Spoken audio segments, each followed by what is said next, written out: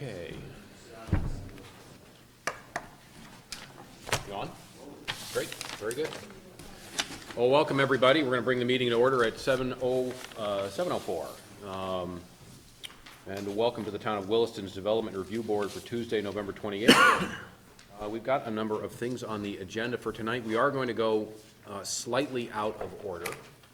And we are going to start with the two Certificate of Appropriateness requests, starting with AP 18-091, which is the, actually I'm going to switch that, AP 18-071, the Williston Federated Church. And we'll open that hearing up here at 7:05.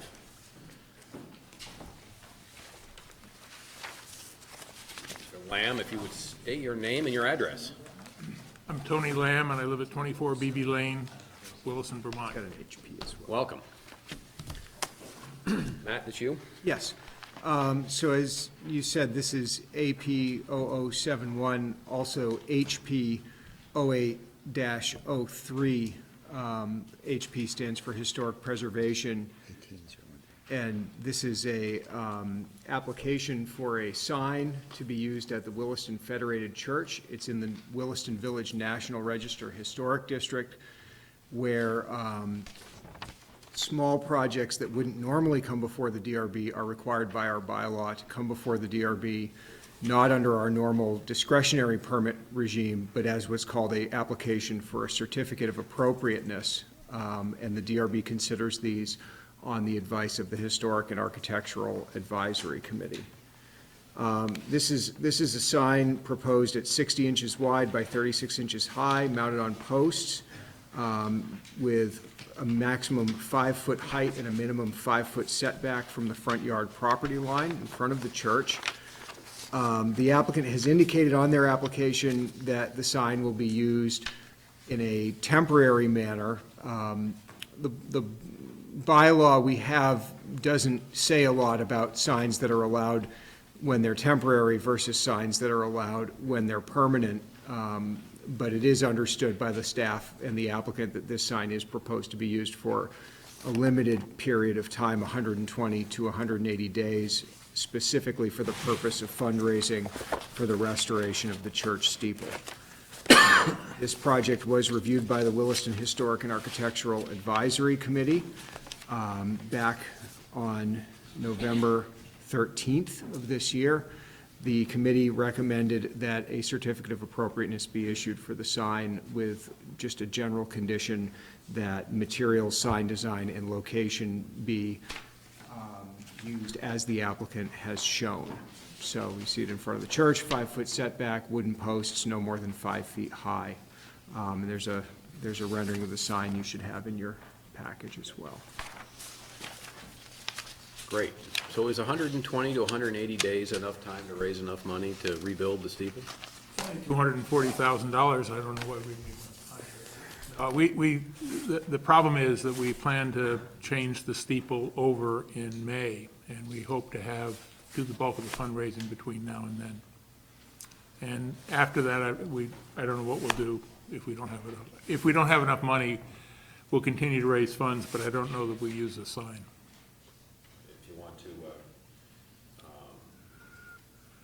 push the sign application forward, I assume that's not, extend the sign application or the sign permit, I assume that's not too big a deal. So, I would encourage the board to review this as if this sign was going to be there more or less forever. In other words, it should meet those standards in our bylaw, which it does. It meets the height and dimensional standards and the material standards. The applicant's project description calls out 120 to 180 days. If the applicant and the board would like to agree on a lengthier time, I just as soon have it come out tonight and noted on the application. Rather than having set it as a time limit, why don't we just say that sign stays until they build the, they do. I think we ought to put an end date on it. Oh, put an end date, but I'm trying to say is what? Or until the money's raised, whichever comes first. Make it a simple sentence. You have What have we said, July 1st? Their plan is to do the work in May Given it's Vermont and it's outside work, July 1st might be a better, more honest date. Other questions from the board? Is it black text on white background as it's shown? Is that the idea? Yes, there's a color picture of the steeple in the left-hand corner, and there's a thermometer, fundraising thermometer. I was thinking you should use a steeple instead of a thermometer, right? Out of it, but Any other questions from the board? Any questions from the audience? Comments from the audience? Okay. Tony, thanks for coming. thank you. Just say good luck. Thank you. We're going to close HP 18-13 at 7. Next up, HP 1804 or AP 18-091, Town of Williston, for a sign in front of the Williston School. Is Town of Williston here? We are, You are, you're in. Okay, as a great. staff, All right. I'm happy to walk the board through this one. So this is an State application. your name and your address, please. Sure, Matt Belanger, 18 Barrett Street, South Burlington, Vermont. Thank you. I can play both parts for this one. So this is a sign for the Williston Central School. It's on the town property adjacent to Williston Road and Central School Drive. The applicant has provided a proposed location for this sign. So it's east of the sidewalk and the Governor Chittenden statue, set back from the road a bit. And the purpose of this sign is to identify that, back through the park is Williston Central School, and also to provide the school with some ability to identify special events that are happening there on a temporary basis without having to resort to banners and other sorts of things that tend to wander all over the site and not look as good. So the proposal is for an area for copy of 36 inches high and 64 inches wide, with Williston Central School across the top, and then 4 lines of changeable copy as shown in the picture that you've got with your application. These posts are to be no more than 6 feet high, white painted wood. The base of the sign is required to be landscaped, and the applicants are aware of and understand that. This was also reviewed by the Historic and Architectural Advisory Committee due to the sign's location in what we call the additional review area, which is an area adjacent to the National Register Historic District, where we follow the same procedures as we do in the district. And the HAC did recommend approval of a certificate of appropriateness for the sign, again, with the conditions that the applicant build it out of materials and in the location as proposed. No conditions requiring changes to the sign. Okay. Questions from the board? Exactly where is the sign proposed to go? Is that what this little black speck is? Yes. So that's about 75 to 80 feet east of the sidewalk, more or less aligned at a setback similar to the Governor Chittenden statue on the green. And about equidistant onto the library? To the edge of the library building, yes. Is there a reason they're putting that in the middle of that open space as opposed to closer to the sidewalk? Yeah, there's some concerns about visibility, people leaving Central School Drive, particularly turning left. There were some concerns, still are some concerns regarding the placement of the bus shelter in Williston Road. And so you have the bus shelter, the statue, a couple of trees there. So the idea was, as represented to me, to get away from that vision triangle while still being reasonably related to the school property.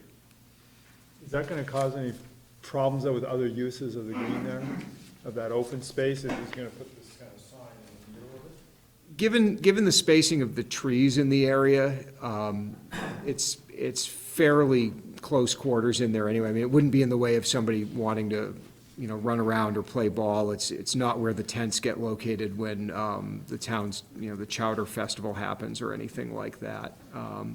So I would say no, it's in a pretty good spot that way. Other questions from the board? No. Questions from the audience? Comments? No? Okay. Matt, thank you for coming. I'll stick around. We're going to close HP 1804 for the town of Williston at Williston Central School at 7:14. Okay, back to the top of the schedule. We're going to open up DP 18-07, Burlington Beer Company. Come on up, gentlemen.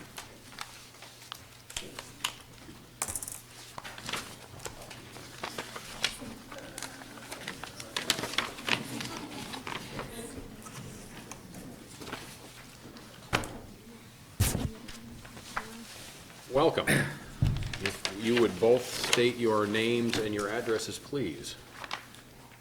Steve Gile, the G4 Design Studios, 77 College Street, Burlington, Vermont, for the architects. Could you say that one more time, at least your first name? Steve Gile, the G4 Design Studios. Thank you. The address is 77 College Street, Burlington. And then Joe Lemna from Burlington Beer Company, 25 Omega Drive, Williston, Vermont. Are you going to be talking as well? I will be. Jeff Collard, Consulting Engineers. Okay, great, thank you. And also Amanda Rabbs, about consulting engineers. Great, and I'm hard of hearing. Say your first name one more time. Amanda? Amanda, very good, thank you.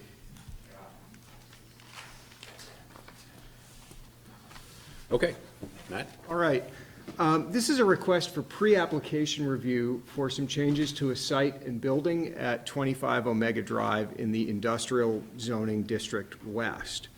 The applicants operate Burlington Beer, a production brewery with a tasting room and some sales area out of the property currently, and are looking to expand the brewery on the inside of the building, and are also looking at expanding some of the accessory uses to the brewery, as well as making changes to the site to add parking, enhance pedestrian access around the building, and provide an outdoor seating area. This sort of set of changes, there's a couple of things going on the site, there's a couple of things going on outside on the building, but we as a staff encourage the applicants to bring this initially to the board as a pre-application to get some feedback on how the board views the applicability of the bylaw when it comes to accessory uses and accessory sales. So this is in the Industrial Zoning District West. Any kind of manufacturing you can imagine, essentially, is allowed in this zoning district, including the manufacture of beer. And in the Industrial Zoning District West and in the zoning bylaw, Chapter 17, dealing with accessory uses, there's a range of things you can do that are considered accessory. They come along with a primary use that's allowed in the zone, and some of those things might not be allowed if they were by themselves. So if you make chocolates and want to use a small amount of your space in your chocolate factory to sell chocolates at retail, you can do that. If you have a large manufacturing facility and you want to offer an employee cafeteria food service, you can do that. If you have a gym, which is an allowed use in the industrial zoning district, that gym might be able to have a snack bar, for example. And in this case, as many folks are familiar with, Burlington Beer, like a lot of breweries, operates a tasting room and tap room adjacent to and as part of the brewing operation.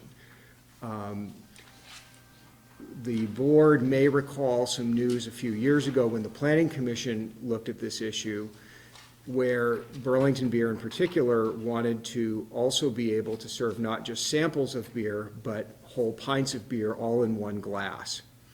And that's important because in Vermont, in order to do that, you need a type of license that also allows you and requires you to sell and offer some food for sale.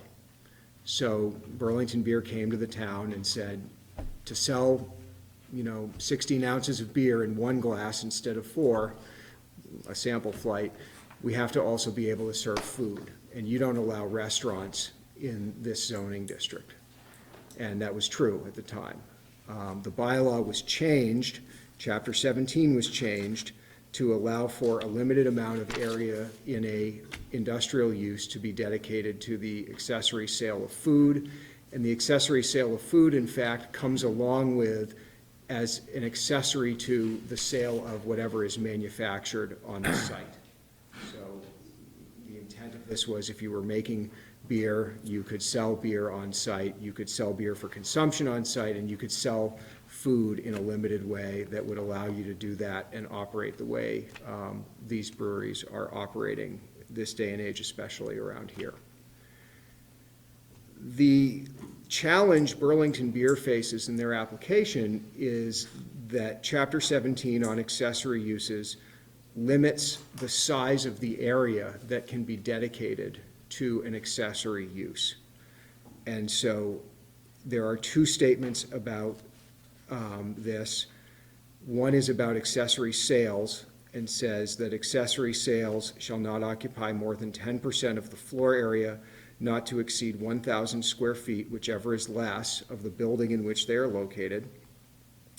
And then if you go down to the newer section that the Planning Commission recommended and the Select Board adopted related to food sales, the discussion is around this use called limited service eating place, which is, the kind of food that's typically served in one of these tap rooms.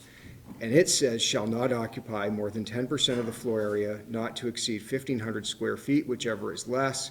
Limited service eating places allowed on this provision may be advertised to the general public, shall be part of the limited area defined above in 17.2.3.1, which is the 10% for sales. So staff has had a few opportunities to issue or review permit applications or to have conversations with applicants looking to have these sorts of accessory uses in the Industrial Zoning District West. And on page 4 of the staff report, you'll see a little table with a breakdown of some of the sizes and areas that we use when we think about that. But my takeaway is that the staff has generally been to the letter and quite conservative in interpreting this. So the first thing that has come up in several cases is, well, my building is 100,000 square feet. I'm one of 5 tenants in the building. Do I get 10% of 100,000 square feet? And the staff's interpretation has been, no, you get 10% of your tenancy. Bylaw says building, staff has said tenancy. And, among other things, one of the rationales for that has been, well, if 5 tenants all had 10% of the building, you would have a building that would be right at 50% accessory in use, and we would be undermining the intent and purpose of our zoning that allows certain uses in certain parts of town and not in others. So that's the first thing. The second part is part of Burlington Beer's proposal before you tonight involves an outdoor patio area. Staff's application of this, when asked the question, has been that outdoor seating area and its area is part of that 10%, and that limitation would apply to all of it. Finally, the 10% for sales and the 10% for limited service eating places, which says it has to be contained within the 10% area for sales. Staff's interpretation has been that those things are not additive, but rather you can do limited service eating places. It has to happen inside of the same 10% that the accessory sales happens inside of. So looking at the numbers really briefly, Burlington Beer is proposing to expand their tenancy in this building to 9,500 square feet. They're proposing an indoor accessory sales and services area of 1,520 square feet and an outdoor patio of 980 square feet. So under the way we've traditionally looked at this, the way we've always looked at this, you're talking about 2,500 square feet of accessory sales and service area associated with a use that occupies or is proposed to occupy a little less than 10,000 square feet. So it's a little over 25% looking at it that way. And then I've just identified at the end of that table, 10% is 950 square feet, whether you look at it for sales or services. With services, meaning the food part, the Planning Commission did allow for up to 1,500 square feet. Staff's position would be, since you have the bylaw piece that says sales happen in 1,000 square feet, services have to be contained entirely within sales, but can go to 1,500, that a reasonable interpretation would be to allow somebody to go to the larger of those two numbers, to go to 1,500 square feet. So what the applicant's looking for is in excess of the way the staff has typically administered this bylaw. And this is the first time a proposal like this has come before the DRB for your consideration. I've given you the numbers here. I've given you a brief breakdown of some of the other proposed site changes, but my recommendation to the applicant has been not to proceed with a discretionary permit application for any of this until they can get some feedback from the DRB about how it sees accessory sales and accessory services. In the recommendations I've drafted for you, of which there are 4, number 2 talks about 10% and talks about whether the DRB would apply, as the staff has, 10% of the tenancy within the building, or 10% of the building, which is the way staff has not traditionally done it, and which would lead to a larger number maxing out at as much as 1,500 square feet. Number 3 in those recommendations is drafted as a will not consider the proposed outdoor seating area as part of that 1,500 square feet that's allowed under the accessory limited service eating place standard in the bylaw. I'm also recommending in here that the applicant meet the comments of Public Works that were submitted, and that if this were to move forward, that the applicant provide a shared parking study looking at the uses on the site and whether the additional parking they're proposing is justified. One of the other caveats about accessory sales and services is they're not supposed to generate a demand for any additional parking. In other words, whatever parking is shown on the site should be justified by the primary uses that are there and not any accessory uses on top of it.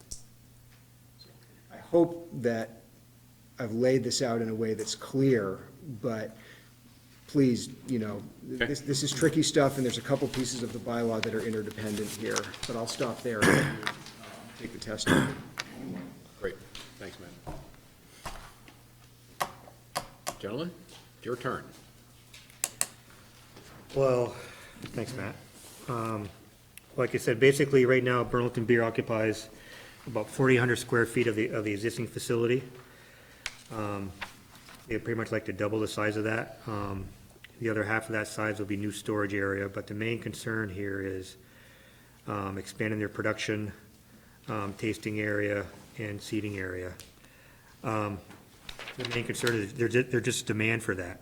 People come in, they want to see a tour of the facility, they want to sit down, have a beer, check out everything going on. They want to be able to sit down for a couple hours, maybe have something to eat.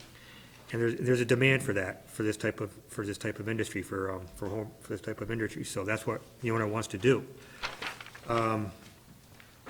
So basically, that's the main focus of this, is to be able to satisfy the need of his business and his customers, is for that expansion. Just to give you some perspective, we're on pace to have 50,000 unique sales just out of the tap room, and anywhere from 75,000 to 100,000 visitors coming to our tap room just this year. We're expecting that to grow again next year. That's nearly 1,000 people per week that are coming to see us. We're going to generate over $1 million of revenue just out of the tap room. That's not including distribution sales to the state of Vermont. I think you can look at breweries, especially small artisanal ones like ourselves. You can see the same thing happening in the south end of Burlington.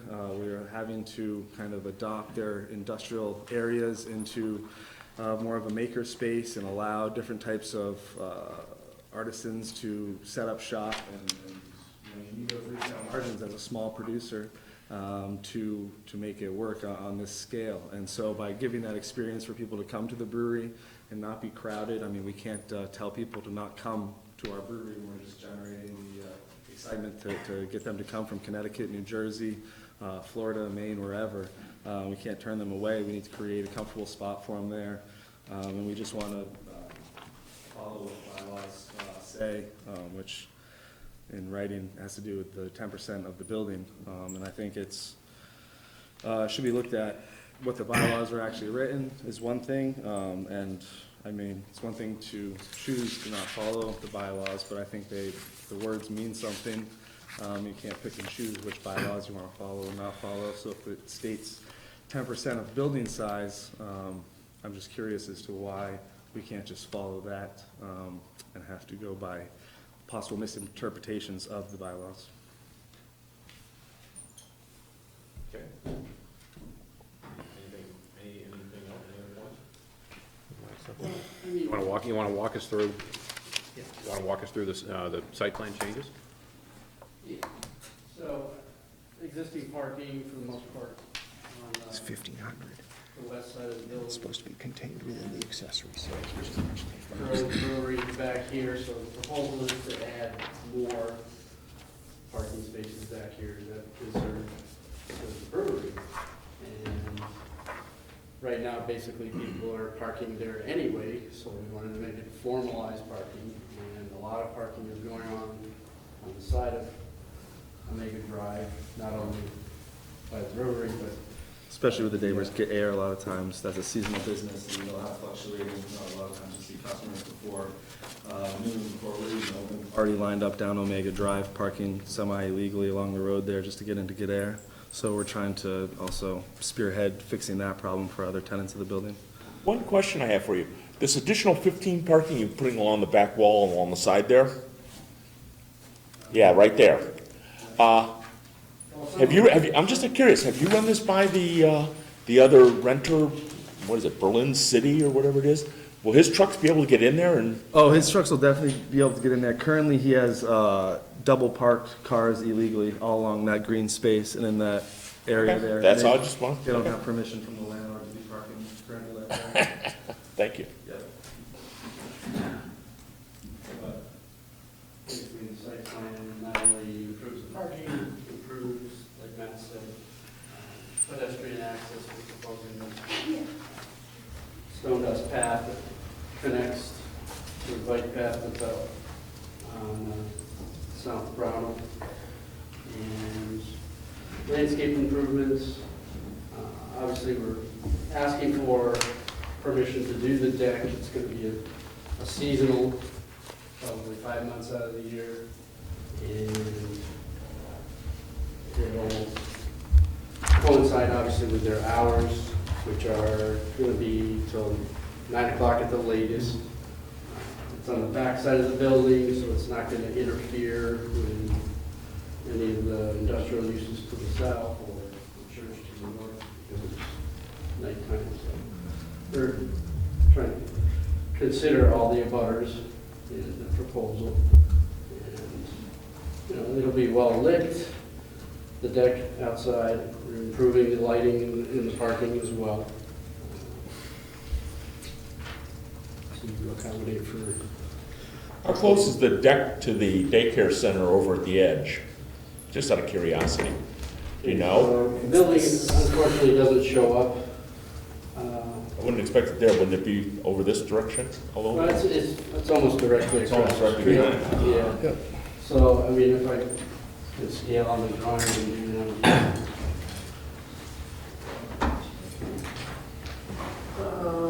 I'm gonna say approximately 140 feet.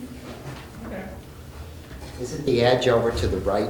I thought it was too. I believe the edge is not below. I thought it was diagonal, right and center. No, CSE's back there. The edge is definitely to the bottom.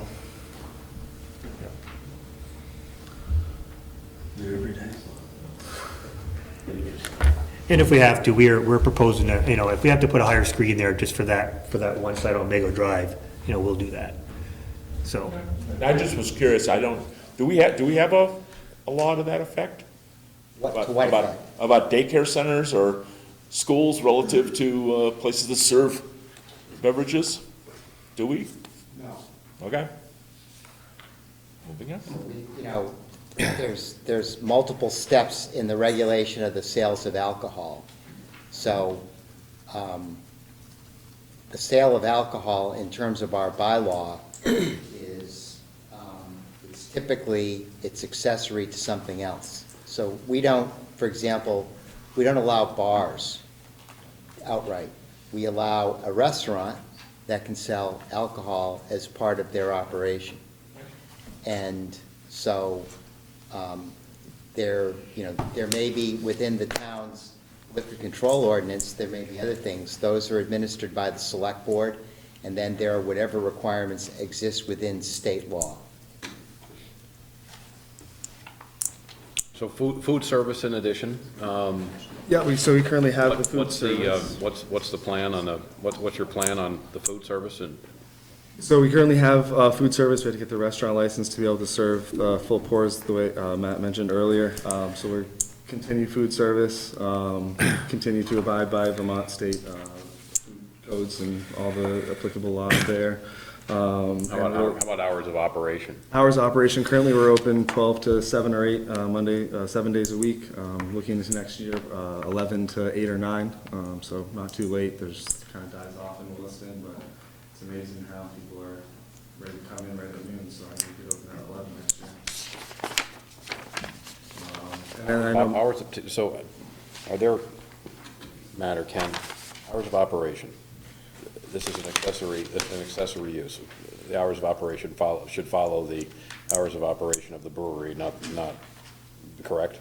So is there any limitation on that at all? Not really. All right. My point being is that, I guess my question or my point being is that the restaurant's not driving the brewery is driving the restaurant. oh, definitely. Well, you know, in terms of space, obviously the majority of the space is dedicated to the industrial use. But, you know, it's not uncommon for a manufacturing use that has a tourist draw like this. You know, if you go to Lake Champlain Chocolates on a Saturday, they're not doing a whole lot making chocolates, but they're selling a lot out of the retail accessory use in Burlington, for example. And to give some other, speaking of Burlington, to give some reference to other breweries in Burlington, Zero Gravity, their tap room in relation to their total space is over 30%, and that doesn't take into any outdoor seating, as well as Switchback, I believe, is at 32% of their total space of their tap room. That also does not include outdoor seating. And so, I mean, they're in a situation in the south end of Burlington that doesn't seem to be putting on these size of their retail operations and is allowing these breweries to grow and be healthy the same way we would like to do in the same business environment. I know we have a fellow brewery right in the same IZDW, and we would like these same rules to apply so he can have them as well, so not held back by this 10% rule.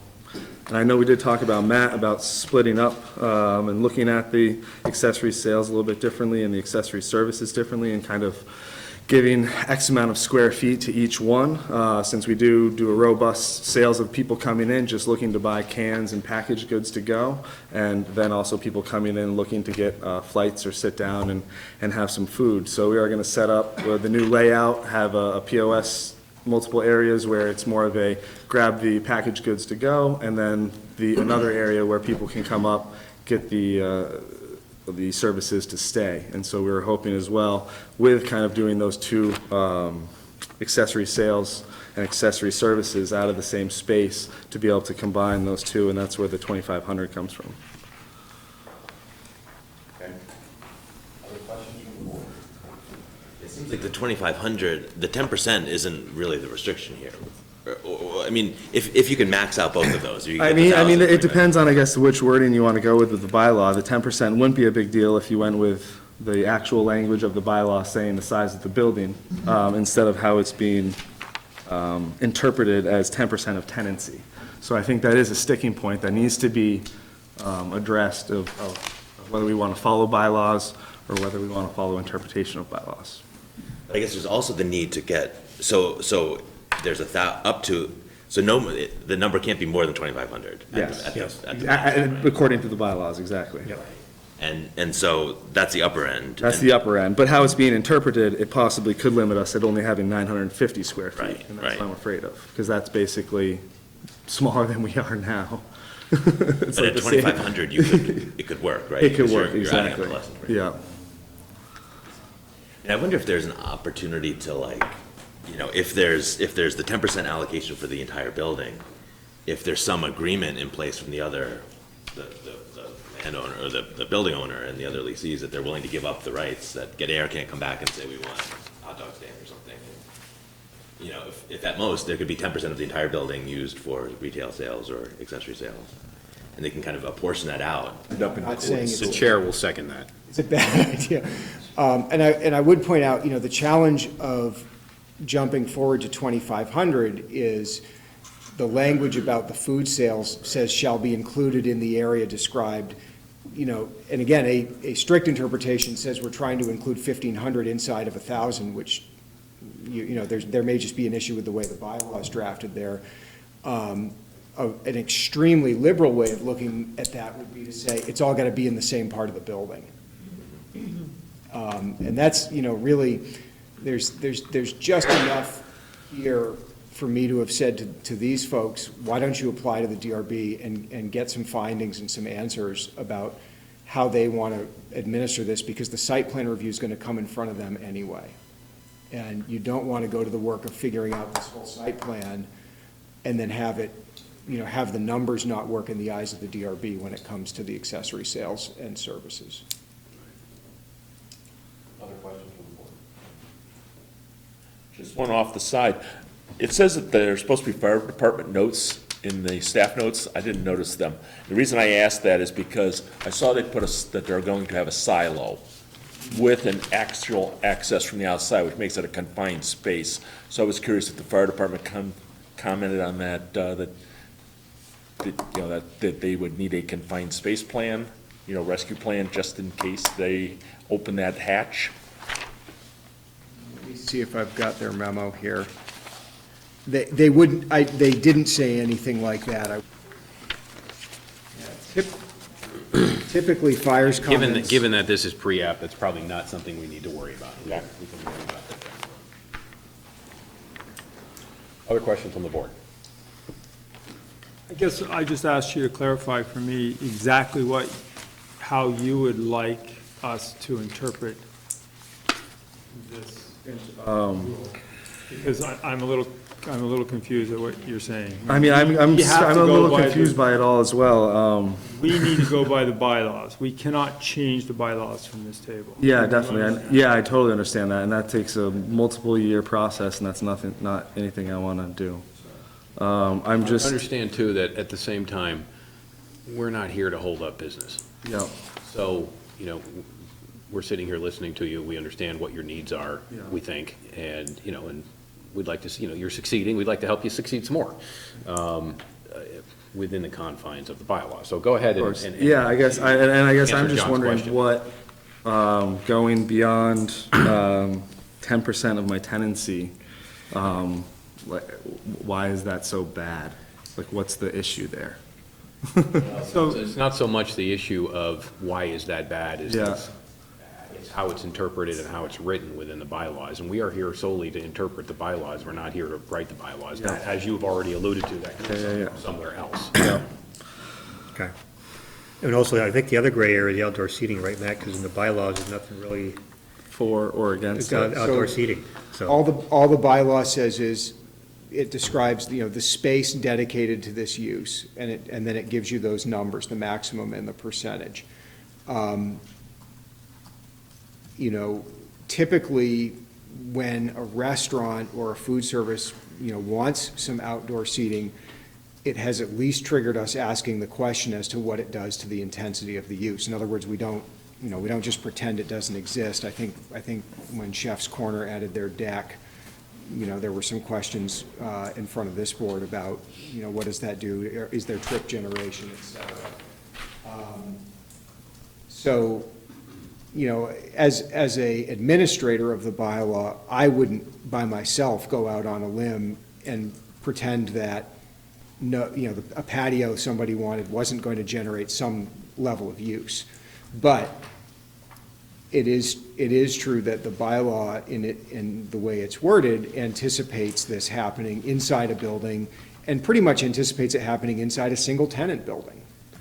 So it imagines in my mind a big industrial building where 10%, not to exceed 1,500 square feet, gets used for this accessory stuff.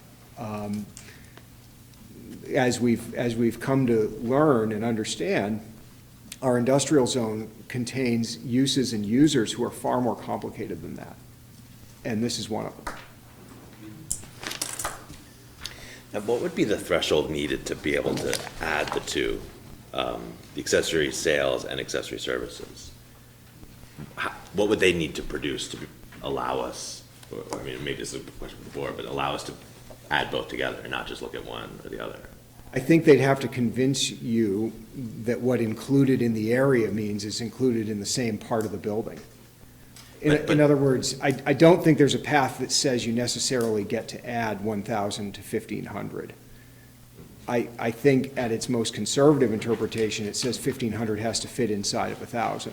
That's a conflict we need to deal with in the drafting of the bylaw. You know, in other words. I mean, I think you said it in your opening comments, the gross floor area of the eating place, including all food preparation, storage, and areas, shall be part of the limited area, and shall not occupy more than 10% of the floor. Those are the exact words of the bylaw, as it exists today, yes.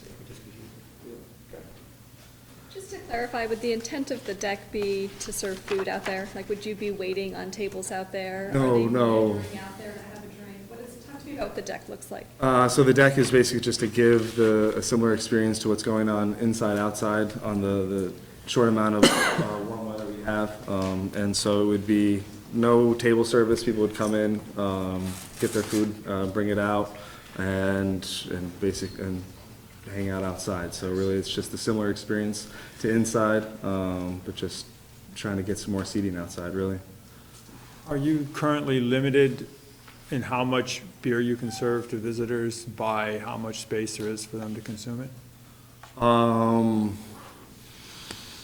I mean, Or by how many taps you have and you're pouring continuously as fast as you can and there's plenty of place for people to go to drink? I mean, there's definitely times where you'll see people maybe leave early and not do a full stay because there isn't enough room for them to comfortably sit down, definitely. Would the dining room be closed when the deck was open? No. You'd have potentially more people there when the deck was open. Yeah, the deck would allow us to get an additional 25 seats. Our plan is to have 4 bathrooms total, and via Vermont Restaurant Code, that would allow us 25 seats per bathroom and 100 seats. We would do 75 seats inside during the normal part of the year, and then the additional 25 seats to the deck during the warmer months. We currently have 50 seats.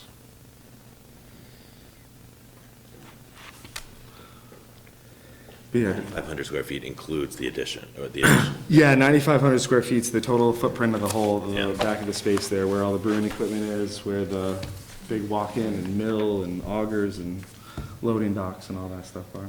Does that include the deck? The 9,500 does not include the deck, no. You need to build a bigger addition, right? Then you take everything. Well, yeah, I do. Yeah. Right. Other questions from the board? Do we have any questions from the audience? Any comments? Okay, other questions from the board? Any more? Anything more, David? No. You all set? One more time from the audience? Anything else from the audience? Any comments? Did you bring any samples? If I had known. Well, I guess I don't know if this matters, but on that chart on page 4, allowable accessory sales, it's 10%, not exceed 1,000 square feet. Allowable accessory service is 10%, not to exceed 1,500, so combining those two is 2,500, which we meet.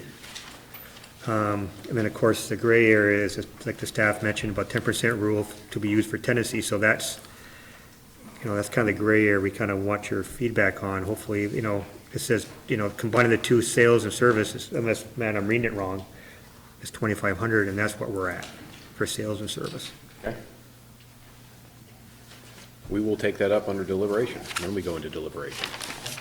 And with the current expansion, we got the $1 million loan earlier this year, and so all that equipment is going to more than double our production capacity. So we are going to be sending more beer out in the state and generating twice as many jobs. So right now, the plan by the 2018 is to finish the year at almost 24 jobs. We currently have 12 full-time employees and 2 part-time employees. So looking forward to generating more jobs for Williston as well. Anything else? Okay, thank you for coming. We're going to close DP 18-07 Burlington Beer at 7:49.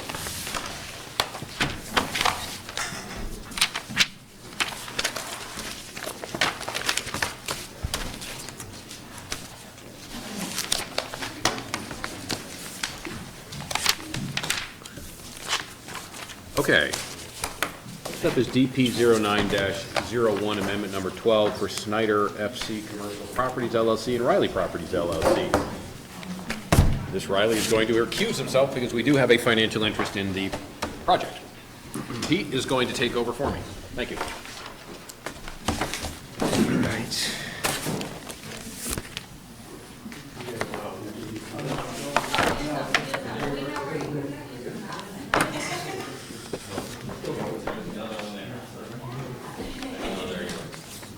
Really good beer.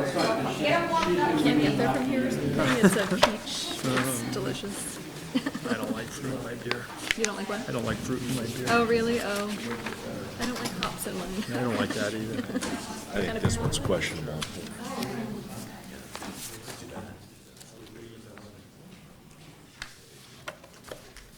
I like the Von Trapp stuff. Oh, yeah.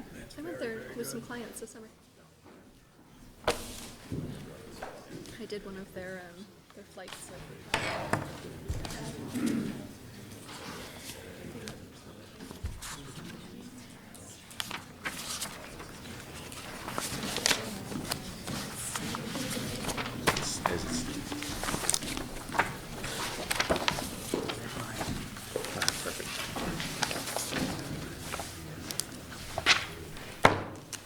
You guys ready? Ready. How are you, Chris? Good. How you doing? Good. You guys ready? Yes. Okay, if you would state your name for the record, please. Yep, Chris Snyder, Snyder Homes. Andy Rowe with Lammer and Dickinson. Thank you. Staff, you're up. Okay. A couple housekeeping notes. This is an application for a discretionary permit to construct a hotel building within the Finney Crossing project. It's a 100-room hotel proposed within the overall Finney Crossing project, which is a mixed-use project, primarily, actually solely built out currently in its residential form, but with proposed commercial coming, including this hotel. The proposal includes parking and appurtenances, outdoor lighting, a green and a reconfiguration of some of the access streets, including the way Holland Lane enters the site. There is also a proposed master sign plan component to this application, which will be the beginnings of the commercial master sign plan for the site. Currently only includes signs for this hotel because it is the first proposed commercial building on the site. It will be, we think, amended as the project goes forward. Other commercial elements are proposed. At the request of the chair sitting currently, I've just run off a recent approved final plan sheet of Finney Crossing showing the original configuration of the green element. This was a hot item of discussion at one of the advisory boards at the Historic and Architectural Advisory Committee.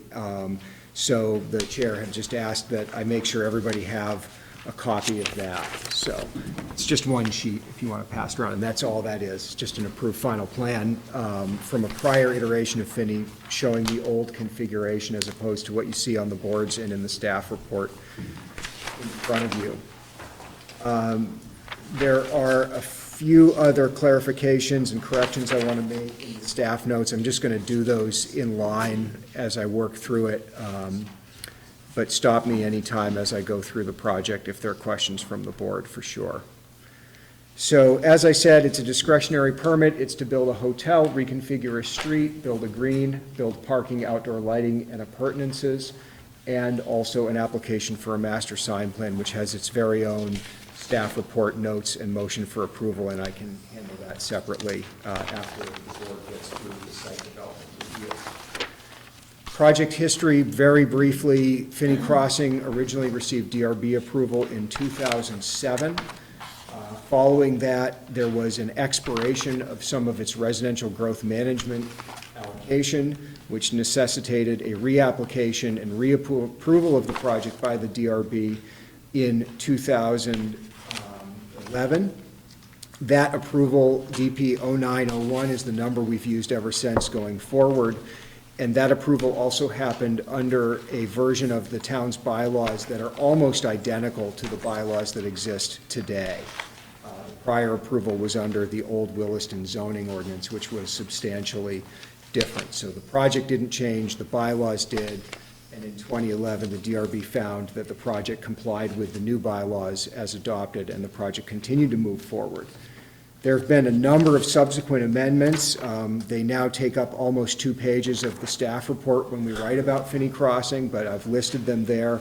I would say that going forward, I would probably, if the DRB doesn't mind, just document the commercial amendments in reports about the commercial end of the project, since the two are pretty well geographically separated on the site. But for now, I gave you the whole thing plus the very first round of commercial review, which was the pre-application for this hotel and this hearing tonight. The proposed use here is a hotel. The North America Industry Classification System, number 721 lodging, is listed as an allowed use in the Taft Corners zoning district, and lodging is what's proposed. Staff has recommended a finding of fact that the proposed use is an allowed use in the zoning district. There's a new structure proposed. You have a design of it in the submitted plans. The building is proposed not to exceed the 36-foot height limit in the Taft Corners zoning district. There are other buildings in the Finney Crossing project that do exceed 36 feet. That's because those buildings generally provide more than 30% of their parking demand in structured parking, which is one of the ways that a building in this zoning district can go to 52 feet instead of 36. That's not proposed here. This building fits under the 36-foot height limit. There's new site work related to this project, the construction of the beginnings of Holland Lane from Williston Road back toward the A residential buildings, the construction of the central green adjacent to Holland Lane and adjacent to the hotel, and the pedestrian extension of Curtis Lane, which is one of the things that the hotel fronts on its long edge there. Also, the access drive back toward the Taft Corners Shopping Center to the west, and the parking area behind the hotel adjacent to the stormwater pond. So those are all part of this proposal before the DRB. There are other commercial buildings identified along Holland Lane and along Williston Road, facing Zephyr Road, and in a parking lot sort of back behind Zephyr Road, and Building F. What's the street next to Building F? Market Street. So those are other just commercial footprints and parking areas that are identified. Anything you see that's a light gray building there or a parking area in white is not currently part of what's under review by the board. We would anticipate those to come in future phases. First correction, I said no subdivision or boundary line adjustment. There is a proposed lot being created around the hotel, so I need to correct that. And there are some other property lines that need to move related to the reworking of Holland Lane. So there is a plat element to this. I've reviewed that. There's no reason to think that there's anything that can't be approved about the way the plat is changing for this component of the project. There is outdoor lighting proposed. I've prepared a table analyzing the applicant's proposed outdoor lighting. Williston looks at outdoor lighting in terms of total amount of lighting per acre, maximum amount of lighting on the ground at any one point on the site, as well as the relationship between the brightest place that's lit and the darkest place that's lit. So those lumens per acre, maximum lumens on the, or maximum foot candles on the ground, and the uniformity ratio all comply with the town standards. So the site would be lit not too bright, evenly, and not too bright overall or in any one spot. I will mention there are draft conditions 7 and 8 in the bylaw, or in the staff report right now, which are boilerplate conditions we use about lighting that talk about dimming or turning off lighting prior to open and following the close of business, prior to the opening of business. I do recognize that a hotel is essentially open all night long, and that those conditions are likely not applicable to something that operates 24/7 in the way a hotel does. if the board wants to redraft those to make it clear that they understand they're approving, a development that includes something that's open all night long, that's fine, or they could just be stricken in this case. Or they could be left the way they are and they're just not especially relevant to what's being built. Your choice. In terms of setbacks and landscaping, most of the proposed landscaping that comes along with the hotel use here is in a street tree or parking lot landscaping configuration. So normally when we talk about landscaping, we're talking about side and rear yard setbacks and buffers between uses. You do see a landscape buffer to the extreme west of the project between the stormwater pond and the back of the Taft Corners Shopping Center, where we do have a required side yard buffer. The remainder of the landscaping you see is in a street tree configuration along Holland Lane and around the edges of the park or green, and around some of the other street-facing green spaces or the pedestrian way that extends Curtis Lane in front of the hotel. But that one side yard buffer does appear to comply with the town's requirements as it relates to that. The street trees you're talking about essentially having at least 3 major trees every 100 feet, and the project does comply to that. There is parking lot landscaping providing shade in the parking lots as well. You can see that proposed behind the hotel. There's no outdoor storage proposed. The access to the hotel is a drive that's part of the 4-way intersection at Holland Lane and Market Street, and the parking lot is accessed off of that. There's also pedestrian access to the hotel on that extension south from the end of Curtis Lane. So the street essentially turns into a pedestrian way in front of the hotel. In terms of traffic generation, the town will look at traffic generation. In the case of Finney Crossing, the vehicle trips generated by Finney Crossing have been offset by the construction of Zephyr Road, which is a major transportation improvement desired by town and on the list of projects that the town's able to spend impact fee money on. So what that means is if an applicant builds a piece of something that we would otherwise spend their money on, they don't have to pay us that money because they've gone and built the facility. So the Finney Crossing project has credit against its impact fee liability in terms of vehicle trips. It's still in excess of the impact it would be creating because of the construction of Zephyr Road. There is a requirement for parking generated by this project. Parking generation for a 100-room hotel is calculated at 1 parking space per room, so a required number of spaces at 100. The applicant is showing 101 spaces. Required ADA spaces, handicap spaces is 6. The applicant is showing 6. Required outdoor bicycle spaces, 7. The applicant's showing 7. The applicant's got a note on the plan about long-term bicycle spaces, which is essentially indoor storage for employees and long-term users. Also at 7, and the applicant's proposing to meet that, as well as provide an end-of-trip facility, otherwise known as a commuter shower within the building. So all of the requirements staff sees as being generated by the parking demand on the site has been met by the applicant. In terms of shared parking, the DRB did not ask for a shared parking analysis for this piece of the project. You don't have a shared parking analysis because right now there's just the one commercial user, and the bylaw doesn't really talk about sharing parking between residential and commercial users, and at this stage staff wouldn't recommend it. There will be future commercial development most likely on the site, and a share analysis would be required at that time to see if there's the ability to share some of this hotel parking with the next commercial user or two that are proposed. Next correction under water and wastewater, somehow I left a sentence in that said an on-site wastewater disposal system was included. There is no on-site wastewater disposal required here. The applicant is proposing to connect to town water and sewer services and to utilize sewer allocation to do so. Other utilities, electric, gas, et cetera, have been shown on the plan set and have been reviewed by our Public Works Department, who did provide a comment memo, and I'll go into those comments in a little bit.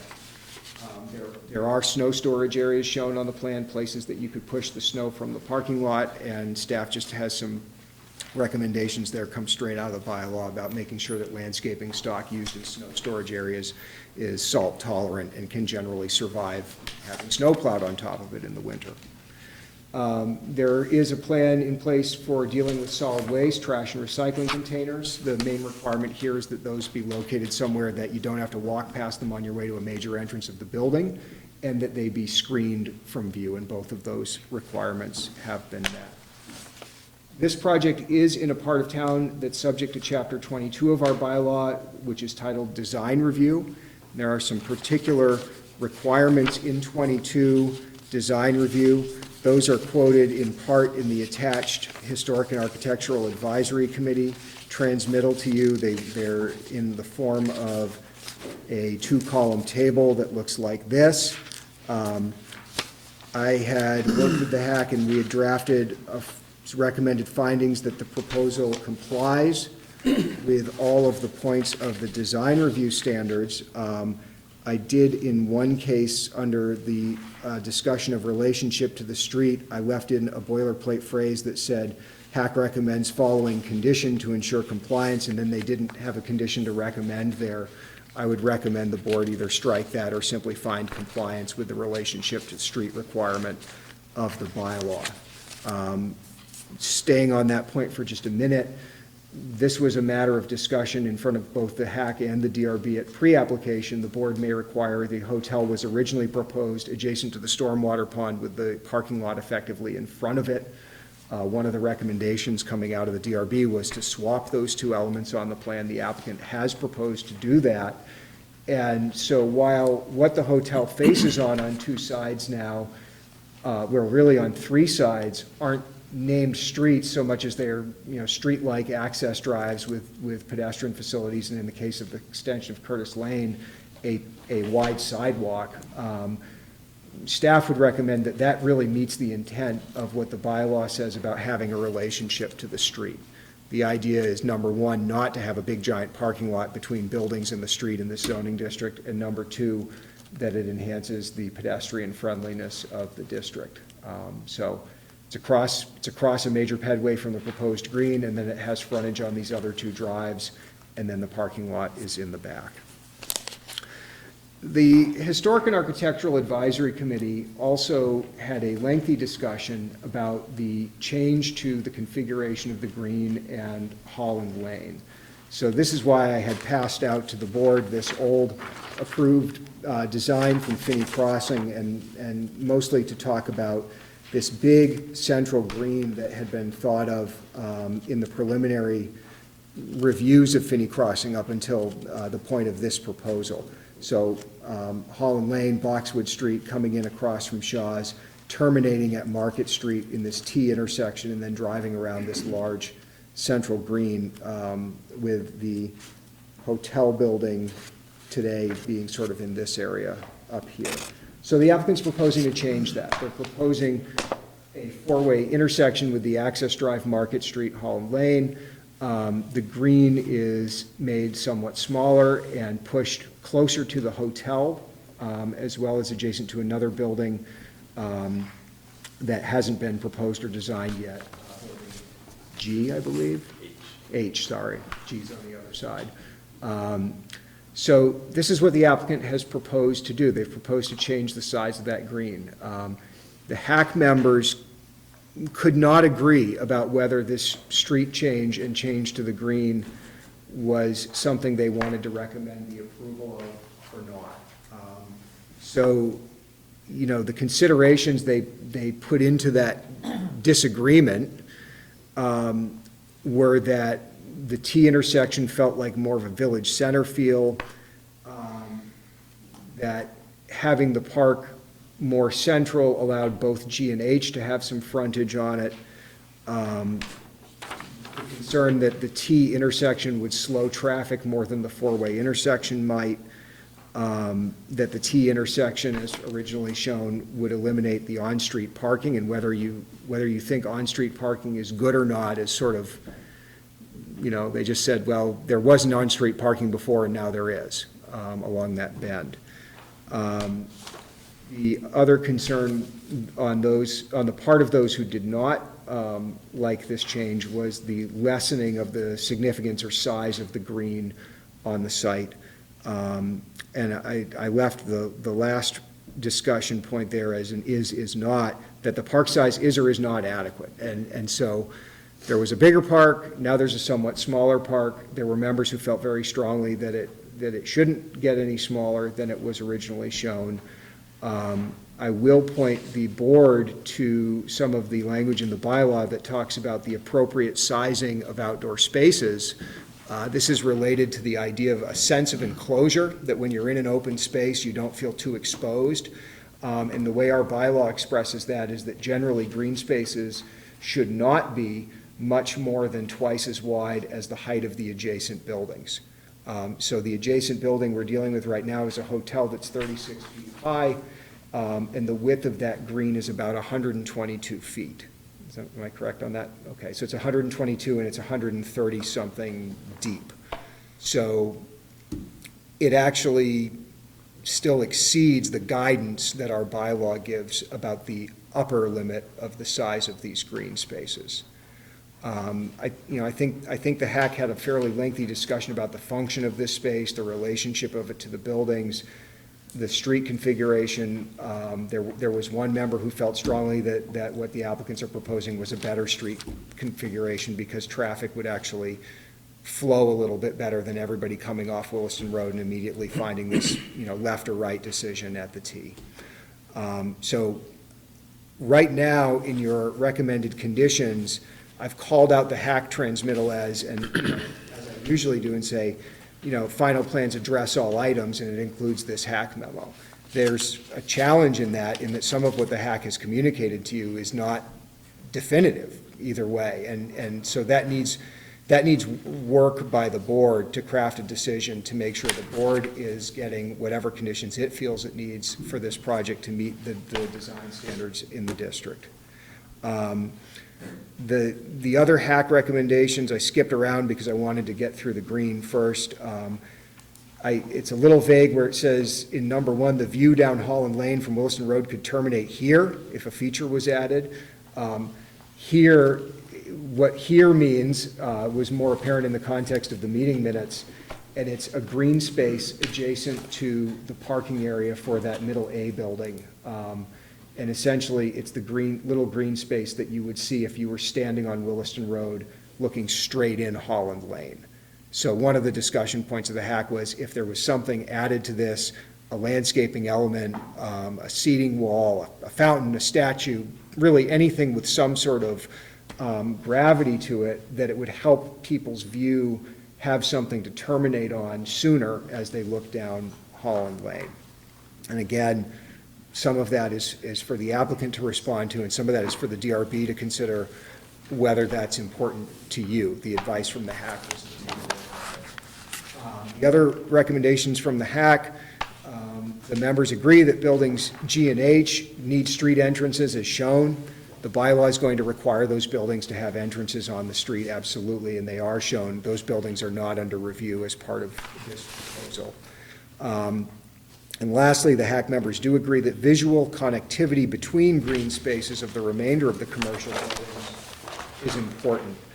This is the idea that when you're in those green spaces or in those public spaces on the site, you should, as a person walking around or on your bike, feel some connection between them, feel like you can access them between the buildings and the parking lots. So whether that's making sure that they're visually connected, making sure that there's pedestrian or bike infrastructure that leads you in between them.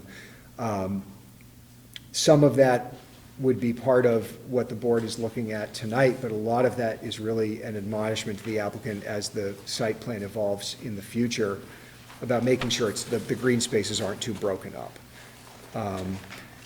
When the project was originally approved under the old zoning ordinance back in the early 2000s, there was some view shed language related to views through the site of the Adirondacks or the Green Mountains, and that view language went away in the new bylaw, and that in general is understood in a different way in this bylaw. So as much as anything, that reflects a little bit of a remembrance of that. I would advise the board to consider whatever language is pertinent to this proposal that it thinks is necessary in terms of continuing to provide a design-conscious, pedestrian-friendly environment, which is what our bylaw says it wants out of development in the Taft Corners District.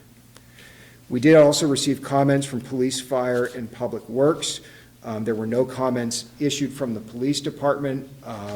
Again, my boilerplate conditions do reference both the public works and fire comments. One comment from Public Works discussed, or rather asked for more information from the applicant about the need for a four-way stop, and I assume that's at the Market Street intersection. It would be illuminating, I think, for the board, for the applicant to just describe that conversation as it's taken place to date. Lastly, recommended action. I have prepared recommended findings of fact, conclusions of law, and conditions of approval, as I've described, that would allow the applicant to file final plans and pursue permits for the project. Those have been drafted for the board to review, and I think I've mentioned all of the ones that I wanted to call out that might need to be modified or worked on by the board that I'm aware of. And I'll stop there. Okay, your turn. Well, thank you very much for your time tonight, and welcome to the two new members who are participating in a Finney Crossing review. As Matt has described, there are many applications and modifications that we've had since the original application was submitted probably in early 2002 or 2003. So we've certainly been in front of the board and reviewed this project over many years. Just want to give a little snippet of what has happened already at Finney Crossing to date. So this is the overall project as we originally envisioned it. And today there are 222 residential apartments that are currently occupied. So those are located in this area. There are currently 131 homes that are occupied, and we currently have 51 apartments under construction right now. And we do have approval for, I think it's 67 units and 63 units located here along the northern boundary, or the northern boundary of the Velco easement line. So there is a Velco easement line that goes along here and then also continues along Zephyr Road. And that's sort of the demarcation point of the residential to the commercial zone as we have currently permitted. We're looking forward to constructing our first commercial building at Finney Crossing, the hotel. And everybody's been asking since 2002 or 2003, when are we going to start constructing some commercial buildings? And here we are, we have our first opportunity to move forward on that, and excited about that opportunity. This application, we did come before the DRB, and we did listen and understood some of the concerns and comments that were presented. And as Matt mentioned, we have relocated the building. And so what we did is we flipped the proposed hotel that used to be along the stormwater basin. We have moved it over to the eastern side of the property line. We actually really like that idea because of this pedestrian access. It creates an activity and activates this open space and park area directly adjacent to the hotel. We also wanted to address the sight line along Holland Lane. So one of the comments, both from the HAC and from the DRB, was, visual aesthetics from this intersection that already exists. And what we have done is created a 10-foot wide planting area with street trees in that. And we think that that really creates a buffer, a visual buffer, when you're coming into the neighborhood. The connectivity is also important because of grid streets. We always talk about grid streets within the town. And this is, again, another grid street that will connect all the way through and go all the way down to Zephyr Road. So it's another access point in allowing people to move throughout the neighborhood. We are focusing, this application is both on this section of road, but also in primarily this quadrant right here. This is the northwest quadrant of Finney Crossing Commercial. And the other areas, so the southwest, southeast, and northeast, will be coming in as we propose other projects or other buildings. We will be in front of the DRB for each one of those applications for site plan approval and discretionary permit applications. I think it's important to note Matt's comment about the size of the green and the location of the green or park. It is important to note that the size did get a little bit smaller, but it also, we did a couple of other things. By changing how it's organized within the neighborhood or within this particular property, we have eliminated what's happening over at Maple Tree Place, which is an isolated park space surrounded by vehicles and parking. And so by having buildings on two sides of this park, we feel that we're going to activate this open space park area more than what we were going to have in the previous applications. So I think that's important. And also the size. The size is recommended in how big or how small is recommended within the DRB or the bylaws, and we believe that the current size of 122 by 132 feet is more in keeping with what the intent of the bylaw is. There was one comment within the staff reports from Public Works about narrowing the sidewalks to 5 feet. We think it was along Holland Lane, and what our preference is to actually leave it at 6 feet. And the reason is that we have parking along the edge of those roads, along the edge of Holland Lane. And when somebody opens a car door and you're parked there, you have to envision that there's got to be enough space for somebody to still be walking by when somebody opens a car door. So that's why we're requesting a 6 foot. And I think the staff report is very clear about our application, and certainly here to answer any questions or if Andy has anything else that he'd like to add at this point. Okay, thank you. I'll kick off a couple questions. So the HAC had recommended a design feature to break up the visual corridor from Williston Road. You had already mentioned about the street trees. I believe the site plan that the HAC was looking at included the street trees, and they still were looking for and recommended some type of design feature. And I was under the understanding that there might be a design feature that would emerge at tonight's meeting. Is that true? That is true. So based upon the HAC recommendations, Andy has created a new a revised area here along the northwestern side of Holland Lane. We've also eliminated a couple of parking spots on the eastern side of Holland Lane that were in your previous application. And what we're planning to do there, Andy, you want to talk about that a little bit? Yeah, so the feedback we got from the HAC was to create an area as you're coming down Holland Lane. You're coming down Holland Lane, coming in from Williston Road, you approach the intersection, and something in this area to screen the parking, and then to make sure that A2 is your backdrop and not the parking lot. And so what we've proposed is we've got the seating wall, stone wall, is a feature in the little pocket park right on the corner, is to extend that and have a couple of sections on either side of the entrance sidewalk going into Building H. The entrance for that building is going to have to front on Holland Lane. That's the way it's laid out now. A use hasn't been identified for that, but we would continue that wall and then have a little area here that would sort of be a pedestrian refuge area.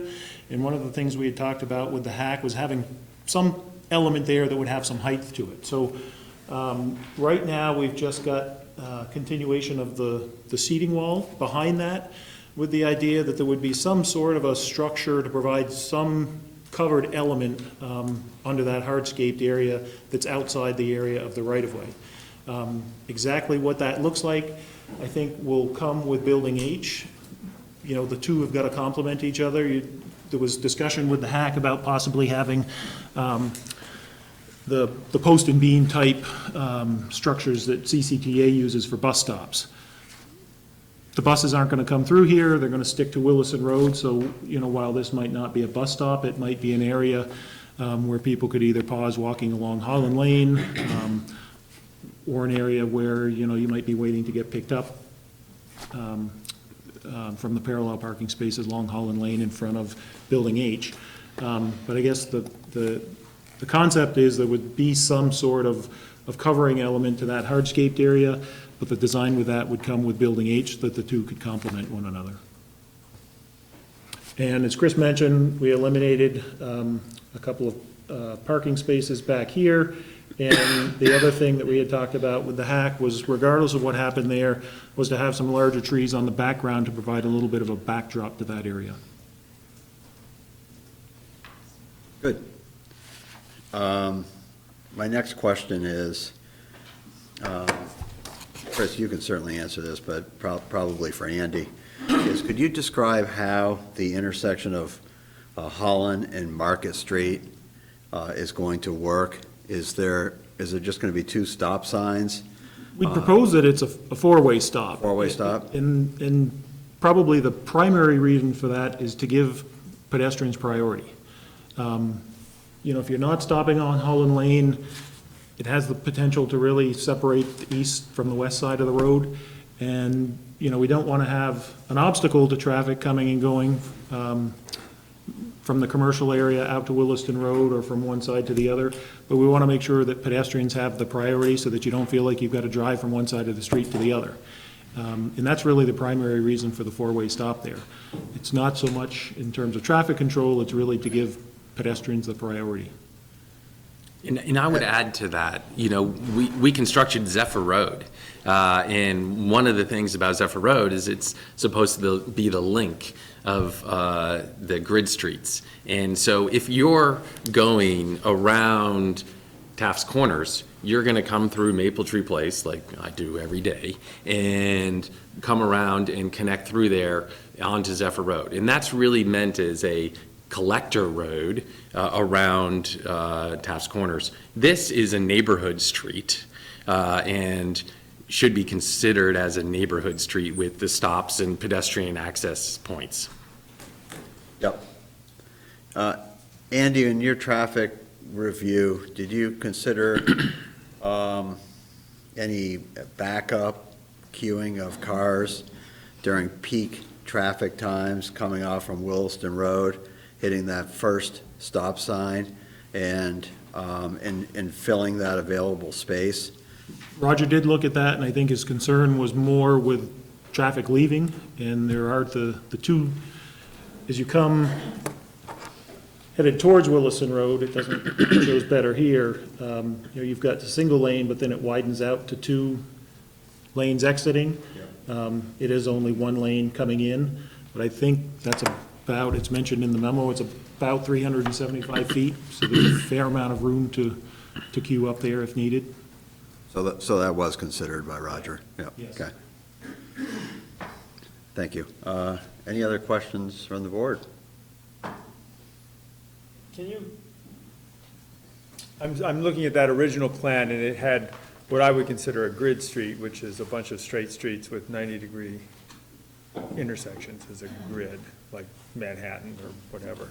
And yet now I see a nice curved suburban-type lane, which you're calling Holland Lane, even to the point where the name of the street has changed from Boxwood Street to Holland Lane.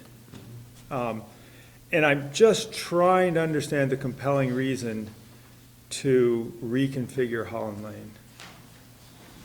Why, I mean, this was approved with the grid streets, and you're asking us now, while there's no buildings being located on the street, to change the entire configuration of the road pattern in the development.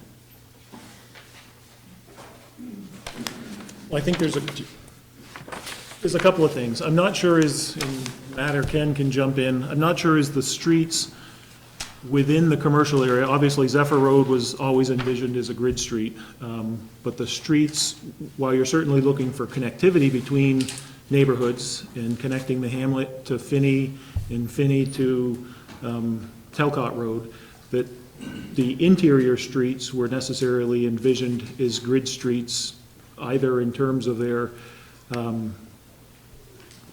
inclusion in the grid street study that the town has been pursuing for a number of years, or in terms of their geometric layout. If you look at, while we do have a four-way intersection that, relates fairly well to the T intersection you'd have here, but coming in here, if this was a three-way stop, you're then taking the left and immediately taking a left or a right. So the proximity of those two intersections has the potential to be problematic, as it did with Holland Lane coming down here, and these two intersections being problematic. And I guess one other thing that I would note, this, with the exception of the residential area, which was revised when we first came to the DRB with the conceptual plan review, the commercial area is largely unchanged and was the result of the community input and committee that developed the plan. And I'm not sure as they were necessarily looking at proximity of intersections in some of the things that are shortcomings to that particular layout in terms of the proximity of the intersections to one another.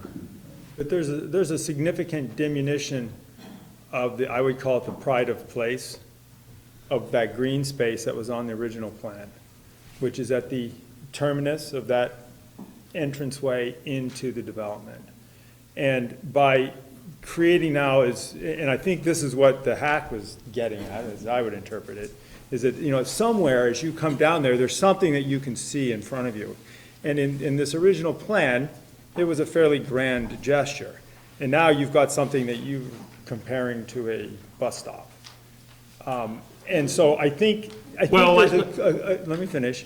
I think we all have to admit that there is a significant difference between what has been on the table and people are looking at here and what you've got in front of us. I didn't intend that the landscaping feature we were talking about was in any way to be compared to the green space or the common. I think those were two very different elements in different discussions. What we got from the hack was, as you're coming down Holland Lane, they were looking for something at the northeast corner of H to screen the parking lot that was behind it. There was a lot of discussion with the hack about the two green areas and the size and the location of those in relation to the street. So, the landscaping element I touched on was not intended to replace. But in it was reality, a totally separate. In reality, it is, because as you drive, as you come down Boxwood Street on the other side of Route 2, and you look straight through, what do you see at the other end of that? Of that visual corridor? Well, I think there's one thing that's substantially different. Is there was no landscaping, just a small little island proposed in the original application. If you look at what we're proposing here, this is a 10-foot wide island and treescaped on both sides. So I think that when you're sitting across the street at Boxwood and you're looking into the neighborhood, your visual sense is actually going to almost stop at the beginning. Now you're making an argument for not putting the trees in. Well, I think it would be very similar to coming out of Marshall Ave, looking straight into Maple Tree Place, right? You've got the alley of trees and the central. That's correct. Landed island, right? Yes. Right, but what are you looking at beyond that, beyond just a row of trees? That's my question, and that's why, and we can all have different opinions about this, but as it stands, at the other end of that, originally, there was a nice, big, open spot. There's a very grand gesture there with something centrally located. and really a place off of the street and away from the traffic to have your pedestrian, your respite from the noise and the hustle and bustle of the street. And as you've got this drawn, that's not really there, and it's nothing that you can see. There's nothing as you're driving by and you look into Finney Crossing that you're going to see that's going to give you that sense.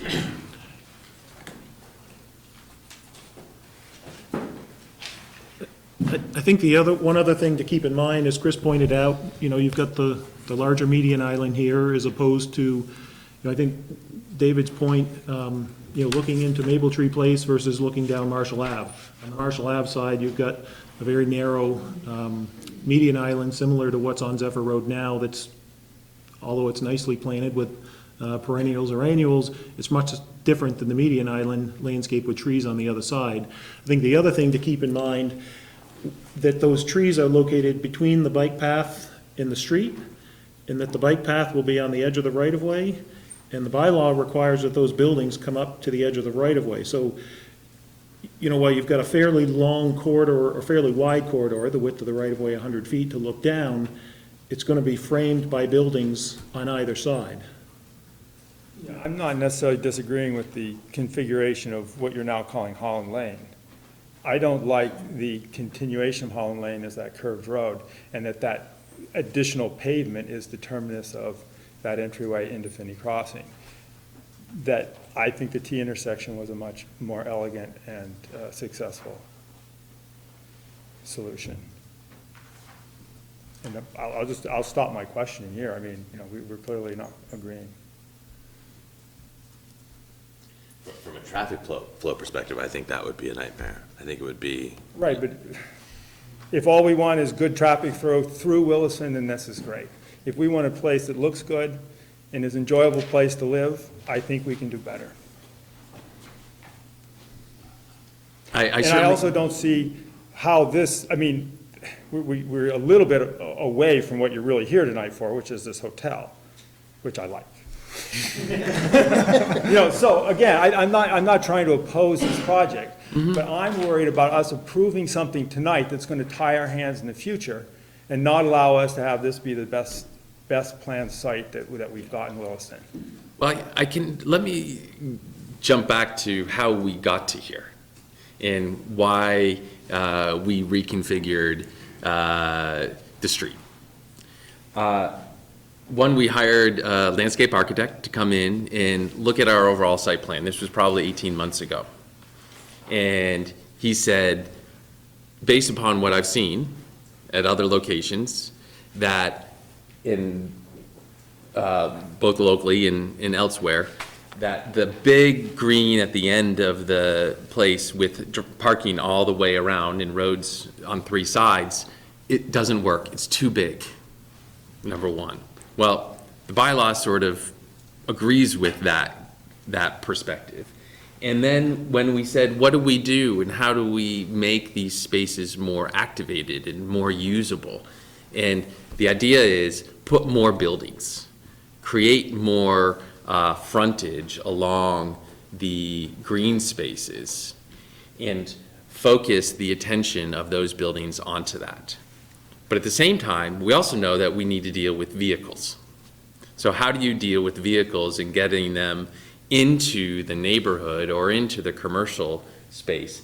And rather than having 2 side roads, Curtis, extending down, we've essentially eliminated a road here and put in a pedestrian access, so a full wide bike path.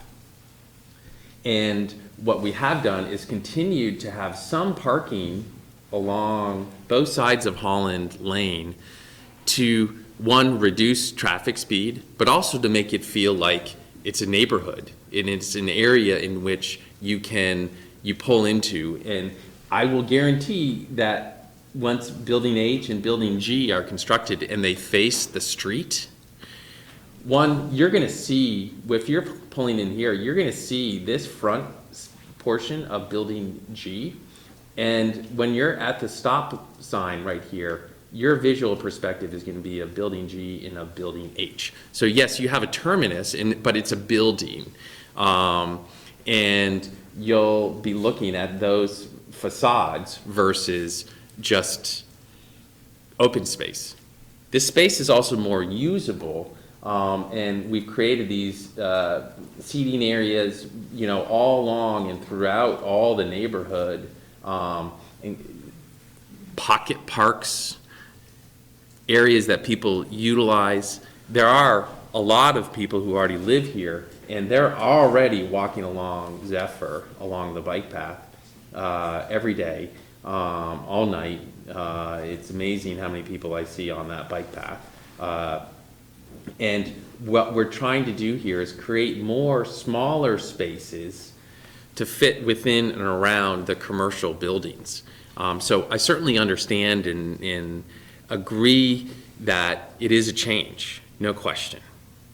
But we also are a reality of what the marketplace has shown us across the street is that those isolated park areas don't work that well. I'm not advocating for an isolated park area. I'm saying that that's a very important spot. As you come in on Axis from across the road into this development, that to have it be the continuation of a road that didn't exist before is not, it's called pride of place. That's an important spot, and you're doing nothing but putting the end of a curved road onto it.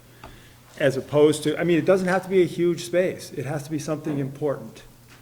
And I would say that the relocated end of Holland Road isn't an important thing. That's not giving that its value. And so I think there are a lot of other ways to do that.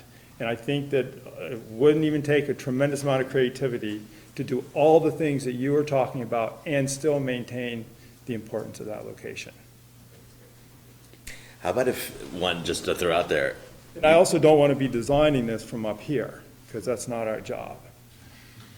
one thought that's design related that comes to mind, you could fit a 130-foot roundabout in here and actually probably save on your you'd have less impervious, and then you put something in the middle of the roundabout. Is that something that, you know, that could be kind of that visual terminus point, a statue of?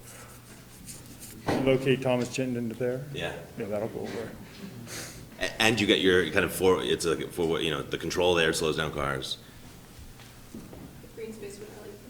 Now, if you, now with you having So hold on one moment, please.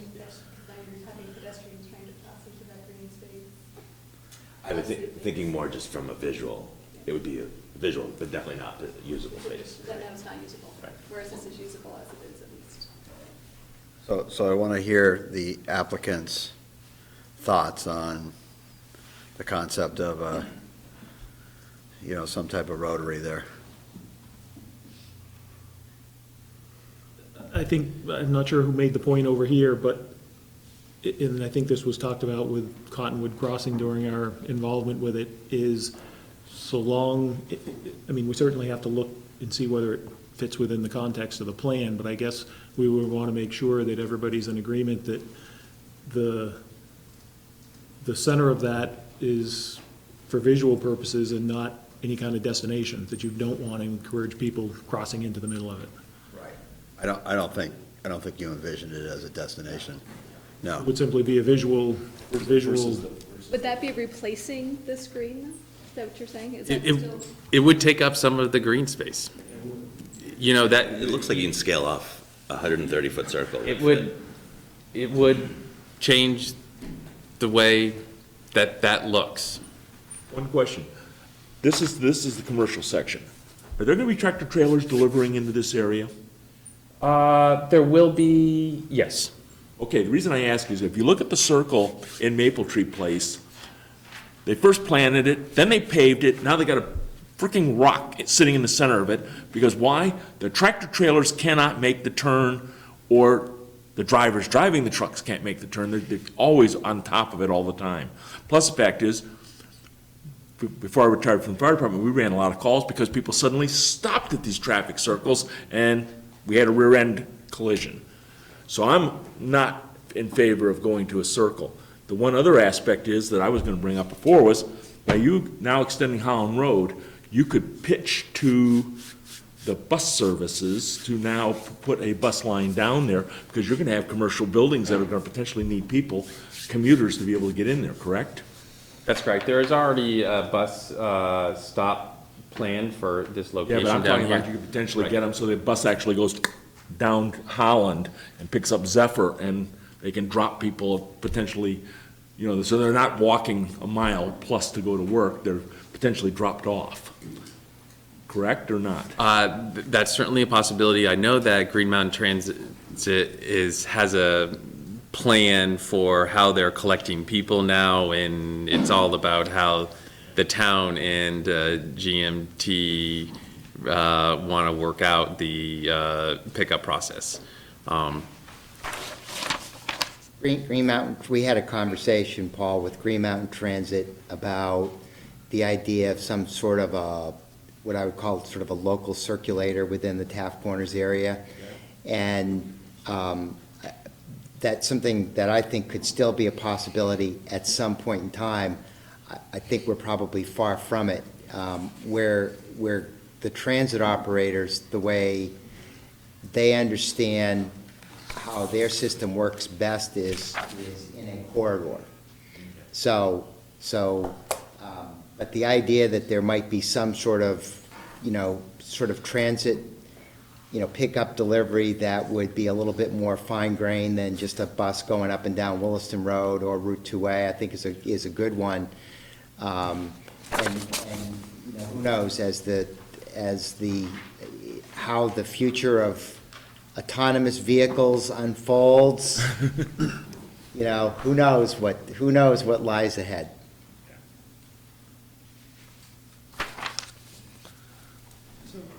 Chris, can you describe for us exactly what would be built if this were approved, if this discretionary permit were given? How much of what's on the site plan would we be seeing built as part of this permit?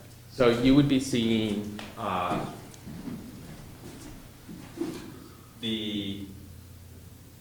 all the property in this lot for the hotel. So it would be the hotel, the bike path, the patio, and the parking lot.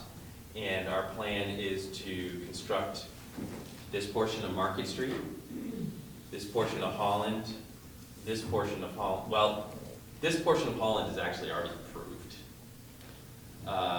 Which portion? From here to here. The straight part. It Already has a bend to it. Has a bend to it. And we would construct this park area. This patio and building H would probably happen at the same time.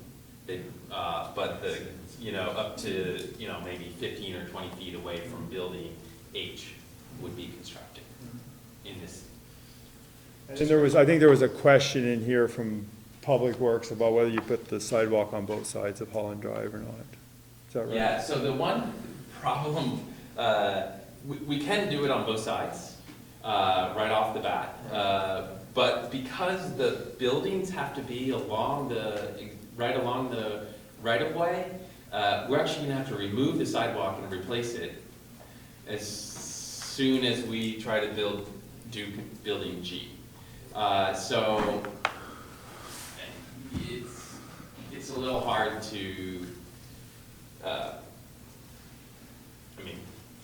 waste of money, but we can waste money. I understand what you're saying.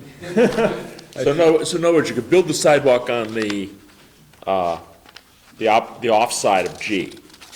Yes, we would plan. You could build that one, and then you could build the entire sidewalk on the other side when you build building G. That's correct. We're gonna have to construct the sidewalk for, when we do building A3, we'll be constructing up to here. Okay.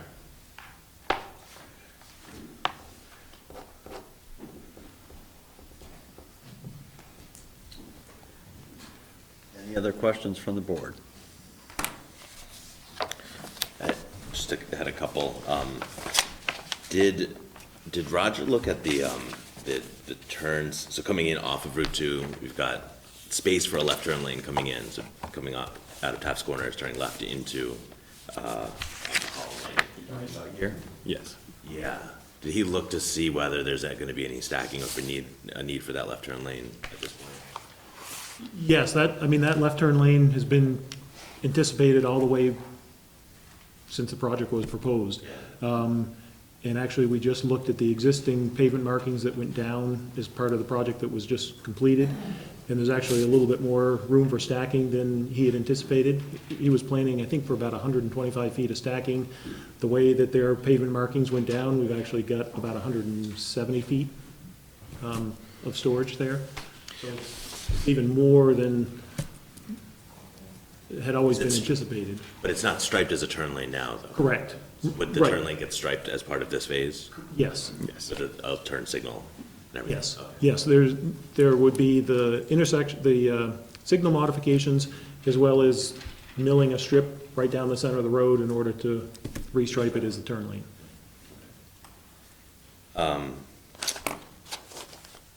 Let's see.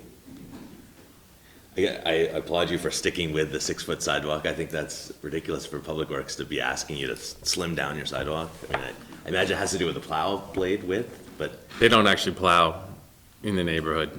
So why else would they ask for a narrower sidewalk?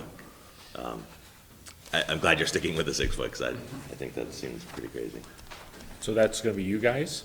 We currently plow all the sidewalks and bike paths within the neighborhood. We are requesting the Public Works through the Selectboard and have requested for a number of years. However, the Selectboard has not allocated the funds to plowing any of the bike path or bike paths throughout the neighborhood as of yet. Even though they're public streets? Even though they're public streets. So so the plowing of pedestrian facilities is, it's a budgetary issue. So the more miles of it that you do, the more that you have to budget for snow removal. And the Select Board has a policy where they decide which sections of bike ped facilities will get plowed and which ones will not. Now, when Zephyr Road gets accepted, because it hasn't been finished yet or accepted, is there a possibility that the town would engage in snow removal on the bike path along Zephyr Road? I don't want to preempt the Select Board, but I would say there's probably a pretty good chance that that would occur when that decision point comes along. Strikes me we shouldn't be accepting the streets if we're not ready to maintain right away to right away, the full, but that's for a different. Right, so But you're campaigning to be on the Select Board. Yeah, right. We're not gonna accept the streets until the street is finished, which the street is not finished yet. So, there's a wear code and there's some speed tables, there's some other design elements to Zephyr Road that have yet to be constructed. So when all that's said and done, that will be the decision point for accepting the street. That's right, it's a public street. Yeah, that's right. But yeah, all right. I think that's everything that was on my comments. Yeah. Paul, anything? No, I already got mine in. Oh, wait a minute, I got one more. There's a line that has to always be said at these meetings. Boy, it's a sea of asphalt there. Okay, now we can move on. Courtney? I'm all set.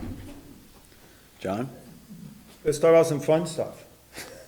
So, can you review for us kind of the materials on the building and what it's made out of? Sure, I'll have it.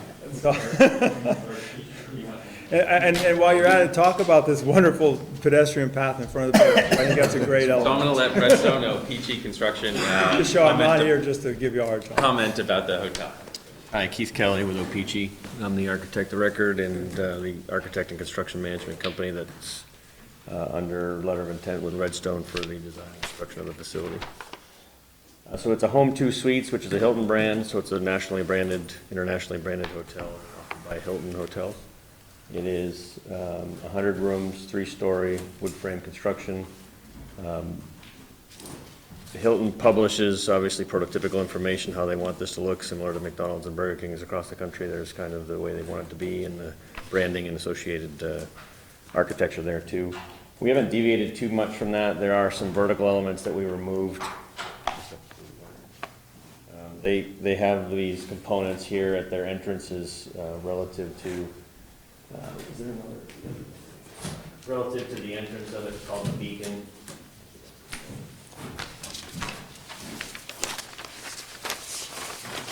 This component is their entrance element, which is here, which would face to the south, towards Wilson Road.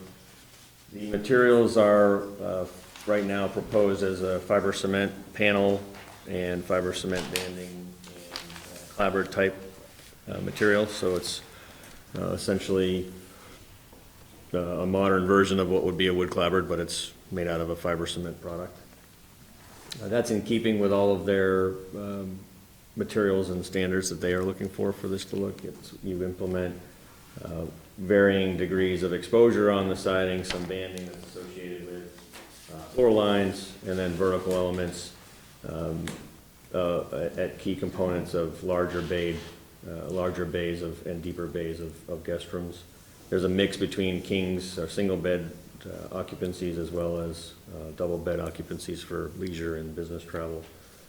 There are components of the architecture that are trellis and overhang and outcroppings that are a brand identity for the project in the building.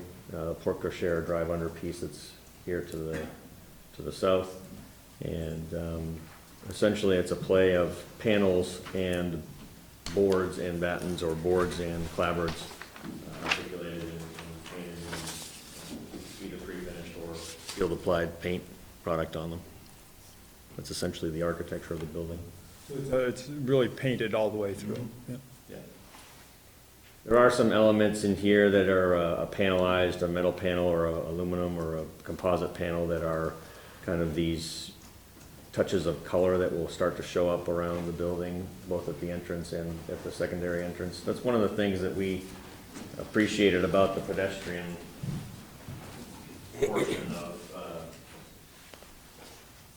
Purvis Lane, is that right in this section right there is a patio component, public space of the hotel. So really, this is a very appealing portion of it from our standpoint. Is the vehicle entrance is here, you come in for registration and so on here, and this is really the public area that faces this heavily commented green space. That is really an opportunity to activate that off of the public space through this patio and the pedestrian aisle. So there's some compelling arguments for that pedestrian transition of Curtis Lane as it relates to the interior space of the hotel. Have you made, again, this is kind of a national branding piece here. Are there some nods you've made to the climate that might be here in Vermont that you might not see in California or Texas or North Carolina? One of the ones we actually just talked about this evening before coming in tonight is they have a porte cochere component that is actually only half covered, and the other half is trellis or open beams, if you will, which even in rainy climates shouldn't be utilized, but that's their brand image. So we're going to try and make a case that regardless of rain or snow, it's really not a compelling argument to have half of your guests not be able to pull underneath a roofed porte cochere. But other than that, the only things that we've made adjustments to is, again, this beacon component. There was a larger piece that was above the 36-foot height restriction that was pertinent to the building, but the bylaws don't allow us to take the appurtenance into a different category. So we lopped it off. I'm Eric Hoekstra from Redstone. A couple of other things that deviate from what you typically see on these is typically these are 4 or 5-story structures, and with a 36-foot height limit, 3 stories is what we do in Williston. And a lot of the time, what you see in terms of materials is almost entirely a stucco facade, and you know, we don't think that stucco holds up particularly well in this climate. Even well done, it doesn't look as nice. It doesn't have as high a quality as what we're proposing with the clapboard and panel. So it's upgraded a notch from sort of the bare bones of what Hilton requires. You still have to be careful with the fiber cement. Even in this climate, if it's not on just right, it's going to be a problem. But it can be done, certainly. What about kind of the thermal envelope? Are the windows different, or is it the same, or is it an additional amount of insulation, anything like that, to kind of push this towards a more energy-efficient building? Everything here will meet and exceed Vermont commercial energy code. You know, we'll be complying with the requirements of Act 250, which require us to stretch a little bit. Yeah, that's right. So this Act 250 would be a stretch code. Great. And then, you know, we'll be working, as is customary for us, for all of Redstone's projects, we'll be working with Efficiency Vermont, Vermont Energy Investment Corporation, Vermont Gas, looking at energy efficiency incentives and options to upgrade even a little bit beyond that, potentially. Is there any exposed mechanical equipment that you need to screen here? There are a couple rooftop units that will locate, these are slightly higher than the parapet walls, if you will, of the roof, so they'll be centrally located because they're in the corridor, which is where the distribution is going to occur, so we're pretty cognizant of the visual concerns, so they'd be located both middle longitudinally and laterally within the building structure, and they're only small 2-ton rooftop units or so that are. How tall are they? Maybe they sit 3 feet off the roof, that from a visual standpoint at 36 feet. So are they modeled on this or not? I don't know that they're actually, we didn't produce these documents, but we could certainly produce some sort of visual document if there was some concern for the height of those, but I don't think the sight lines are really gonna be ones that you'd see these units. They're pretty low units.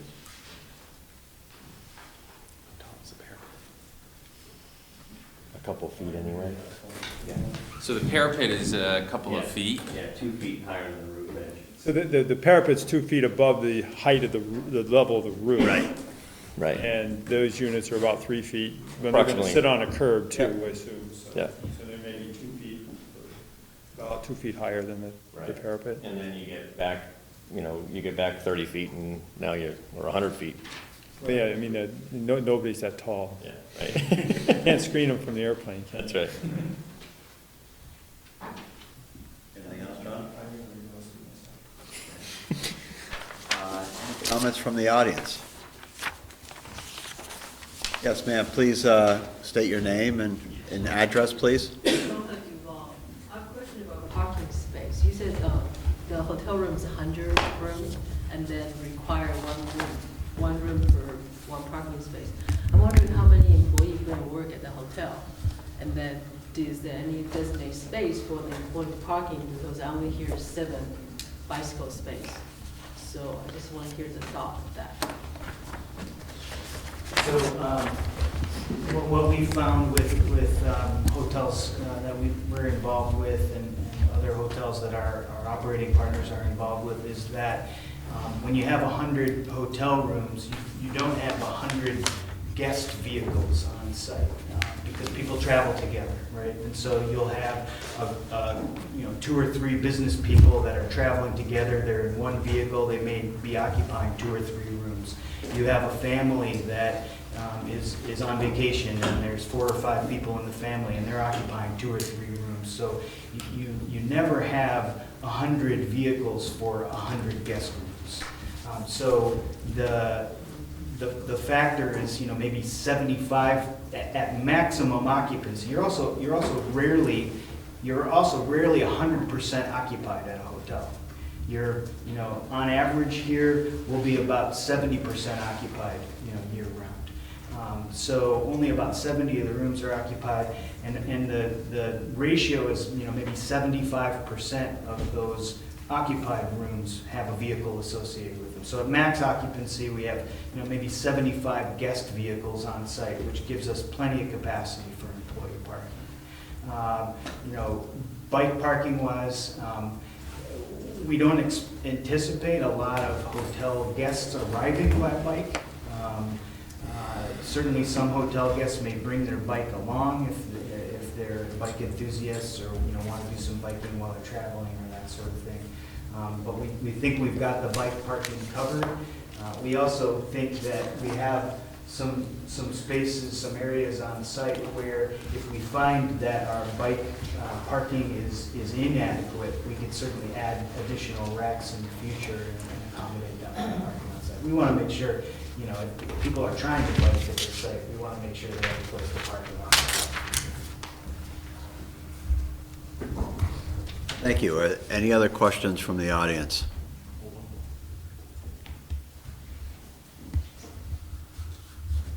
Paul? One other question. On the internet, big discussion's been running about electric vehicles and access points for hotels providing overnight, you know, charging for the overnight guests. Have you looked into that? We have looked into it. You know, at our hotel in downtown Burlington, we've been monitoring how many people are arriving with electric vehicles and looking for electric vehicle charging infrastructure. So far, it's a very small number of people, and at least in Burlington, we're able to point them in the direction of nearby charging facilities, but we haven't found a need for, you know, on-site charging capabilities. It is something we're looking at here, and something we could certainly accommodate if we determine that there is a need for it. And I would add also, this is an Act 250 project, and one of the items that will probably be required is that there'll be at least conduit placed for future access. My partner drives an electric car, so I'm very cognizant. Any other questions from the audience? I just one procedural question. The notes said that there was a master sign plan with separate staff report and findings and conditions. Is that in our packet? Yes. Yeah. Deeper within, and I'll take you through it once you've closed this one out, and I promise to do it quicker than the last one.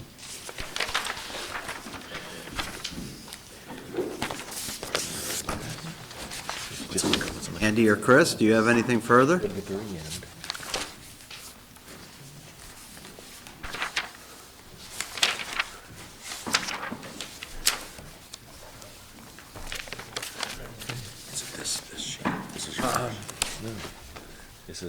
I think I tend to not offer more comments or thoughts than what I've been asked of, but I would like to respond to John's perspective of, you know, reconfiguration of Holland and why it is what it is. If Holland became straight,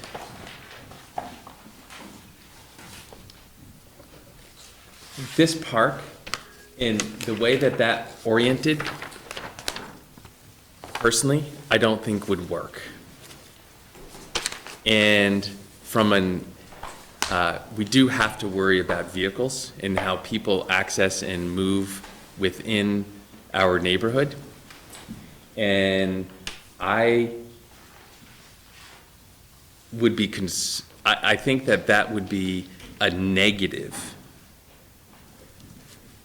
approach to addressing your concern of something at the end of what's now Holland. We can change it back to Boxwood, number one, if you want us to change the name. But I don't think that we're going to be able to create the peace at the end, and that I feel very confident that what we're proposing is not some suburban neighborhood. This is dense. We have buildings that are going to be right up along the edge of the right-of-way, which you rarely see. I can't even think of very many places that you see that in the town of Williston.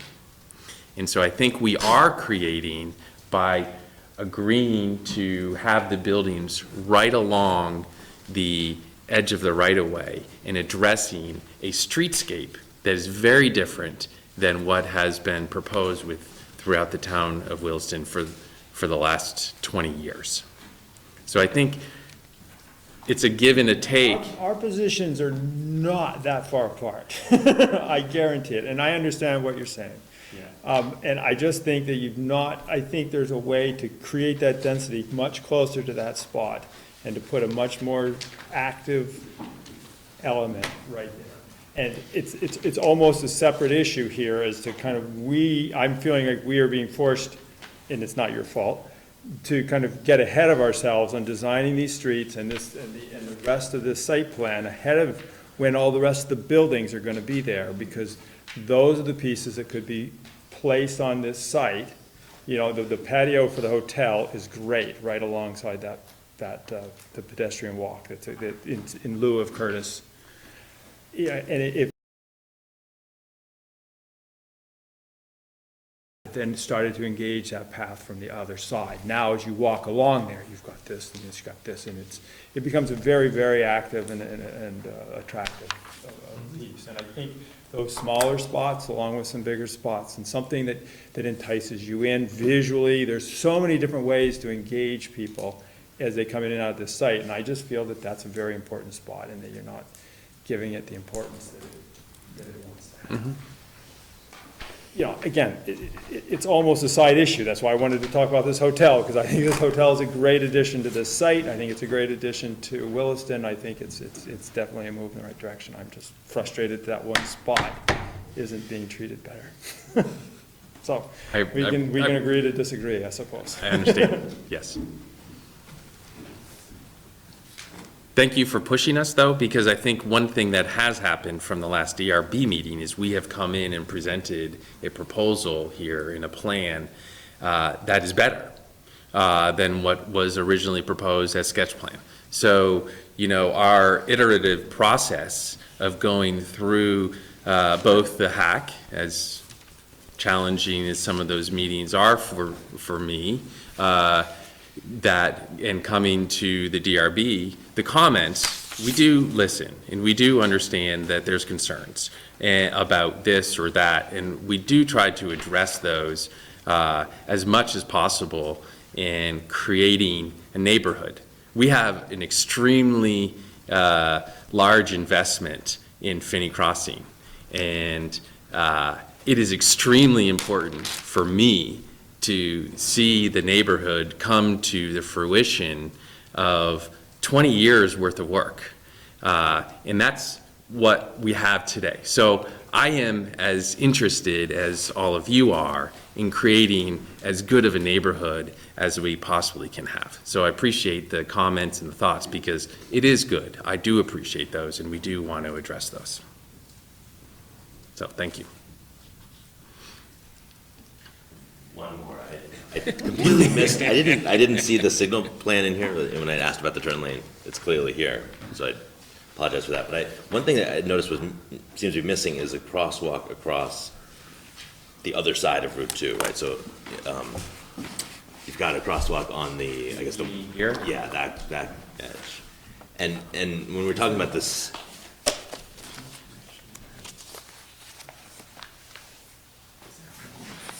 Yeah, so if you look.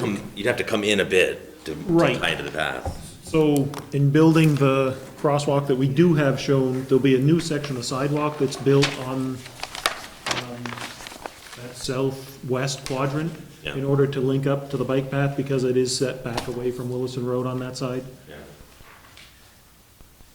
But why not on the other side? There's a swale.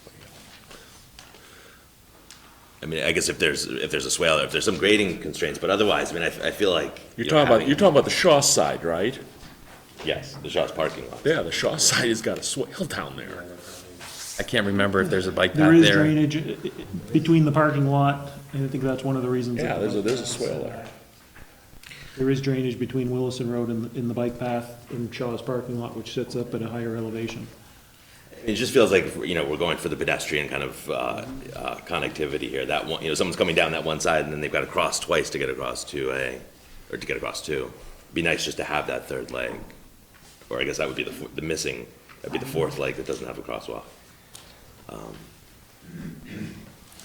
I think if it's engineeringly possible, then we would certainly be willing to have that as a condition of an approval.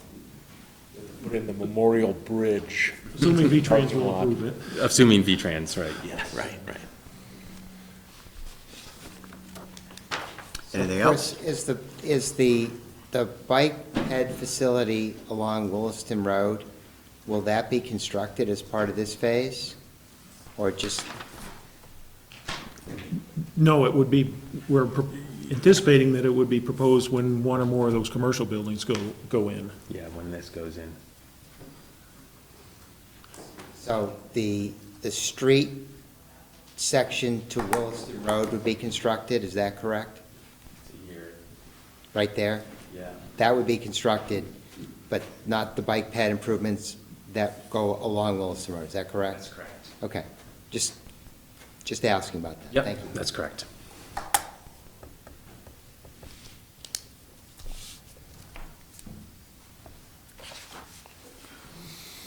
Good, Chris? Andy, you good? Yes. Okay. Anybody from the audience? Last chance? DRB? Okay.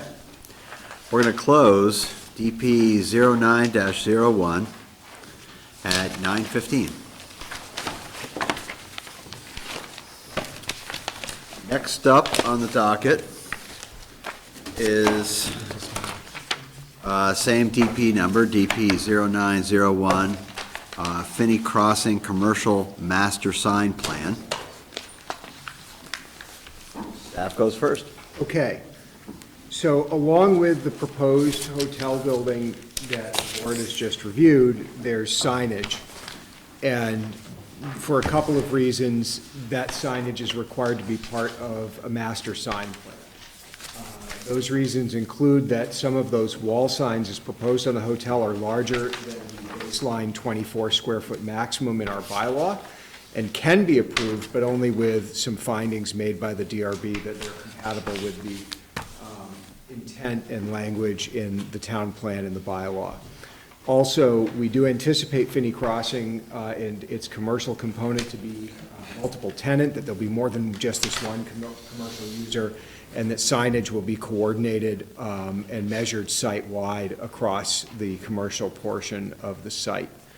Real briefly, there are some signs on the site right now. We understand those to be part of the Finney Crossing, what we're calling the residential master sign plan.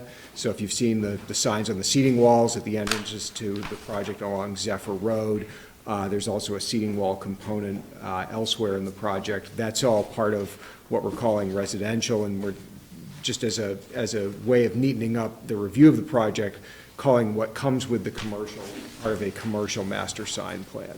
So that's what this is about. It's only about signs on the hotel right now.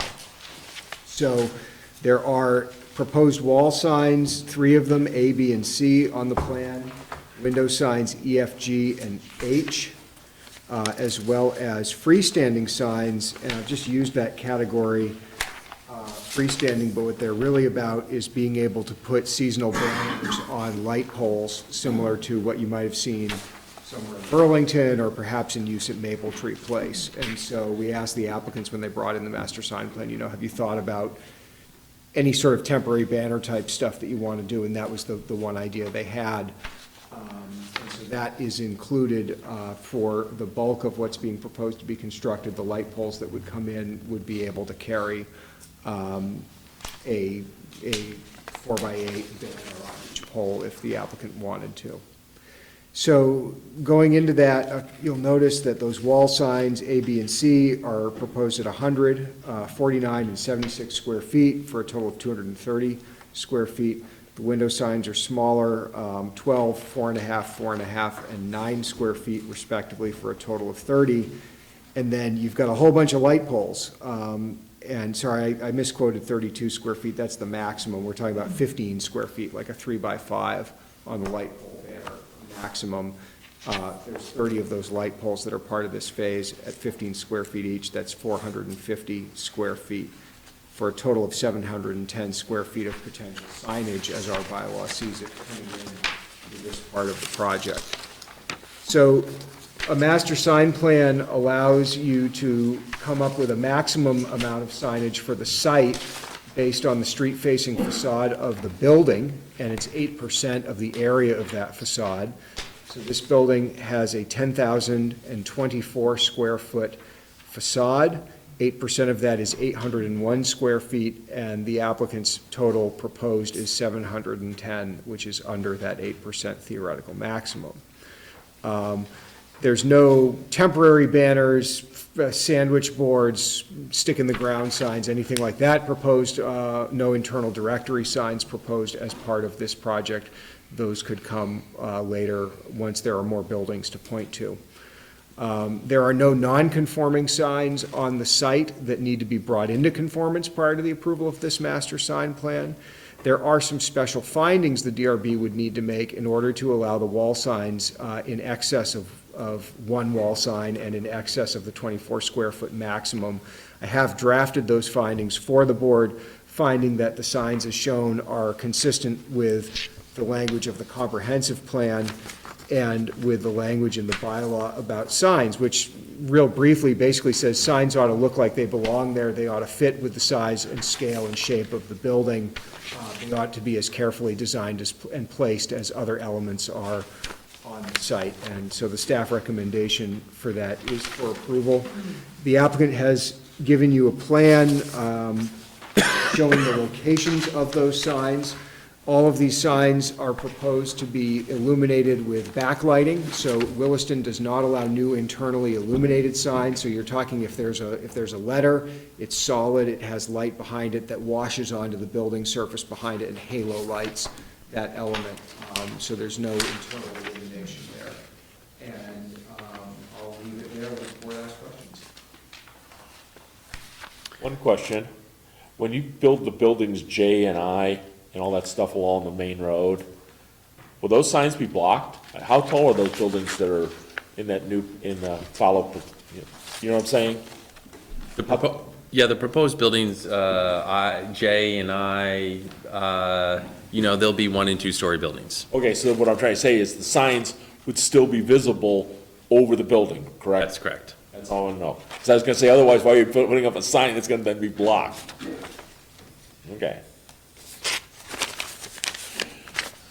Chris and Andy, the floor is yours to elaborate on anything that Matt just said. I think Matt covered it between what Matt talked about and what's in the staff report. I think that covers it. There wasn't anything else to add. Okay. John? The D signs, the light pole signs, it looks that those are, I see down there kind of at the end of Holland Lane, it says typical street light with 2 banner signs each pole. So that 15 square feet is really a pair of them that are 5 by 1.5 feet or something? No, we had Or there are 15 30 poles. at 15 square feet each, and the 15 square feet was a estimate on what they might be. Some of them will be less than that. We've got some 12-foot poles, so there's 15 poles, and we had only looked at the poles along Holland Lane. And if you count up the poles, we're a few short, but we're anticipating that there might be a light added or a couple. I'm just trying to get a sense of what that, I mean, are you talking about having two banners on each light pole? Potentially, yes. Okay, so up to 15 square feet per pole. Per banner. Per banner. Per banner. Right. Times So 2. 15 poles, Potentially 2 30 banners per square pole. feet on each pole. That's a big banner, 30, I'm just trying to imagine it, 3 feet wide off the pole is a lot. It's a lot of wind it's gonna They would catch. probably be taller. 8 feet tall, 10 feet wide. 24 or 30 inch wide at most. This is big, that's a very big banner. It's a lot of banners.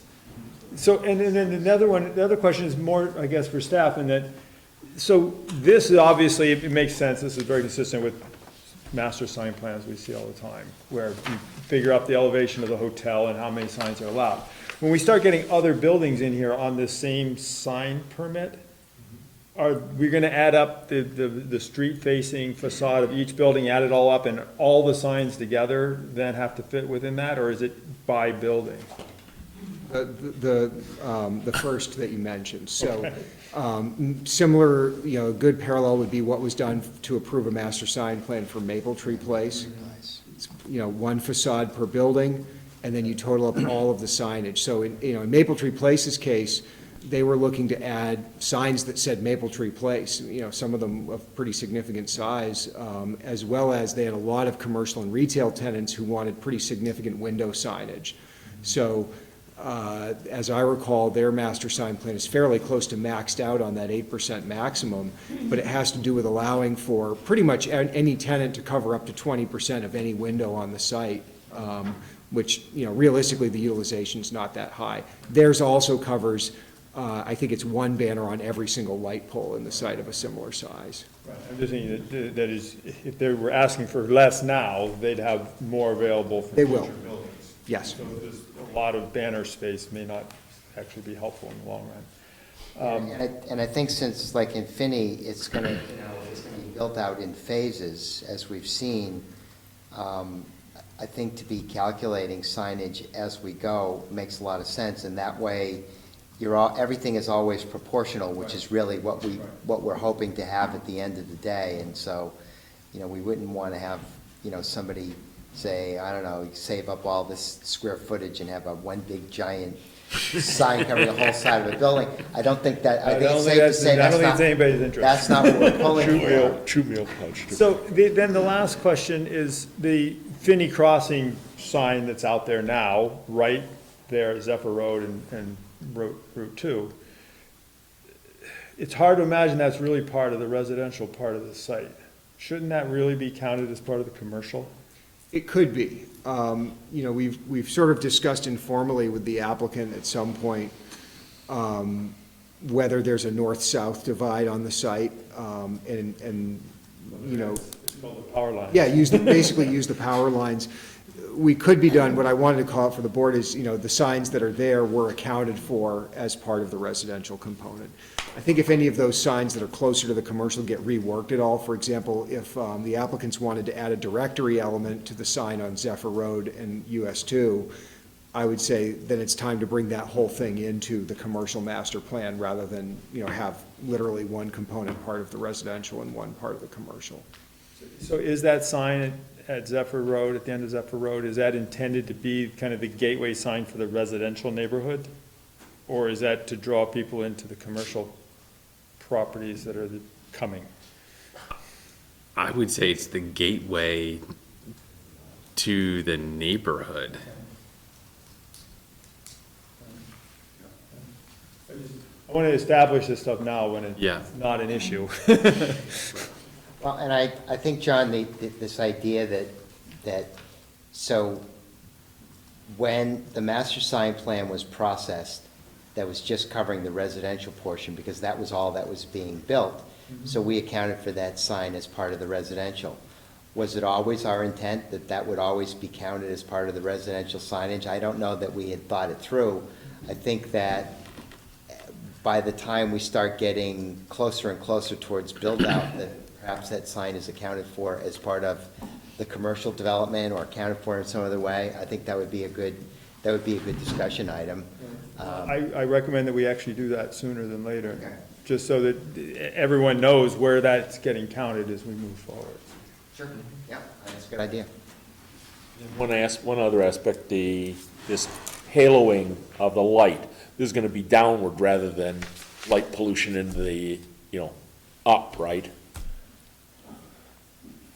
Because we're getting real good light pollution in our area now. Right, our bylaw only allows for downward-facing illumination. Or in the case of the haloing, it wouldn't necessarily go up, it would be, going forward, but. Right, but I mean, it's not the type where you see these guys where they put the floods. We don't allow that, that's strictly prohibited in our bylaw. Okay, just making sure.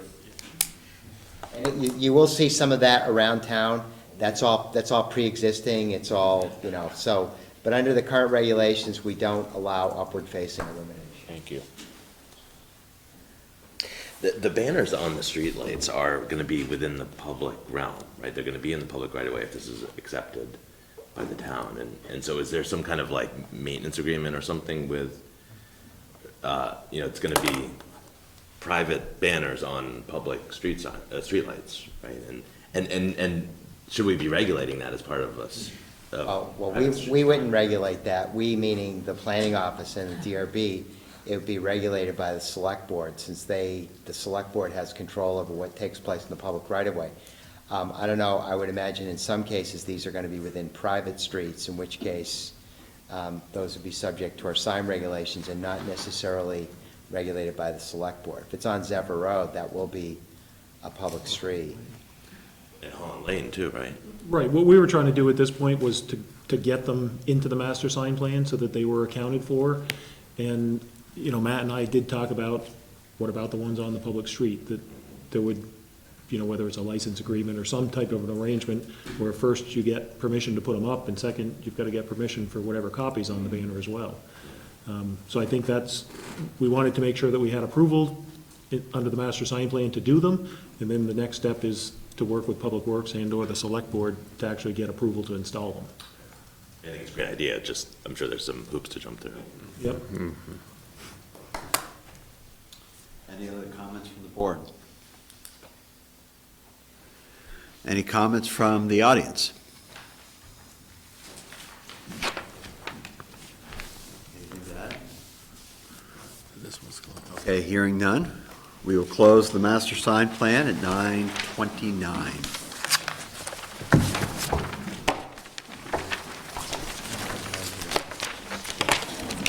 Sorry about that. There's a lot to get through.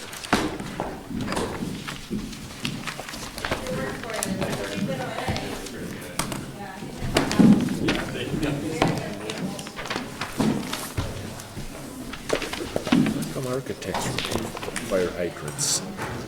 Private view. What? View. Well, it's one of those things. Is it real? Get the light gauge. Yeah, I mean, those People, no cars and no potholes. No potholes. Okay, Light poles. so next up is DP 18-09, Henry Brownell and Joe LaMarche, requesting a 7-lot subdivision. We're only coming up at 9:30.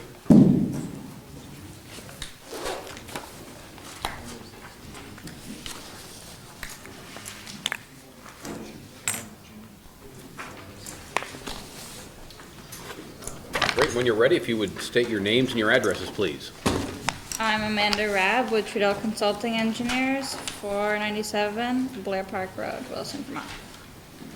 I'm Andrea Dotolo, also with Trudell Consulting. Great, welcome. Melinda, you're it, I guess, huh? Okay.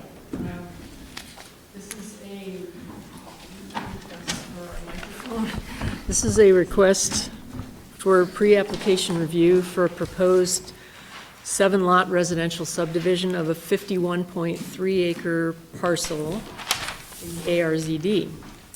The parcel is located at 225 Rosewood Drive and 4354 South Brownell Road.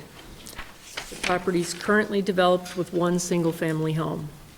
The applicant is proposing to subdivide the single lot into 7 single-family home lots sized at between 1 and 2.5 acres. The applicant's proposing to set aside 38.44 acres as protected open space.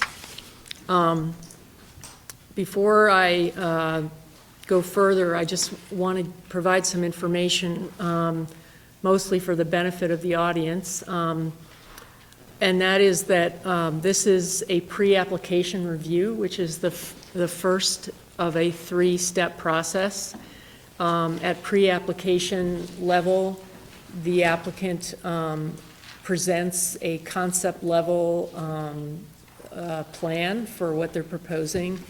And it's really just a sort of a broad overview of the project, and intentionally lacks the kinds of details and the level of detail that we would expect further on down the process.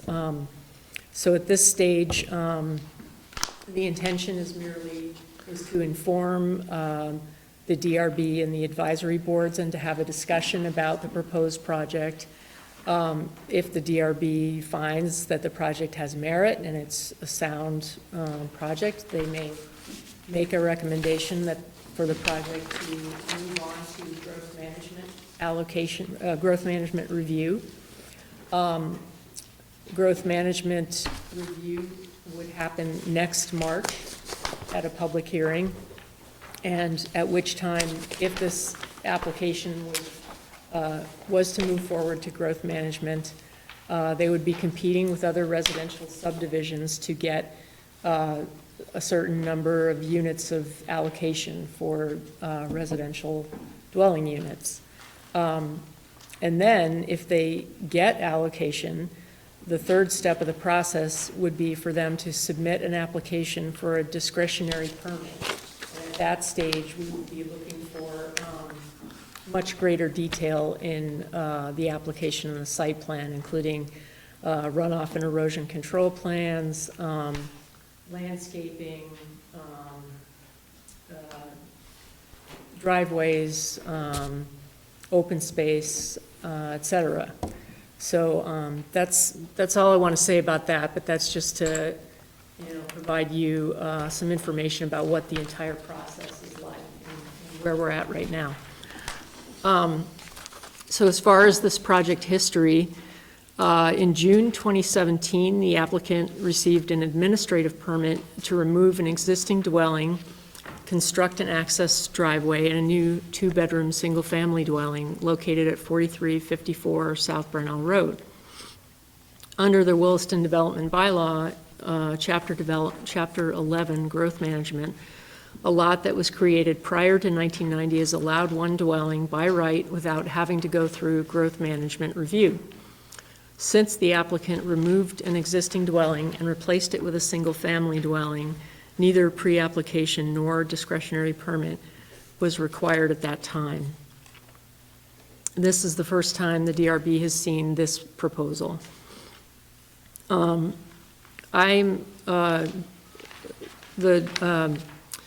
Other departments, boards and town departments did review this proposal.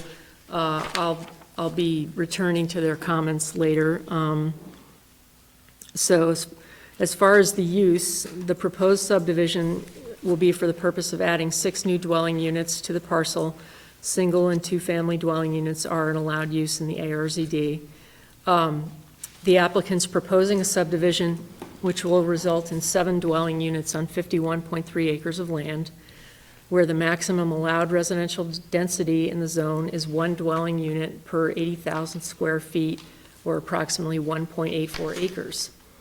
Williston Development Bylaw, Chapter 19 on density, requires that in calculating the allowable density, the acreage of wetland buffers, and slopes in excess of 30% be subtracted from the overall acreage prior to making that density calculation, and that acreage land with slopes between 15 and 29.9% be calculated at a reduced density of 1 dwelling unit per 10 acres.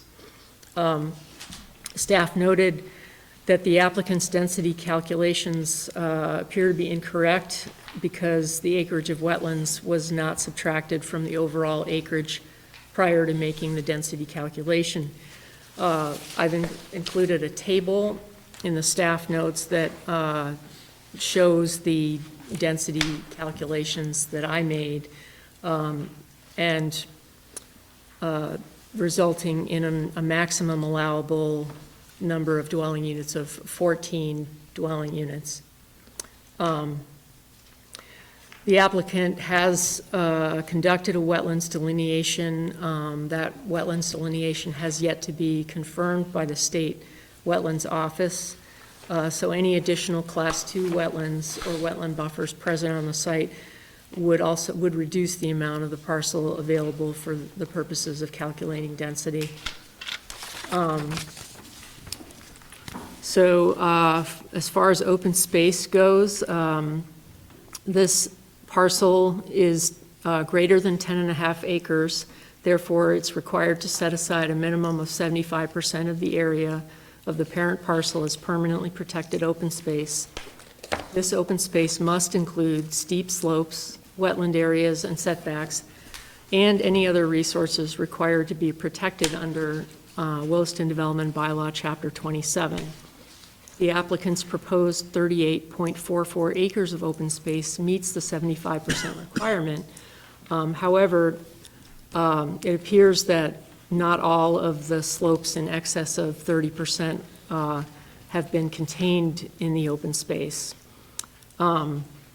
So staff is recommending that the DRB require that all of the steep slopes be contained in the open space. And as of the drafting of the staff report, the applicant was working on revisions to their site plan to address this issue.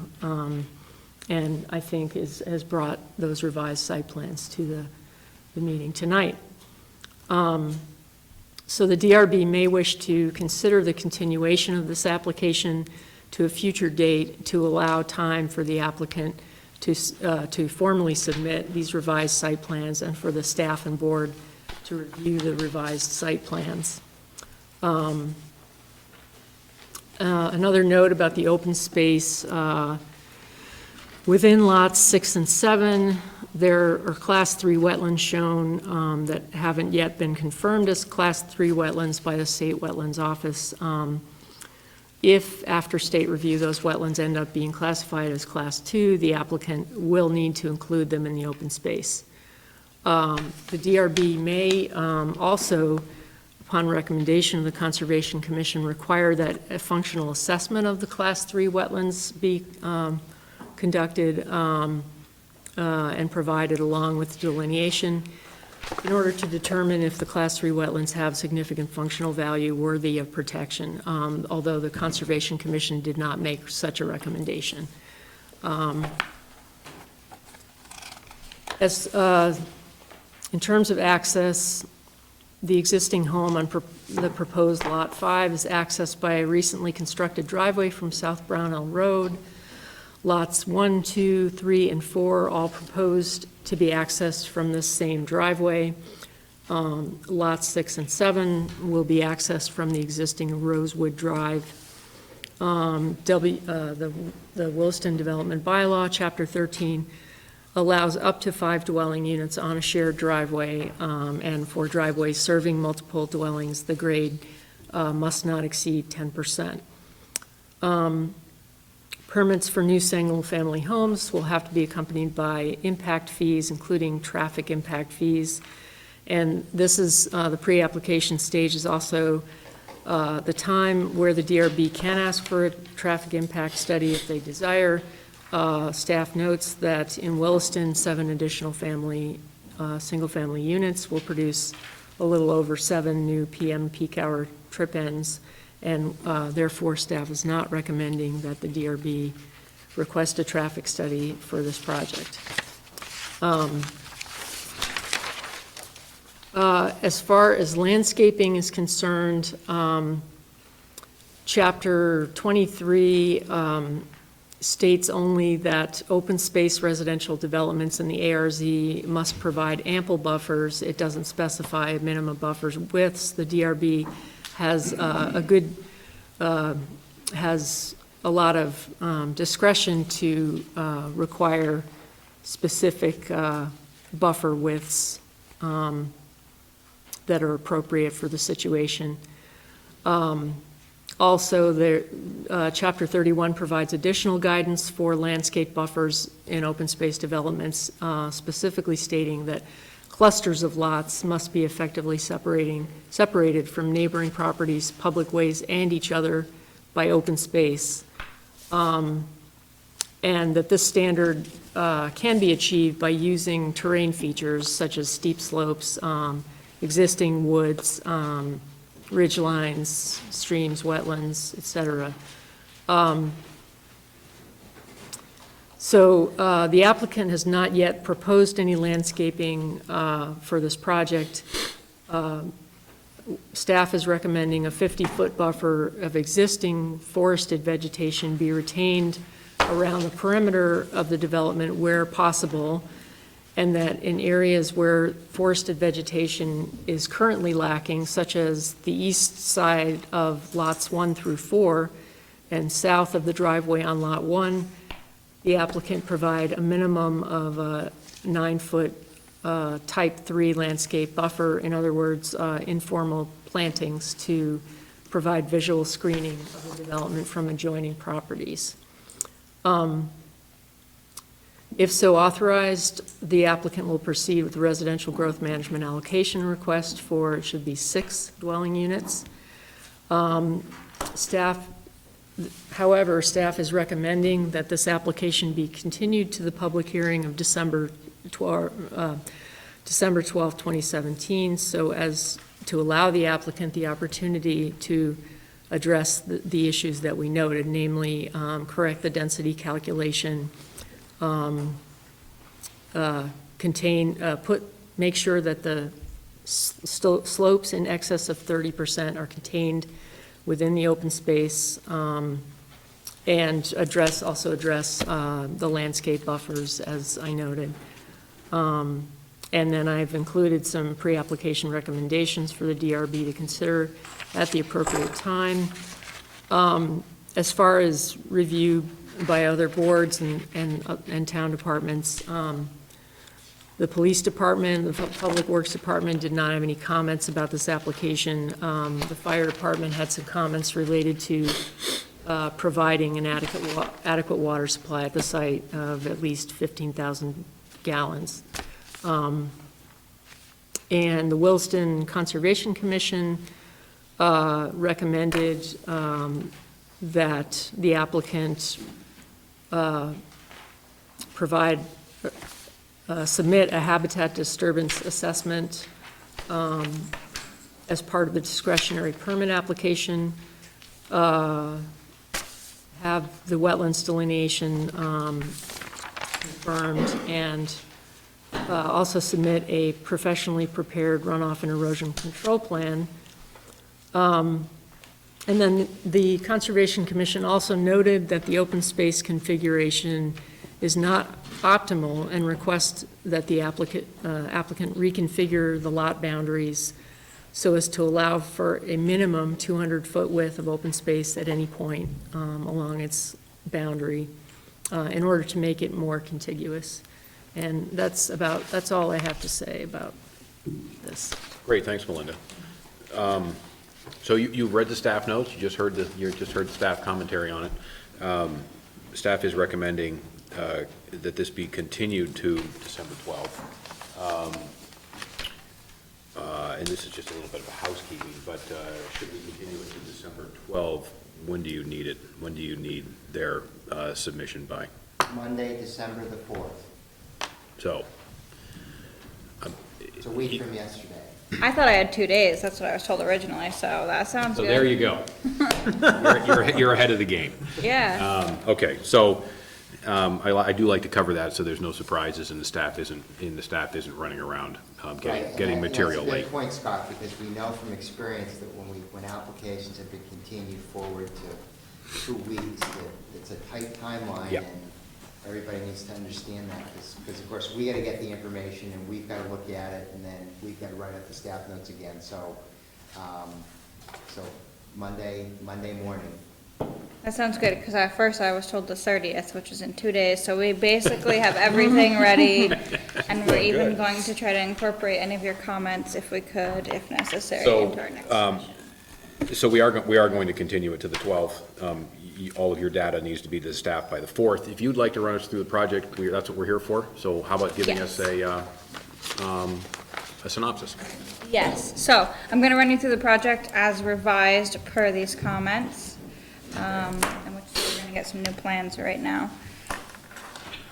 As far as the staff notes go, everything that Melinda has put in here is pretty much what we've discussed. We've had a meeting with the Conservation Committee and tried to address some of their concerns with our revised lot layouts, which you're getting right now. That includes keeping the steep slopes completely in the conservation area and also widening what is what was considered a very narrow strip that makes the open space, even though it's contiguous, feel like it's partially separated with like a little strip of a path. At that meeting, I asked for the requirements written in the bylaws for the open space and minimum widths, which there are none. And the contiguous space just needs to be contiguous. So I think we originally had something along 25 feet, which is on your plans.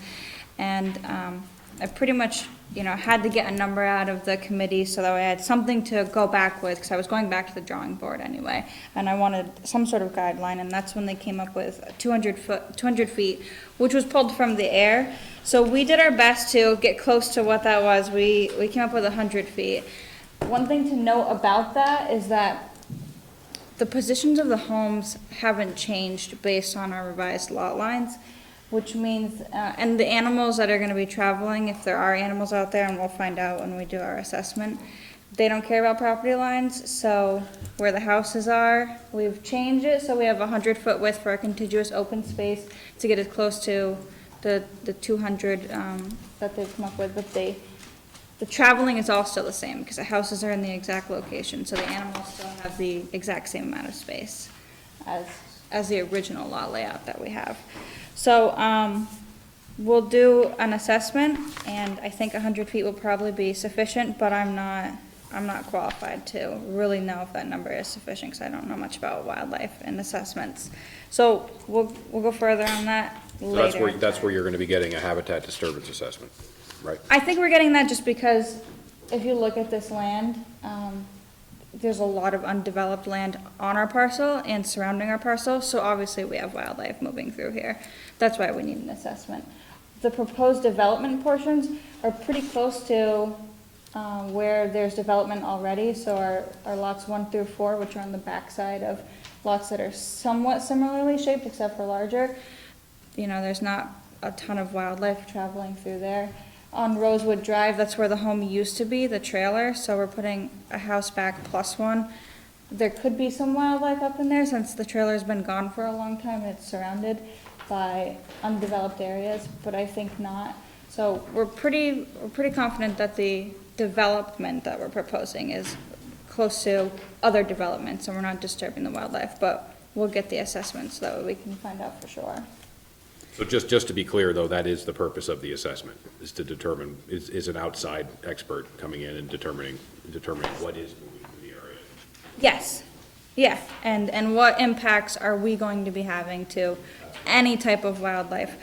There's overlay layers that are provided by the state to help give us some sort of insight, and it doesn't look like we have anything nearby that we're gonna be disturbing. However, we can proceed forward with an assessment to find out for sure.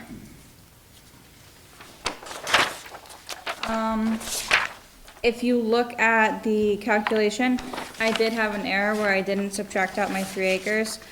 I don't think it's as grave of an error, because we're not proposing to try to max this out. So I had originally 17 units for the density. Melinda calculated 14. And based on some revisions that we've had, that Andrea will explain with our steep slope analysis, we're coming up with about 15. In any event, we're proposing 7, so half of that. And that's been fixed in your new narrative that you have. Open space, nothing's really changed for that, 75% is 75%. The class 3 wetlands, Andrea will be able to discuss those further because she actually went out and did the assessment and can tell you more about those. Access to the lots. The Conservation Committee had asked why we have kind of this split where we're on Rosewood Drive and we're going to be accessing South Brownell Road. And the reasoning behind that is because of the 5 maximum per driveway. And also we already have development in both of these areas, so it makes sense. And trying to cluster in one area or the other, I don't think would be using the space very efficiently. So we went with this and they were satisfied with how we explained that.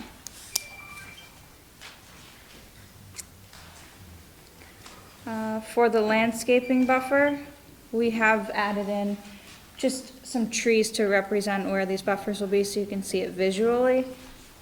those trees haven't been selected yet. We're not at that stage, but that's something that we can include, a planted buffer, and we'll keep the forested portions around to the width of 50 feet, and probably in excess of that for the remaining portions for a natural buffer. I think that addresses the main comments, and then, I don't know if you want to talk about steep slope analysis? Yeah, so we originally submitted a steep slope, which is different than the new plans that you're seeing now. The original analysis that we performed used the highest resolution LiDAR information that the state has available, which is a 0.7 meter digital elevation model. And that produced almost an over accuracy to the steep slopes. If you turn to the last plan in that new package that I gave you, there's a comparison map. On the right is our old steep slopes, and on the left is the new analysis.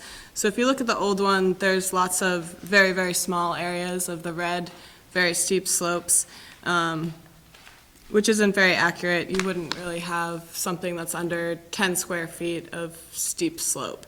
And that's why we had a lot of issues of configuring any lot outside of an area that has very steep slopes.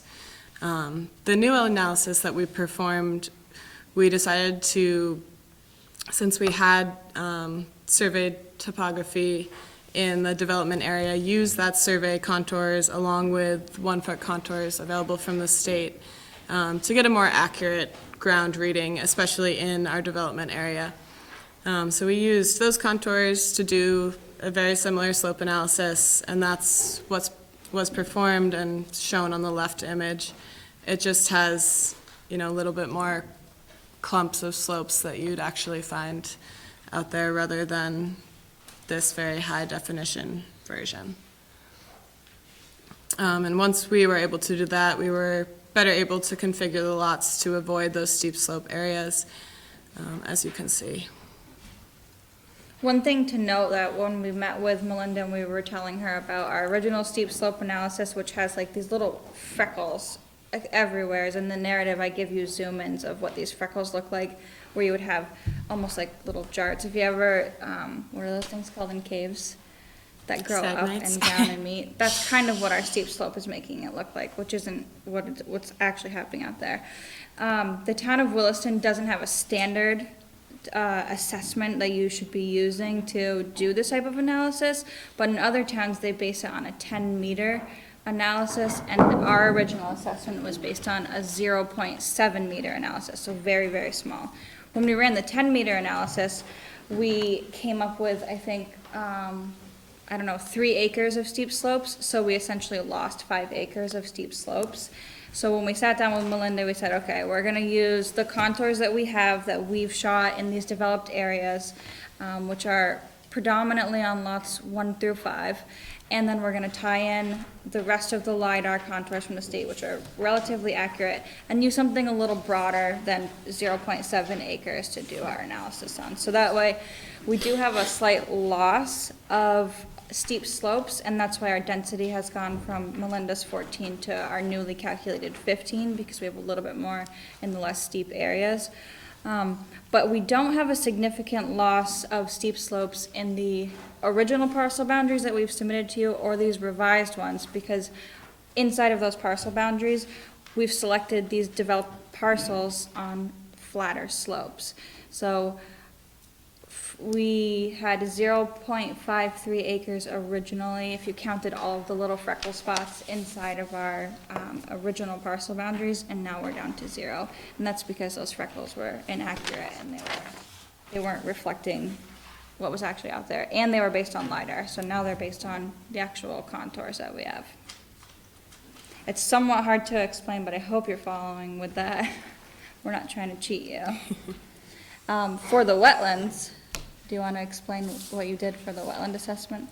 Yeah, so I was out there this fall in October and did a wetland assessment. It was not a full delineation. And what I saw was a couple pockets of small unconnected, isolated Class 3 wetlands. They are all under 0.5 acres, which is a threshold that the state uses to define Class 2 wetlands. And again, they're not connected to any streams, seeps, any sort of flows to larger areas. There is a section of Class 2 wetland.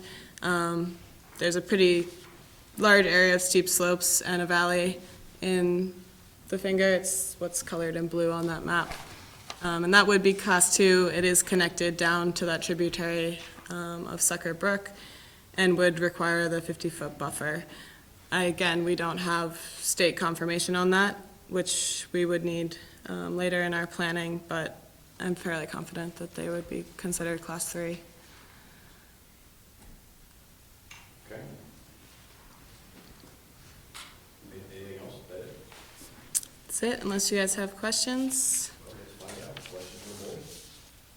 So this is being continued to the 12th. We will be hearing this again. Just one question, what happened to Lot 8? I think our numbering on our original submission had an extra number in there, just to make sure you were paying attention, so thanks. that's what happened there. That's a typo. The requirement for 10, for the driveways to be no less than 10% slope, just looking at lots, the number 3 and 4, just a quick takeoff, it looks like those are 15%. So none of this has been graded. What you're looking at are existing grades with some preliminary house sites, preliminary driveways thrown on there. No grading has been done. So when we get to that point, and we are going to encounter, let's say, a 12% or 15% slope in the way of our driveway, that's an opportunity for us to regrade that to 10. So when we develop a grading plan, we'll definitely make sure that we're less than 10%. And you think you'll be able to accommodate that going up the hill for those last two lots? For lots 3 and 4? I mean, it's lot 4, really, I think that would be the I would have to say yeah, because right now as I have it, I'm crossing a couple different contours, but that could easily be turned to follow the lay of the contour. Yes. Zag your way up, yeah. Yeah. Yep. Do please understand that this is very, very preliminary. No, I got it. Yeah. Just to make sure it's realistic that you could get 7 lots, get access to I would 7 say so. I've been out there to walk this portion of the site, and I feel pretty confident that we'll be able to make that work.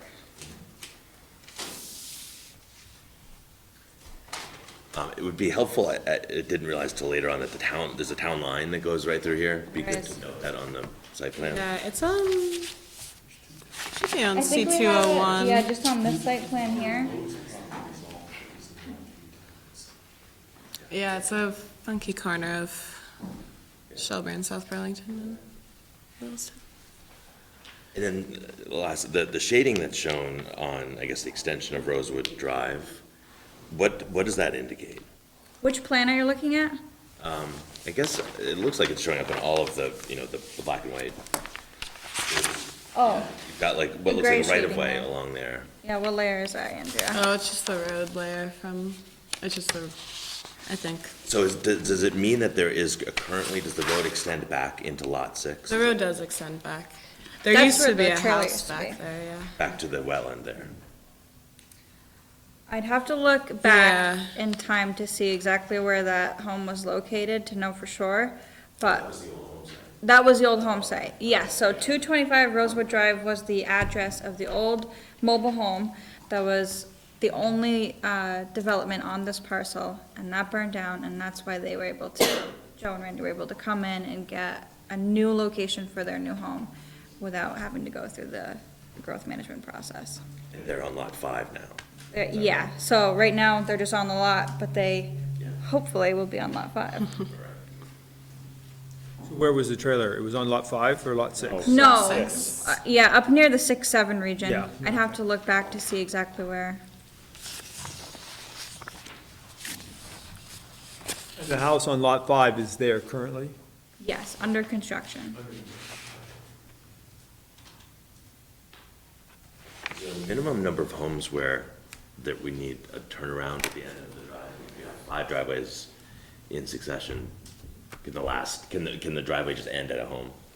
So I don't know that we have a stated minimum, it's, the way it's typically been handled, Dave, is the fire chief will say that he needs some kind of a turnaround because a vehicle goes up, whether it's an ambulance or firefighting equipment, they need to be able to turn it around because they're not going to want to back it back down. Right. So I don't know that we actually have a turnaround standard in our bylaw, though. I'd have to look it up to be certain, but I don't think we do. I think the fire chief has got some language in his fire safety code that, and he would typically comment on that he's going to be looking for to make sure that there's a sufficient facility for him to turn a vehicle around.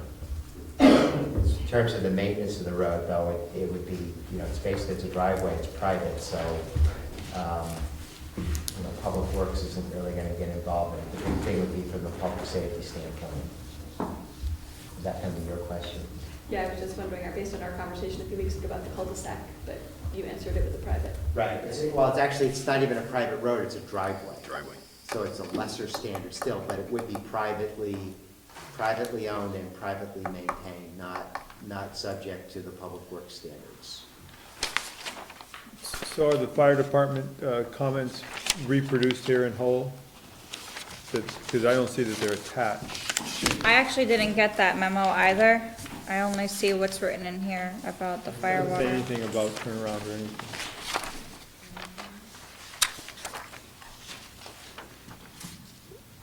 No, they didn't comment on turnaround or anything. Ken's comments oftentimes have been rather general at pre-application, understanding that all of what you've been submitted here is preliminary. In fact, this whole discussion that we've had about steep slopes and wetlands and things like that, we don't necessarily always get that level of detail at pre-application. So, some of this we would expect would be ironed out in detail at an application for a discretionary permit. What we always tell the applicants, though, is that they would be well advised to go and have a conversation directly with the fire chief because he likes to be asked. And are you listening? And it will help to ensure that the applicant doesn't get any unexpected surprises later on. Applicants don't always listen when I say that, but that's sort of my standard advice on that issue, is to go talk to the fire chief ahead of time, and he'll tell you what he's looking for. So are you submitting anything other than what you handed out tonight before the 12th? Unless It's like you've addressed all the three questions that were outlined in Melinda's memo. Yes, we've addressed these three concerns, and we can address any other concerns that you have. We've also added the septic locations on this plan, so that way you guys have an understanding that on this parcel, this is where these septics are shown, is pretty much the only location that's set up for wastewater, because the soils aren't the greatest in other areas. The previous owner did a lot of work on that property to find this out for us. So we've added that there for you. There will be on-site wells as well, which we haven't cited, but that will be easier to cite than the wastewater. So we've been adding more detail as we've been going along.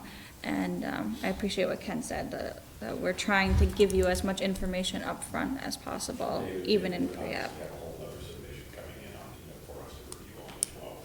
So that's finalized. So you're looking at kind of parts and pieces as they're bringing it in right now. But this is being continued forward to the 12th, so we're going to do this all again. 12th or 17th? 12th. On the 12th, we were expecting to pretty much give you this revised narrative and these revised plans, and then, the rest of the Opportunity to come in and do that again, and we're going to go through all of this. I guess, do we need to continue it? They've addressed the three questions that were outstanding. Staff has asked that we continue it. So when we come in, we'll have a repeat. Because I don't think there's much here. Do you have any concerns with what we've done so far? As far as being able to address these initial comments? We want to be sure, since this is going to be our last opportunity to give you everything that you need, considering the end of the year is coming, that we'll be able to proceed forward. So if there are any concerns that you have, we would love to hear them all. Oh, one other question then would be, what's the deal on driveways over the septic lines? On the lines to out to the septic field? Do they have to have, do they have to have more than just basically, just cutting a trench and throwing some gravel in there, or do they have to have a little reinforcement? So when vehicles are traveling over, they're not breaking down? Well, that's a public works standard. Just curious. That'd be In my I don't know experience what with that, you would install your force main the exact same way. You want to be sure that you have adequate cover, because that's going to be a paved area. It's going to be a place where frost will be driven down further. So if for some reason we hit ledge or something to that effect and we couldn't go deeper, then we would be putting insulation over it. But your insulation would be essentially the same. You just want to be sure I was just curious to know if you thought about that or not. Yeah, I'll be honest with you, I haven't had a ton of thought about it, because it's not something that I think needs a lot of thought. Basically, just make sure you bury it deep enough so you don't have it freezing on you. Questions from the audience? Yes, ma'am. I have a concern with. Ma'am, if you, can you just stand up for the audience, we'll get you on camera, and we will get your name and address. Shelley DuBois, 5163 Route 116 in Shelburne. Can I sit while I talk, or I gotta stand? You may sit.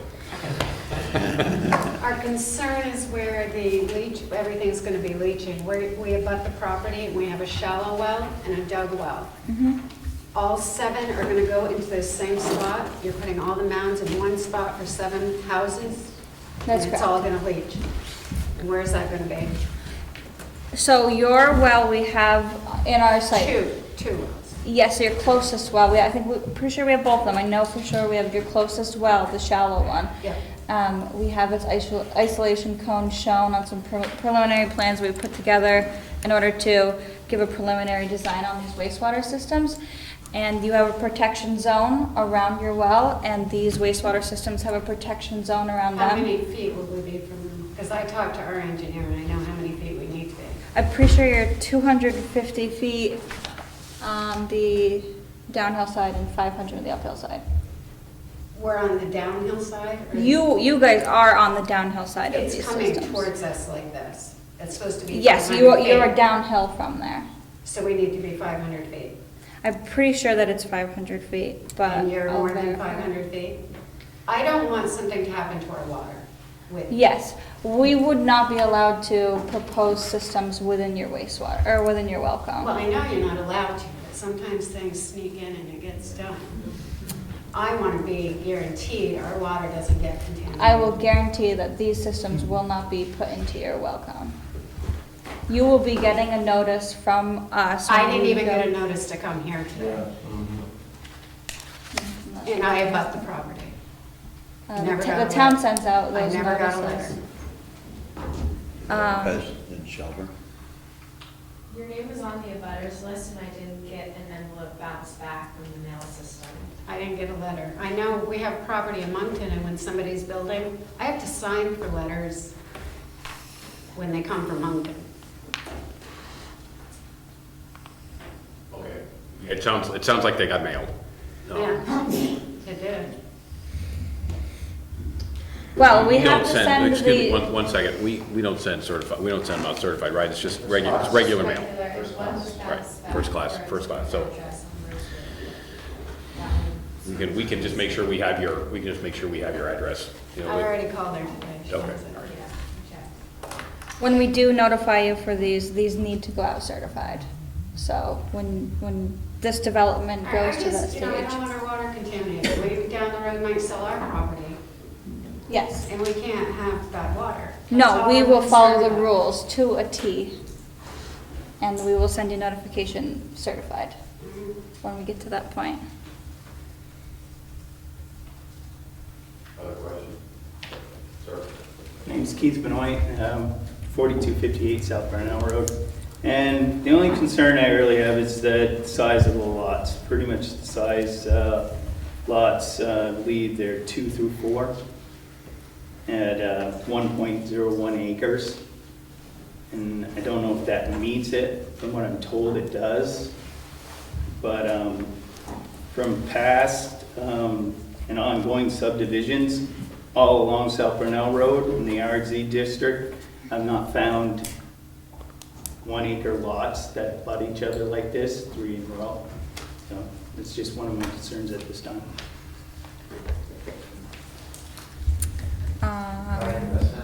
Yes, please, I was just about to ask you to do that. So, as Melinda stated in her presentation, the maximum density allowed in the zoning district is 1 dwelling unit per 80,000 square feet, which is just under 2 acres. But that doesn't mean that the minimum lot size is 1.84 acres. You calculate the density over the entire project.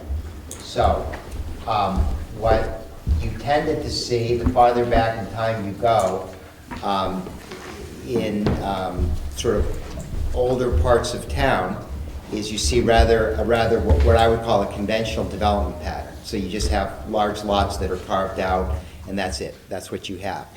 Under our development regulations, what our development regulations are really pulling for and encouraging the applicant to group the dwelling units together and to preserve open space in a contiguous fashion. So there was some discussion early on about some of the commentary from the Conservation Commission about making sure that there was a minimum width to the open space. So that's part of what we're trying to pull for in the regulations.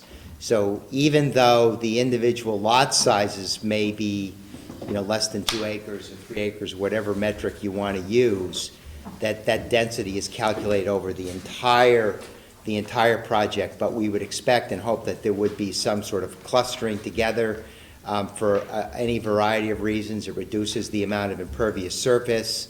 It helps to preserve an unfragmented forest. There are a lot of reasons for it. So, but that's part of the thinking that goes into the design of lots like that.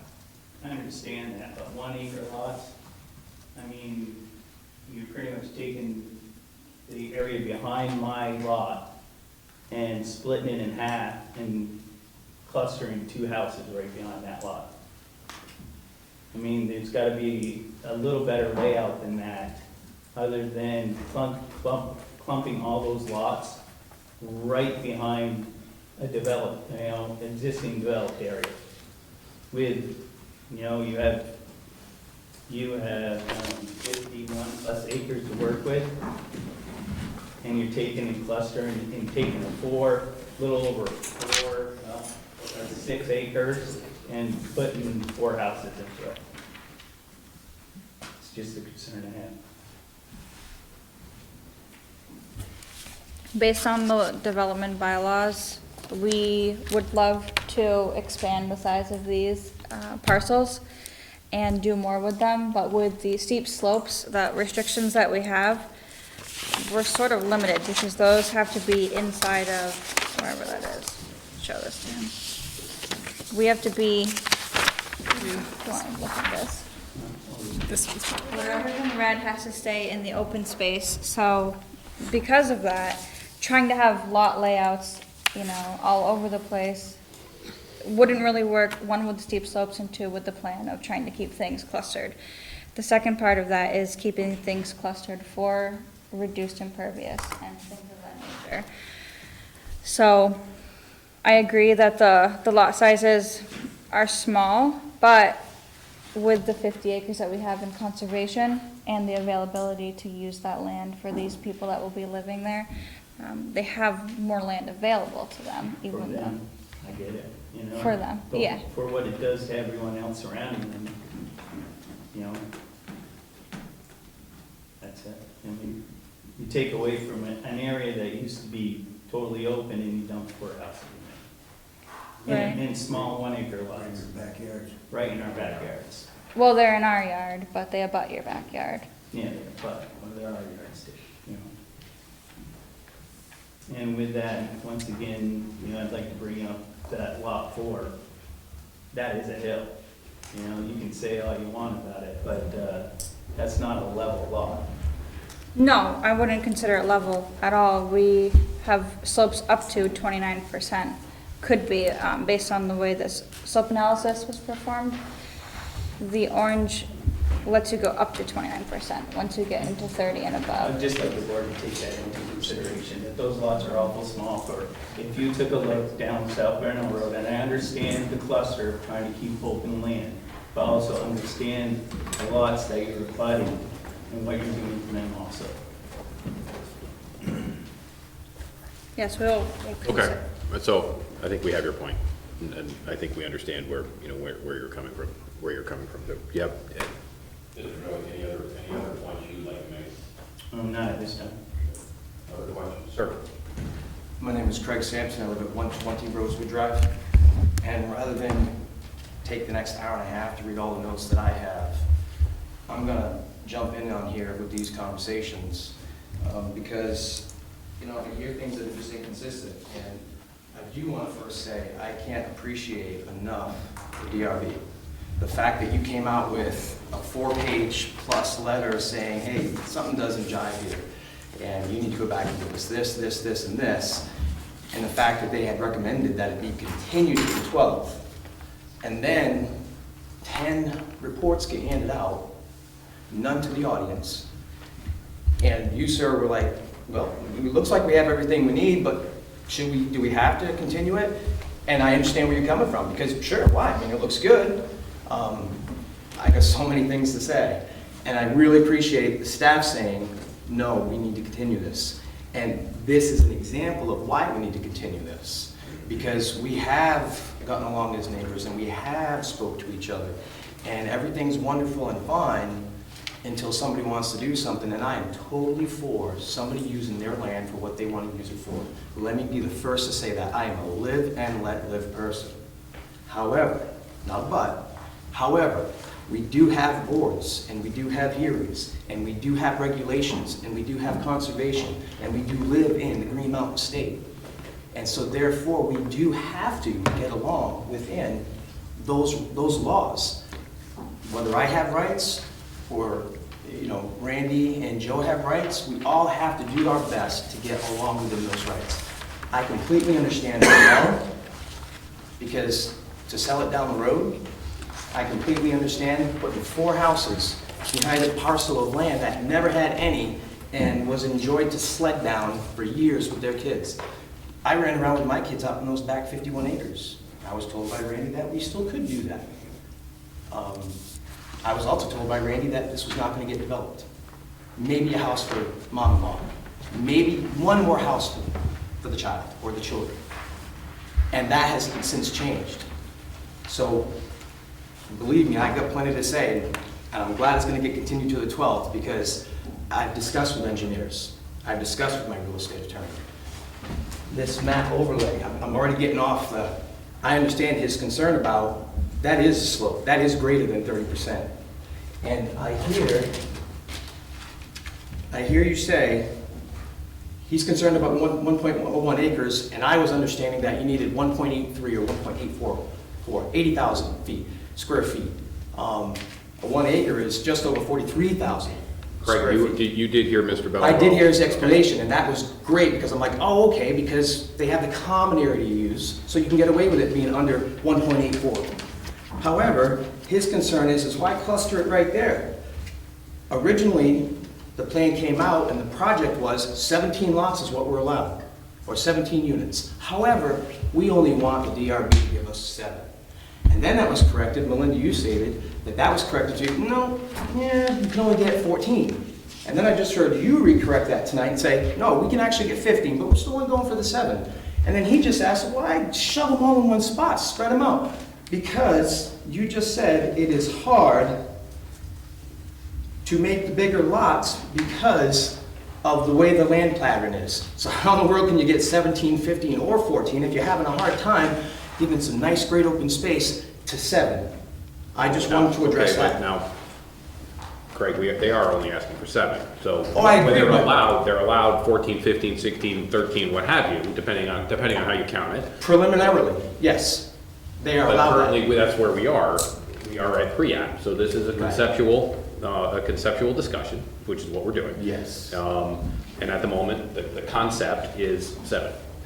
I think you're going to find out real quick when we all hear that, well, it's hard to, with all the slopes and with the wetlands and this and that, and the forestry, and we want to leave buffers, we have to stick them right where we have to stick them.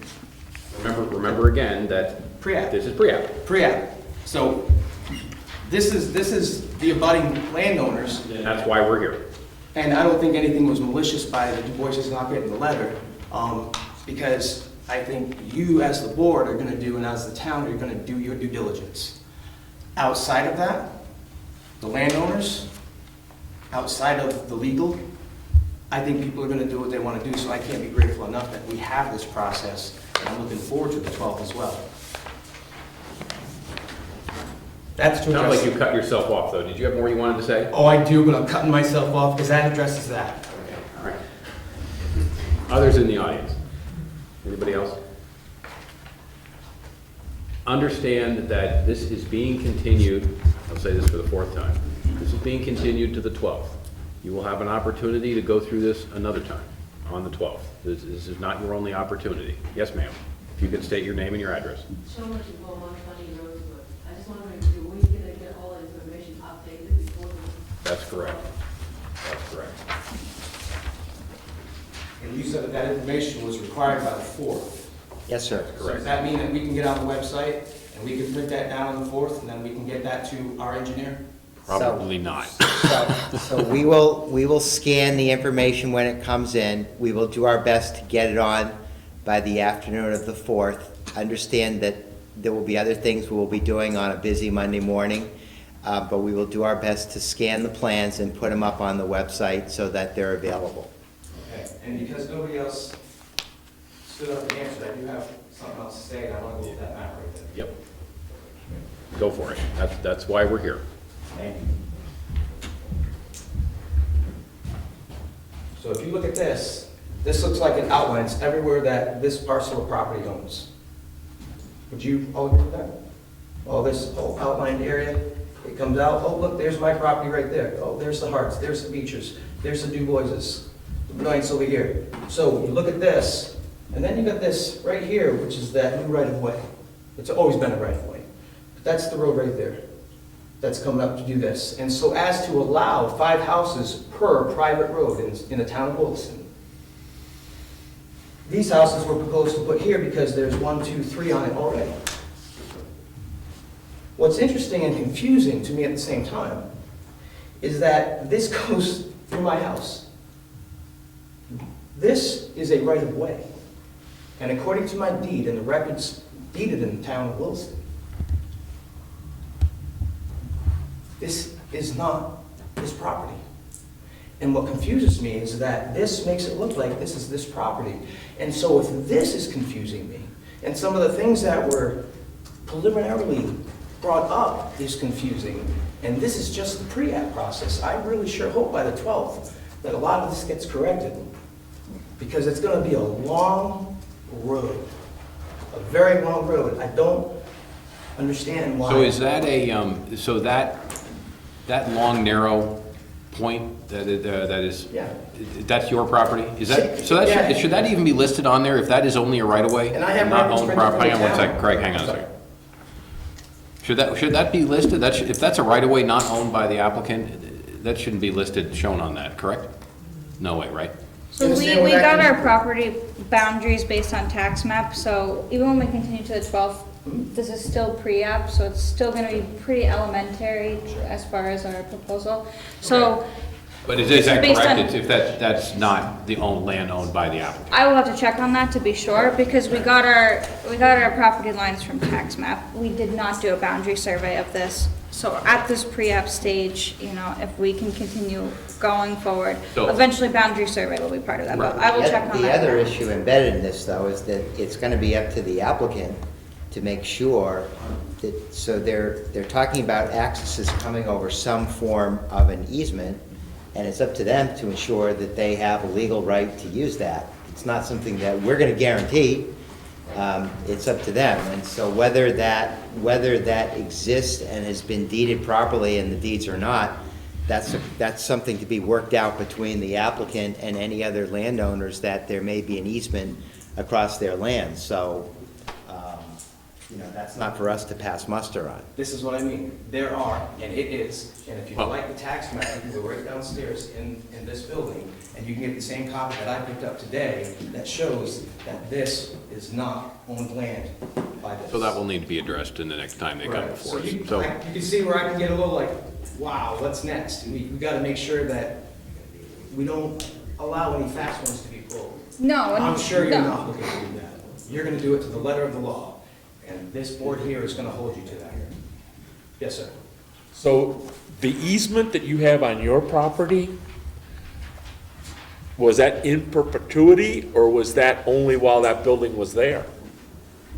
The original trailer? I would love to say it was only while it was there, but I know better. Okay, just curious. It is, I have a right of way through this property to get to my house.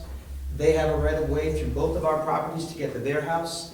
And whoever owns this land and its heirs have the right of way to get to this property through all of ours.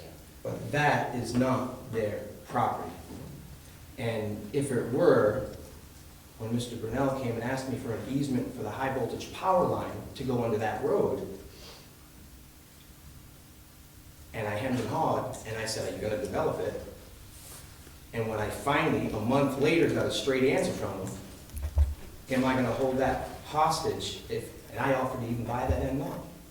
But as soon as I said, I don't want it developed, and I don't want to connect it through, and by the way, that's another right of way, and he knows that. This is another right of way over here. The deal was all off, and then he finally answered me honestly. And then here we are a month later. Oh, the answer honest was, no, I'm not going to. Maybe my mother-in-law's house. And here we are 2 months later. so Craig? And it is gonna get developed. Yes, sir. Not to cut you off, but I'm gonna cut you off. Please. Yes, ma'am. Did the letter say this was just a free thing? Because I probably wouldn't have come. Did the letter that I didn't get say this is a free thing? A pre-thing? Yes, yeah, they would have said that this was pre-app. It did in the letter? But you know what, ma'am? I'm glad you're here. I am. Because you're hearing, it's a good round discussion. And we're gonna probably do it all again. Any other questions or comments from the audience? Any other questions or comments from the board? Is it too early to talk about well flow? Okay, no, that's, go then. There is the recommendation, or I guess the condition that we would be voting on next time, potentially, that says, that addresses the 200-foot, that recommends adopting what the Conservation Commission had recommended, which included a 200-foot minimum habitat buffer, or whatever. So the recommendation's been made. It's a recommendation. They don't have to necessarily address it, and they do so at their own peril. Yeah, so I guess I'm just pointing out, note that there is that out there, the 200-foot minimum that you may want Yes, to address. very much aware of it. Probably will not be able to make that 200 feet. I don't see that being possible. I think, Dave, I would stress for the board that at pre-application, what comes out of this is at most a series of recommendations. They're not final decisions on your part. They're recommendations where you're communicating to the applicant, here's what we're looking at based on the information you have right now. It doesn't tie your hands down. Ideally, it should be, kind of signaling what you're looking for, but it's not a decision, it's not a permit. And so and the applicant gets a series of recommendations that should help them in their thinking for what they might submit. And then the other thing the applicant potentially gets is to be able to move forward to growth management. And then that's it. And then assuming they get allocation, then they have to submit all their detailed engineering and all that documentation, and then you would review it, and then you would make a decision on, what you're really going to require. But it's very possible that any one of a number of recommendations, when you had the full and complete engineering, you could change your mind very easily, because you'd go, I don't think that's feasible for one reason or another, for example. So, I think it's important to emphasize that it's a recommendation, and so that the applicant doesn't say, but you said back on December the 12th, it's like, well, we said we recommended that, but, doesn't mean we can't refine our thinking further. Any other questions or comments? Another item, when you talk with Ken, you better figure out where you're gonna locate that cistern that he's gonna probably insist upon. Yes. So just Yeah, one more item to put on your list of things to do. yes, definitely. Would you like that by December 12th, if I can? I'm just saying, is that something that you need to be aware Yes, of? yes, we have lots of meetings. I spoke with Bruce briefly, even after he said no comments, I went and said, you must have something to say, and trying to reach out to everybody. But we are still in pre-app, so I'm not trying to go too far ahead of ourselves in case something changes here. That way I don't take up the fire chief's time too many times. Anything else you want to add? Thank you. Great. Since you're asking. I'm asking. All right, so I just want to state, and because if one portion of any of this is erroneous, then I really want to make sure we fine-tooth comb this, that no other portions, that we correct that one, and then we fine-tooth comb the rest of them. And I'm just going to let you know, I am going to ride this from here all the way to the end, at every meeting, eventually accompanied by people who can speak more fluffy than me. Okay, so with that said, the handout that Trudell TCE did give, that the town has had, that we all have the right to print out, and they gave us these lovely pictures of forestry, of trails, from the north to the east. Rosewood Drive never looked so good on this one. And this one is my favorite. Open fields. This isn't even their property. Pictures in here, so if I put the Taj Mahal on my website, can I sell tickets to it? This is my point. My point is, if any portion of it is not correct, whether knowingly or deceitfully, we really, really, really need to make sure. So you have an opportunity to take that information and write the staff a note. I like that idea. Thank you. Sure. Thank you for the time, and I will stay. Nope. Don't ask, is anybody else? We are here to take testimony. That is what you're doing. Anybody else? I just want to encourage people that if you write a letter and submit it to us by December 4th, that can be forwarded in the staff packets to the board. And I'll get the information that was provided tonight by Amanda up on the website later this week and try to keep the info flowing on the website. And if abutter letters get bounced back in the mail, I'll let Amanda know so we can get those rectified in the future. Anybody else from the board? Anybody from the audience? Anything from you? We are continuing this to December 12th. Thank you for coming.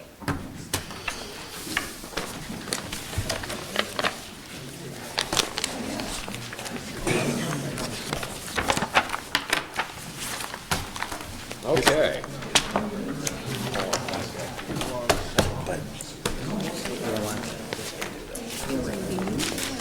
This one. I don't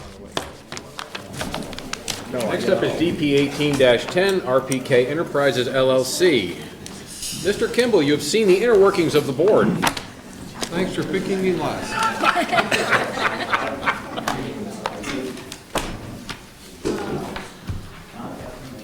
Ay, ay, Yeah. I too have a whole new appreciation.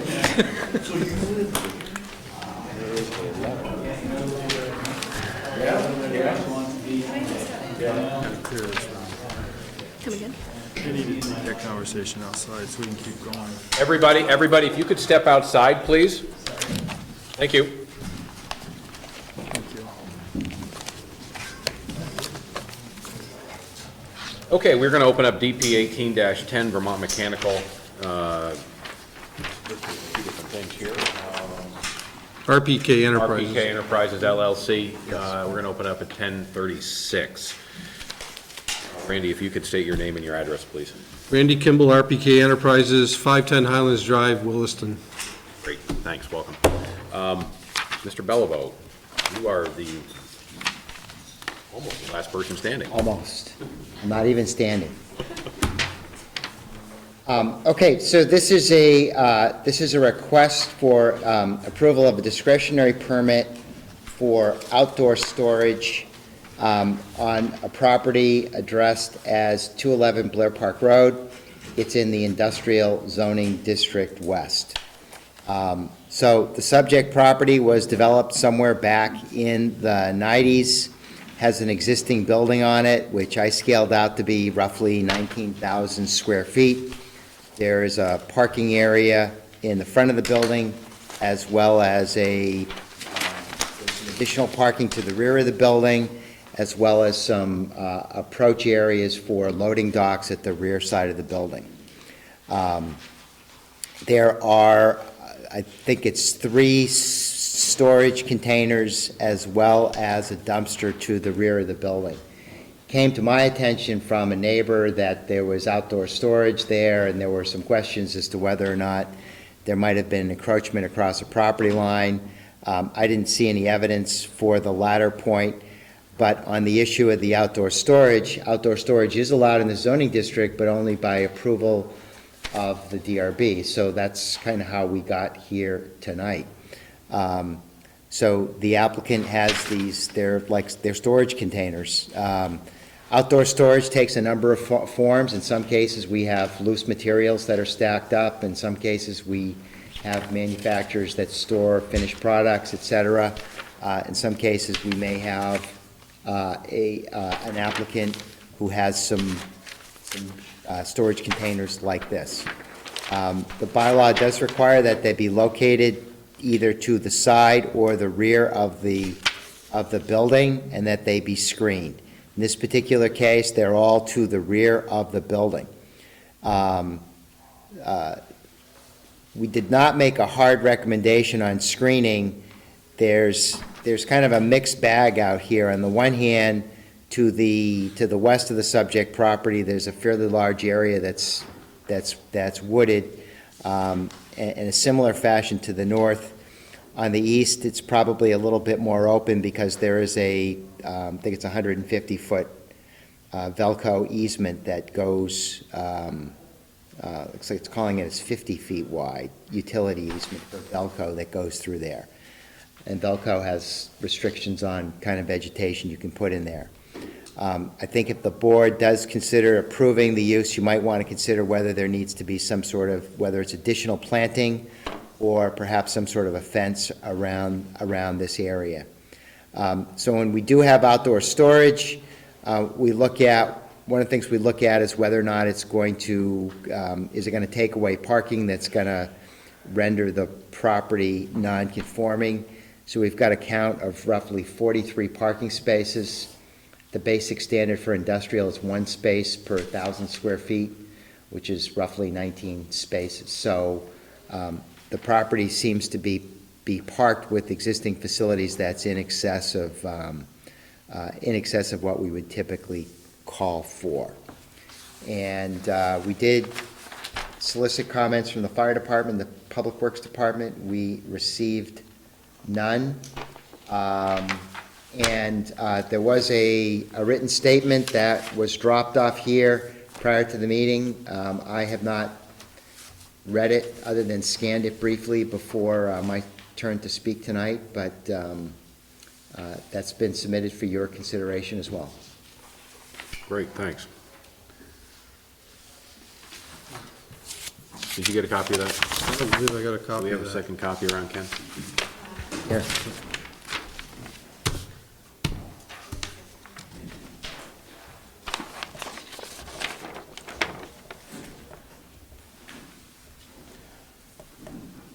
So Ken has given the synopsis. Randy, what would you like to add to that?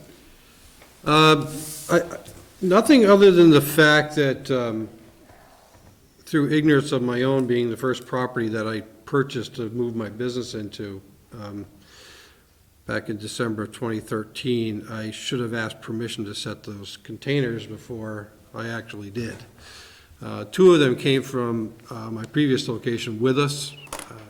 Truthfully, I never gave it a thought. We placed them where we thought they worked for us and didn't take away from any parking spaces whatsoever from what was originally on the site. The other thing that I changed when I moved in December, or actually moved in May of 2014, was the original site plan that I was given when we purchased the property was produced in 2004. And that site plan showed the dumpster down inside of a truck loading dock area that was inaccessible.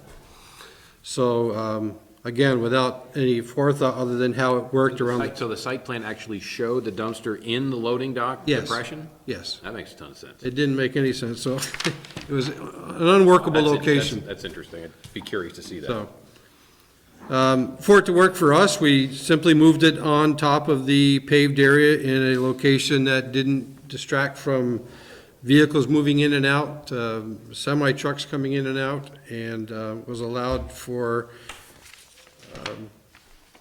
waste disposal people to access it. So that was really it. Other than that, I think Ken captured all of it. So which dumpster was the one that you moved?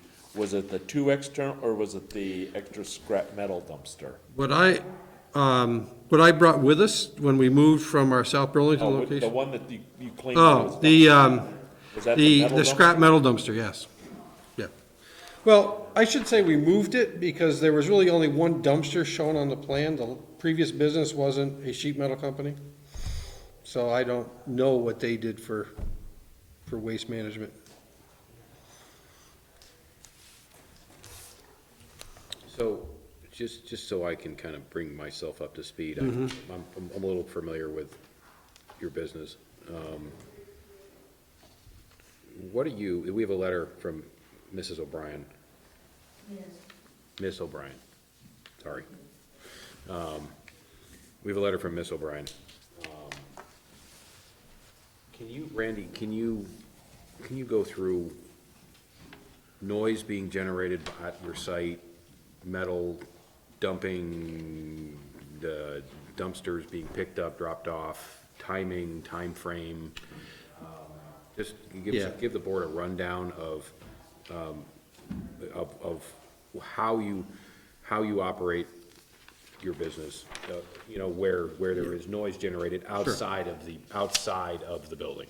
The fabrication site of our business, which is in essence the back 2/3 of the building, operates from 7 in the morning till 3:30 in the afternoon, 7 to 3:30. On rare occasion, we may work a Saturday morning, but rarely. Sheet metal is produced in the lower right-hand corner of the building. Scrap metal is brought out periodically during that time period and placed in that dumpster.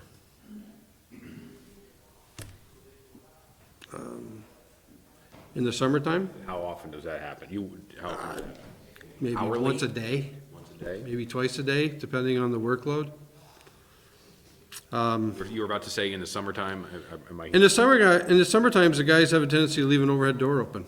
So there could be noise coming out of the back of the building, I suppose. And that's when everybody else. I work that's up when front, and everybody I don't hear it when I'm up front. When I'm out in the front parking lot, I don't hear it, but I That's when suppose if everybody you're. else's windows are open too, right? Right.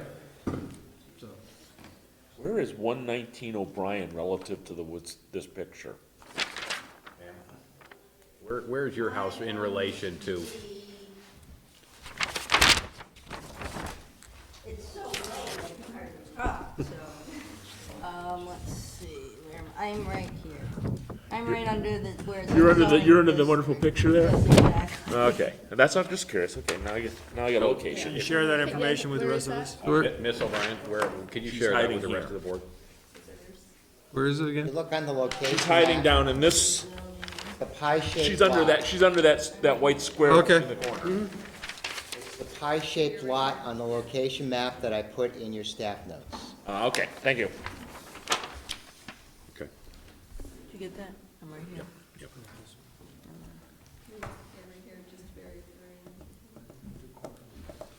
don't have that. You know, I'm certainly cognizant of the fact that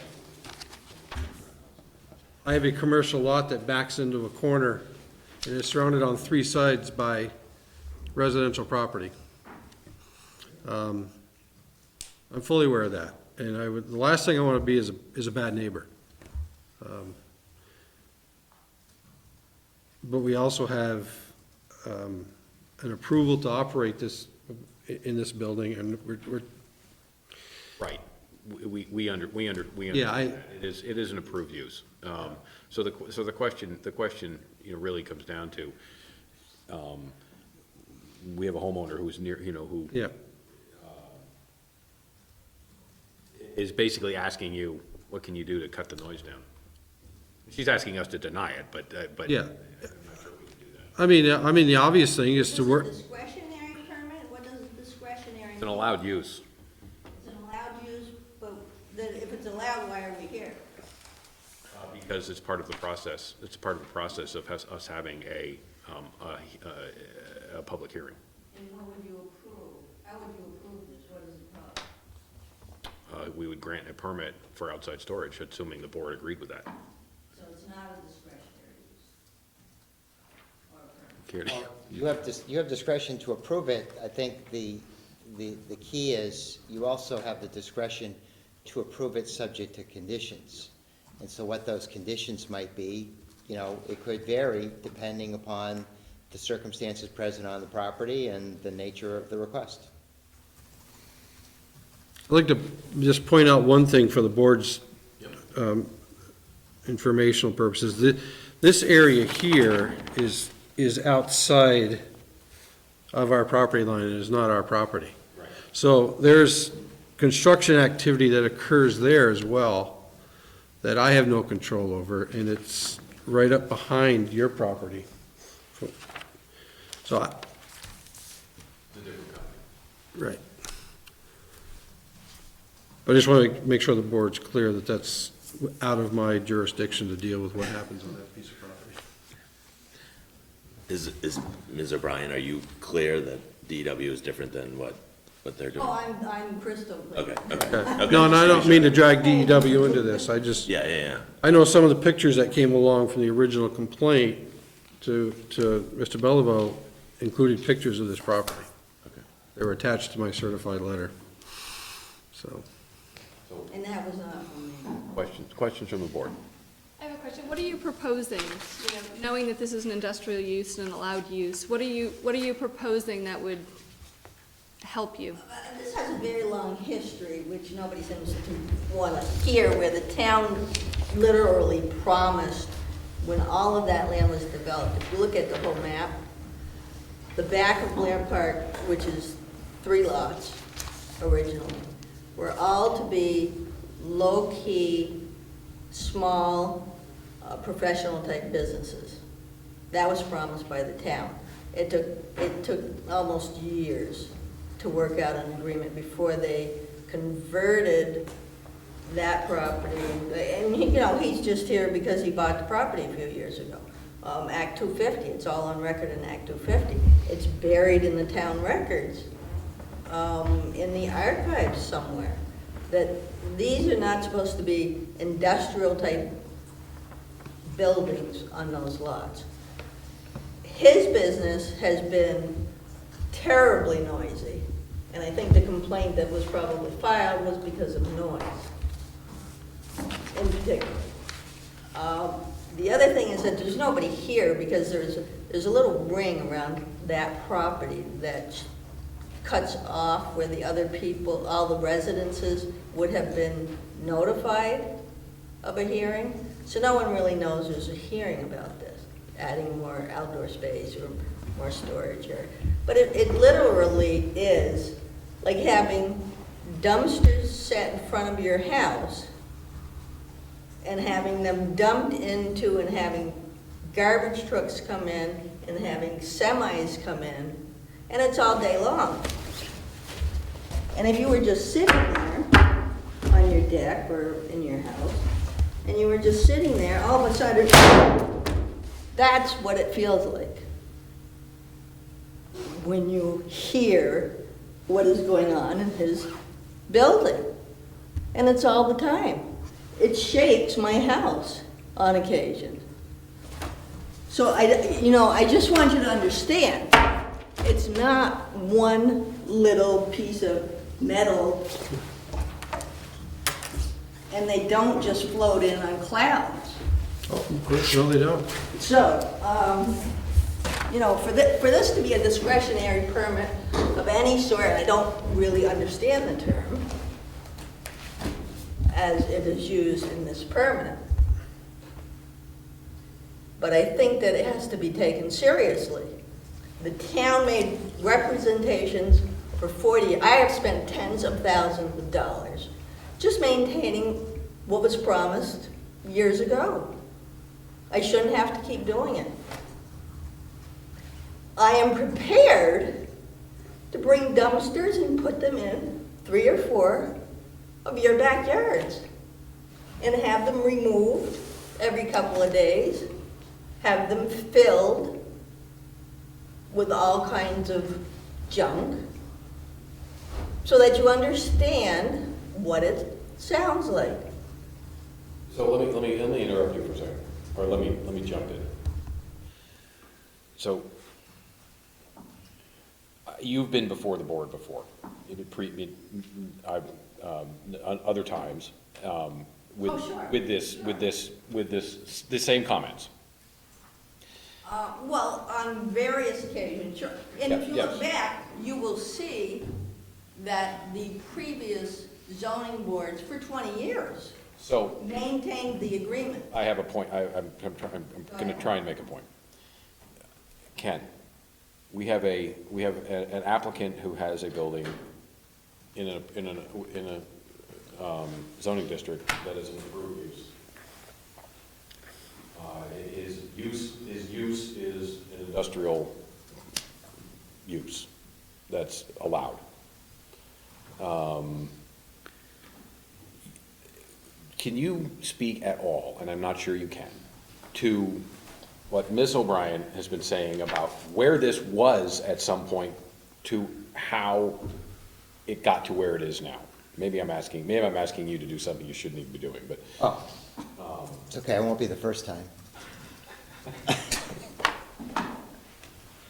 Couldn't help it, sorry. So, a lot of what is being discussed right now, it predates my time here, so I can't quote you chapter and verse as if I was here. I think one thing is really clear to me is that we have this wedge of industrial zoned property wedged in residential properties. That's not something that I would ever advocate for, ever. So, but that's what I... Nor was it advocated for in the original approvals by the town, 250, on and on ad infinitum. Right, and then, again, that's all before my time. Since I've been here, the zoning was here, the building was here. When Randy talked to us 4 or 5 years ago before he bought the property, what do? We look on the zoning map and say, yep, that's what zoning district it's in. We look in the bylaw and we say, what's the range of allowed uses? And the IZDW allows, as we've already talked about on an earlier application, it allows a broad range of uses. Somebody that manufactures, distributes, installs HVAC equipment is a permitted use in this zoning district. Again, this is not, in my opinion, the ideal location for a property zoned in this fashion, but it's here. And, it's how it was that it got zoned for this type of use, I don't know. It was that way when I got here. And, we've tried to administer as best we can. But the building was approved, and, the applicant's is not proposing to build any new buildings, that he's proposing to put these storage facilities in an area that's already paved, and that's the question that's before the board today. Was this tree burnt, was this, construction of a tree berm agreed to by the town? You know, Yes. at some point in time, did the town say that there would be a treed, berm put in? Yes. I would think that would be something that should be able to be discovered in our document, shouldn't it? And they are all incorporated into the Act 250 permit, which is probably where I have to go again if this is approved, you know, and just rubber stamp again. There may be a tree berm, but it may not be on this property. Ah. So, you know, as it's already been pointed out, the property that goes around Randy's property, it's, you know, I don't know what they were thinking when they did what they did, but it's like, it's not something that any of the current staff would ever advocate for. So this is, you're talking about the J. Parker parcel? Yes. Yeah, I mean, this is like, I don't know, it's from the twilight zone that somebody would approve the creation of a lot in this kind of configuration. But again, I don't know what the history was. I don't know why that was the way it was. Was that because some town board thought that was a good idea and that was gonna provide some sort of an effective buffer from neighboring properties? I don't know. Was it a dumb idea of an applicant? I don't know. It could be either of those, but all that's been there certainly since we've been here, but it's a wacky configuration for land. It is. One of the problems. It is what it is. One of the problems why there are no other people here is because of that, because they don't get notified. You have Lamplight Acres to the rear of that property. You have more people on O'Brien Court that don't get notified because Parker sort of cuts everybody off. But I've talked to many people in there. It is what it is. You know, again, the property. I understand. Those property lines are there. Again, I don't know what somebody was smoking when they approved them, but that's what we got. And, you know, that's what we have to, But I think the history has to be looked at. You know, you're always talking about historical, you know, this and that, and like, I can't park a car over here because my neighbors might see it because it's in the historical zone. Well, let's look at the history of the project. Let's look at how it was drawn up. Let's look at the covenants that are on it. Let's look at why there are berms and why there are setbacks and why there are no build zones on just those 4 lots in Blair Park. I mean, I don't know how you cannot look at it. I hate to say this. The horse is out of the barn. You know, The horse is something is out of the barn. you know, it's over, right? I mean, you can keep on fighting it, and I guess I encourage you to do that if that's you know, you've been here before, and we do listen to you. There's not a heck of a lot we can do about this. It's done. If you look at dues permit on their building itself, the building itself, they had to make sure that air conditioners were relocated, that the dumpsters were not in plain view, that they were hidden, that they were soundproof, that they had plastic containers on them.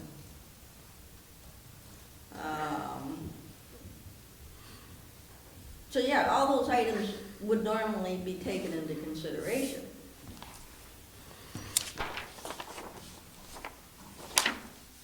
Anybody want to add anything? Any questions, comments? Okay. So who wants a dumpster in their yard tomorrow? I don't think that's the issue. Well, it is the issue. For me, It is, I get that.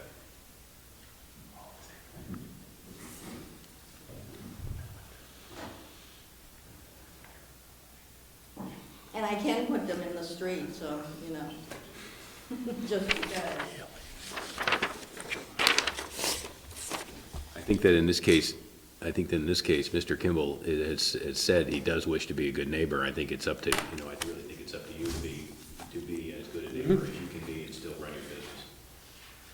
Well, We will do that. unfortunately, there's been many conversations with other people apparently. There is certainly tension, I get that. What do they say, good I've never fences met make him. good neighbors, right? I've never met you either. No. Pleasure to meet you. Under different Yes. circumstances. David, what was that?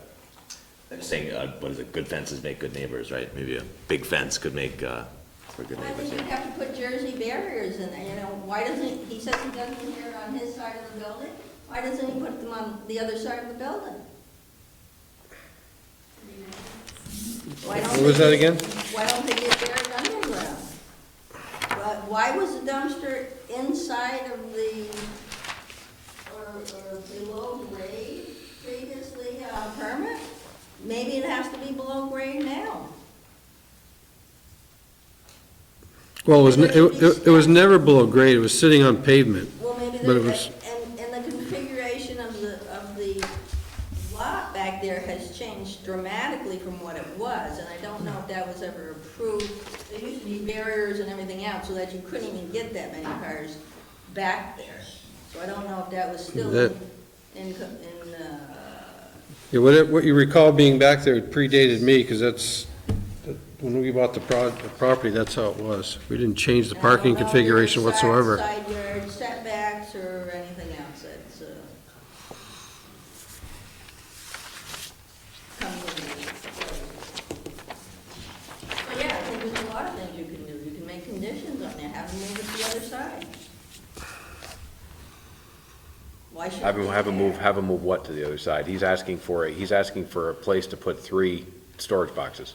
Then have them move it to the far side. He says there's no other homeowner. I'm not sure that storage boxes make a lot of noise. How often We do don't, the storage boxes are not the noise issue, they're just storage boxes. Storage boxes, they don't move, they don't move. Well, I think as in the matter, in the normal course of his business, yes, he probably generates noise, but I don't believe that what he's asking for currently with this placement of the storage boxes makes any noise. Well, I think a lot of that back parking lot configuration has changed, because, and I don't know if it's been permanent, because a lot of that parking lot was set up so that there were barriers in between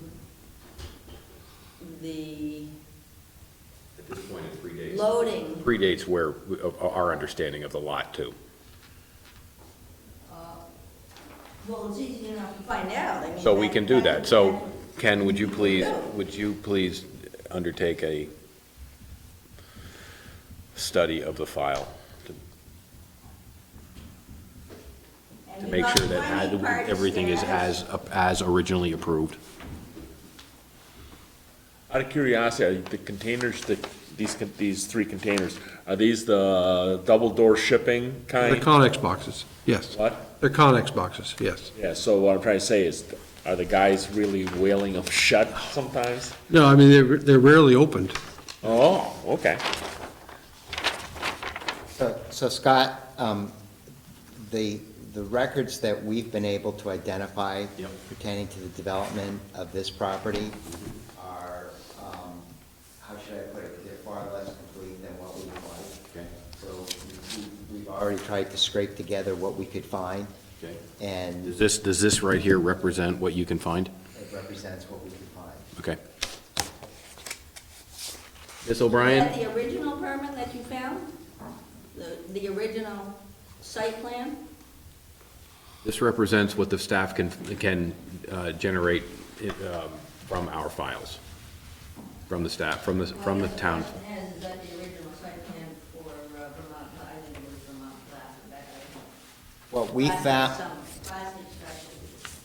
what we found was, I think all we could find, I believe it was a landscaping plan, but it showed the building and the parking lots, and, you know, based on my review of it, it looked like it represented what we saw on the ground today, absent the storage facilities and things in the back. But in terms of the building, the location of the building, and the parking areas, the paved areas, it was all pretty much as we see it, as it's represented today. But I think there were some barriers that were required in that back parking lot surrounding which seemed a little odd at the time, even to me, in between the loading docks, and that was to limit and cut down the amount of traffic that would be generated in and out there. Yeah, we didn't find a set of staff notes with articulated DRB or Planning Commission decisions, conditions of approval. So, as I said, the file was much thinner than we would like to find, because we were asking those same questions when we started having these conversations. And I think Act 250 also said that originally when that was subdivided, it shouldn't have been subdivided, or when it was subdivided, the homeowners were not all of the homeowners were not notified, because the owners of that lot also own several other lots contiguously. So more of the homeowners should have been notified. Ma'am, we are not Act 250.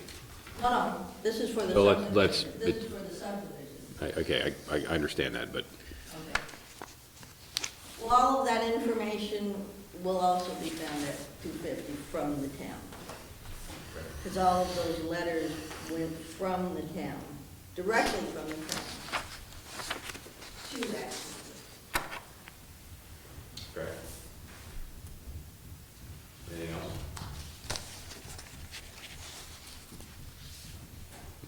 Ma'am? I'm thinking. Okay.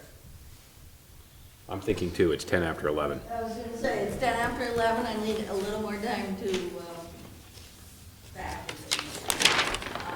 So do we. Well, no, I just, I hope you'll take into consideration that it's an inappropriate use, Sorry? surrounded by residential properties. So why would you add insult to injury by allowing more and more storage and noise and The board will take that under consideration when it goes into deliberation.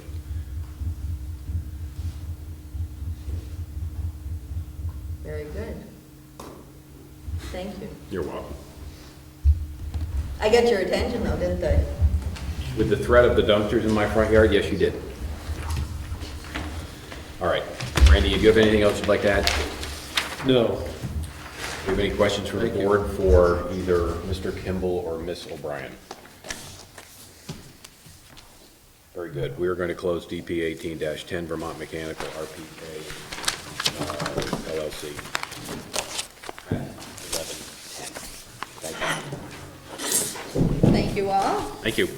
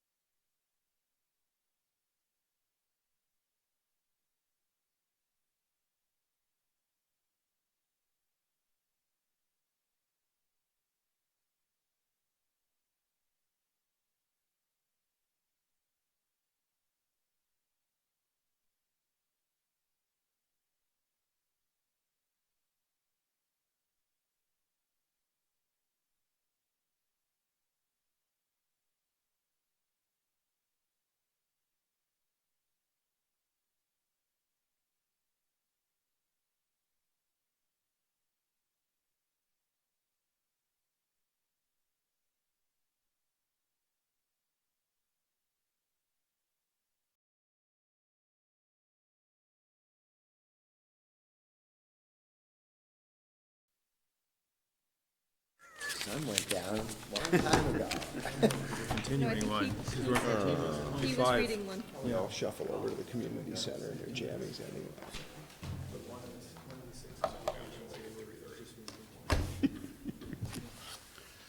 Okay.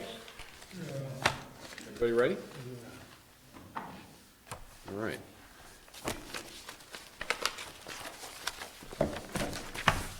Okay, you're back up and running? Okay. All right, the Williston Development Review Board for November 28th, now the 29th. Is deliberative session at 12:10. We have a number of items to go through. Let's see. Paul, would you make a motion for HP 18-013 or AP 18-071 Williston Federated Church? As authorized by WDB 663, I, Paul Person, move that the Williston Development Review Board, having reviewed the application submitted and all accompanying materials, including the recommendations, town staff, the advisory boards required to comment on this application by the Williston Development Bylaw, and having heard and duly considered the testimony presented at the public hearing of November 28/2007, accept the finding of fact and conclusion of law proposed by the staff and approved HP 18-03 for the proposed signages. Is there any more discussion? Read the bottom of the next bullet. This approval authorized the applicant to seek administrative permit for the proposed development, which must proceed in strict conformation with the plans on which this approval is based. You want what that is? All right, I do think it said strict conformance. Said You that. want to read that one more time? This approval authorizes the applicant to seek an administrative permit for the proposed development, which must proceed in a strict conformance with the plans on which this approval is based. Great, thank you. Are we making any changes to the length of the time the sign is allowed? July 1st, 2018. Okay. Do I have a second? I'll second. David seconds it. Any further discussion? All in favor? Aye. 6 ayes, no nays, motion carries. Courtney, would you make a motion to approve HP 18-04?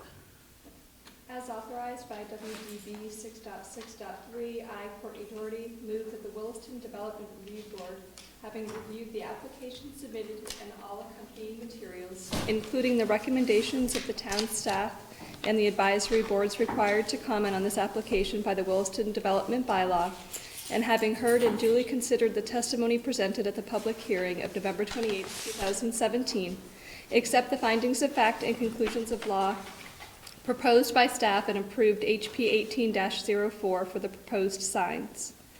This approval authorizes the applicant to seek an administrative permit for the proposed development, which must proceed in strict conformance with the plans on which this approval is based. Do I have a second? Yeah, I'll second that. John seconds it. Any further discussion? All in favor? Aye. Aye. 6 ayes, no nays, motion carries.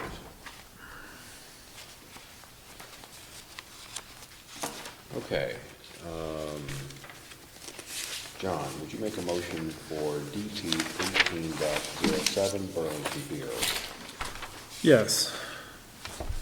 As authorized by WDB 6.6.3, I, John Hemmelgarn, move that the Williston Development Review Board, having reviewed the application submitted and all accompanying materials, including the recommendations of the town staff and the advisory boards required to comment on this application by the Williston Development Bylaw, and having heard and duly considered the testimony presented at the public hearing of November 28, 2017, accept the recommendations proposed by staff for the review of DP 18-07 and authorize the applicant to proceed to discretionary permit review.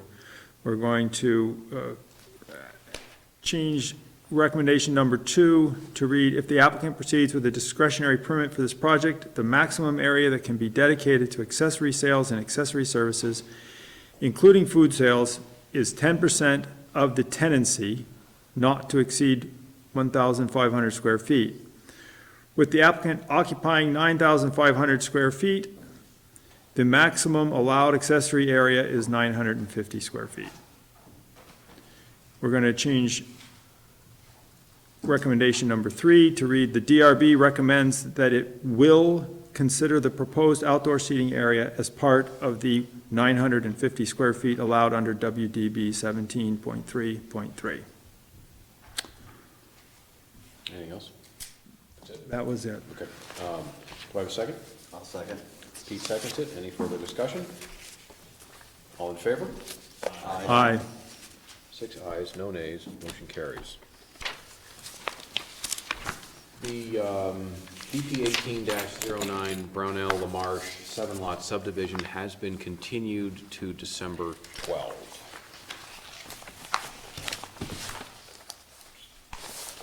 Mr. Kelly, would you make a motion to approve DP 18-10, Vermont Mechanical RPK Enterprises LLC?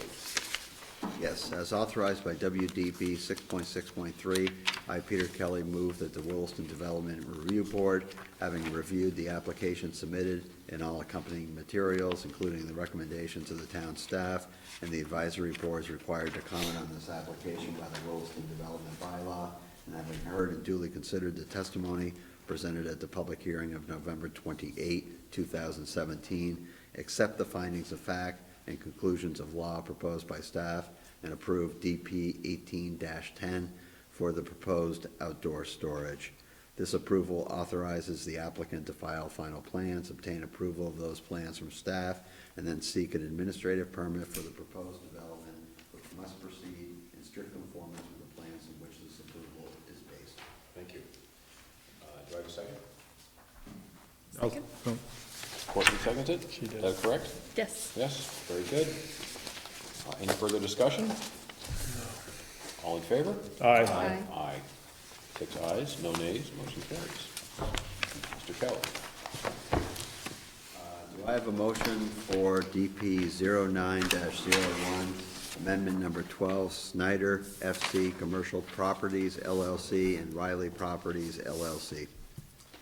As authorized by WDB 6.6.3, I, David Saladino, move that the Williston Development Review Board, having reviewed the application submitted and all accompanying materials, including the recommendations of the town staff and the advisory boards, required to comment on this application by the Williston Development Bylaw, and having heard and duly considered the testimony presented at the public hearing of November 28, 2017, and the findings of fact and conclusions of law, including administrative changes made by staff during the hearing, for the review of DP 9-01 AMD number 12, and approve this discretionary permit subject to conditions above with the following changes.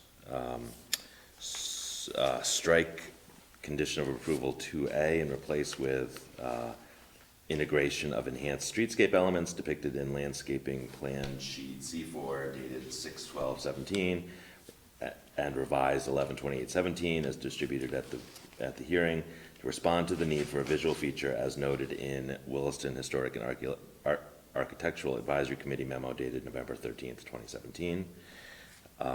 Modifying condition of approval 2B to add to the end of the sentence the word striking comment number 7 regarding sidewalk width.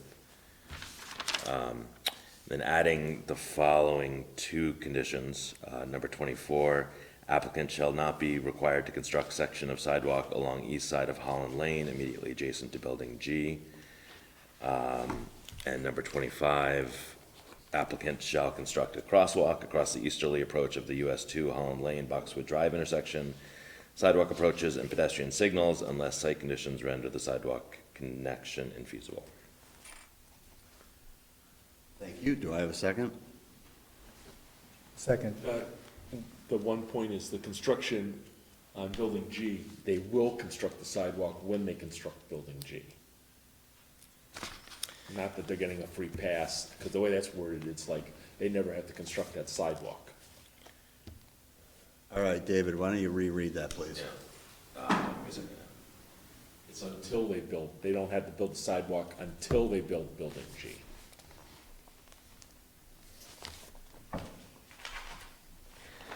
So revise condition number 24 to state applicant shall not be required to construct section of sidewalk along east side of Holland Lane immediately adjacent to building G until building G is constructed. Okay, thank you. Do I have a second now? Yes. John seconds it. Any further discussion? All those in favor? Aye. Aye. Abstentions? One. Motion carries. Do I have a motion to approve the minutes of November 14th, 2017? I'll make a motion to approve the minutes of November 14th, 2017 as written. With one change. I'm not a Dane. It's S-O-N, not S-E-N. Yeah, the Danes are S-E-Ns. The Norwegians are S-O-Ns. Could you call for a motion on the master sign plan for the Finney Hotel as well? Okay, we can, hang on. Let's go. Let me finish this, and then you can go back and do that. Okay. Okay? Paul made a change to his, his spelling of his name. Any other changes? Everybody okay with that? Do I have a second?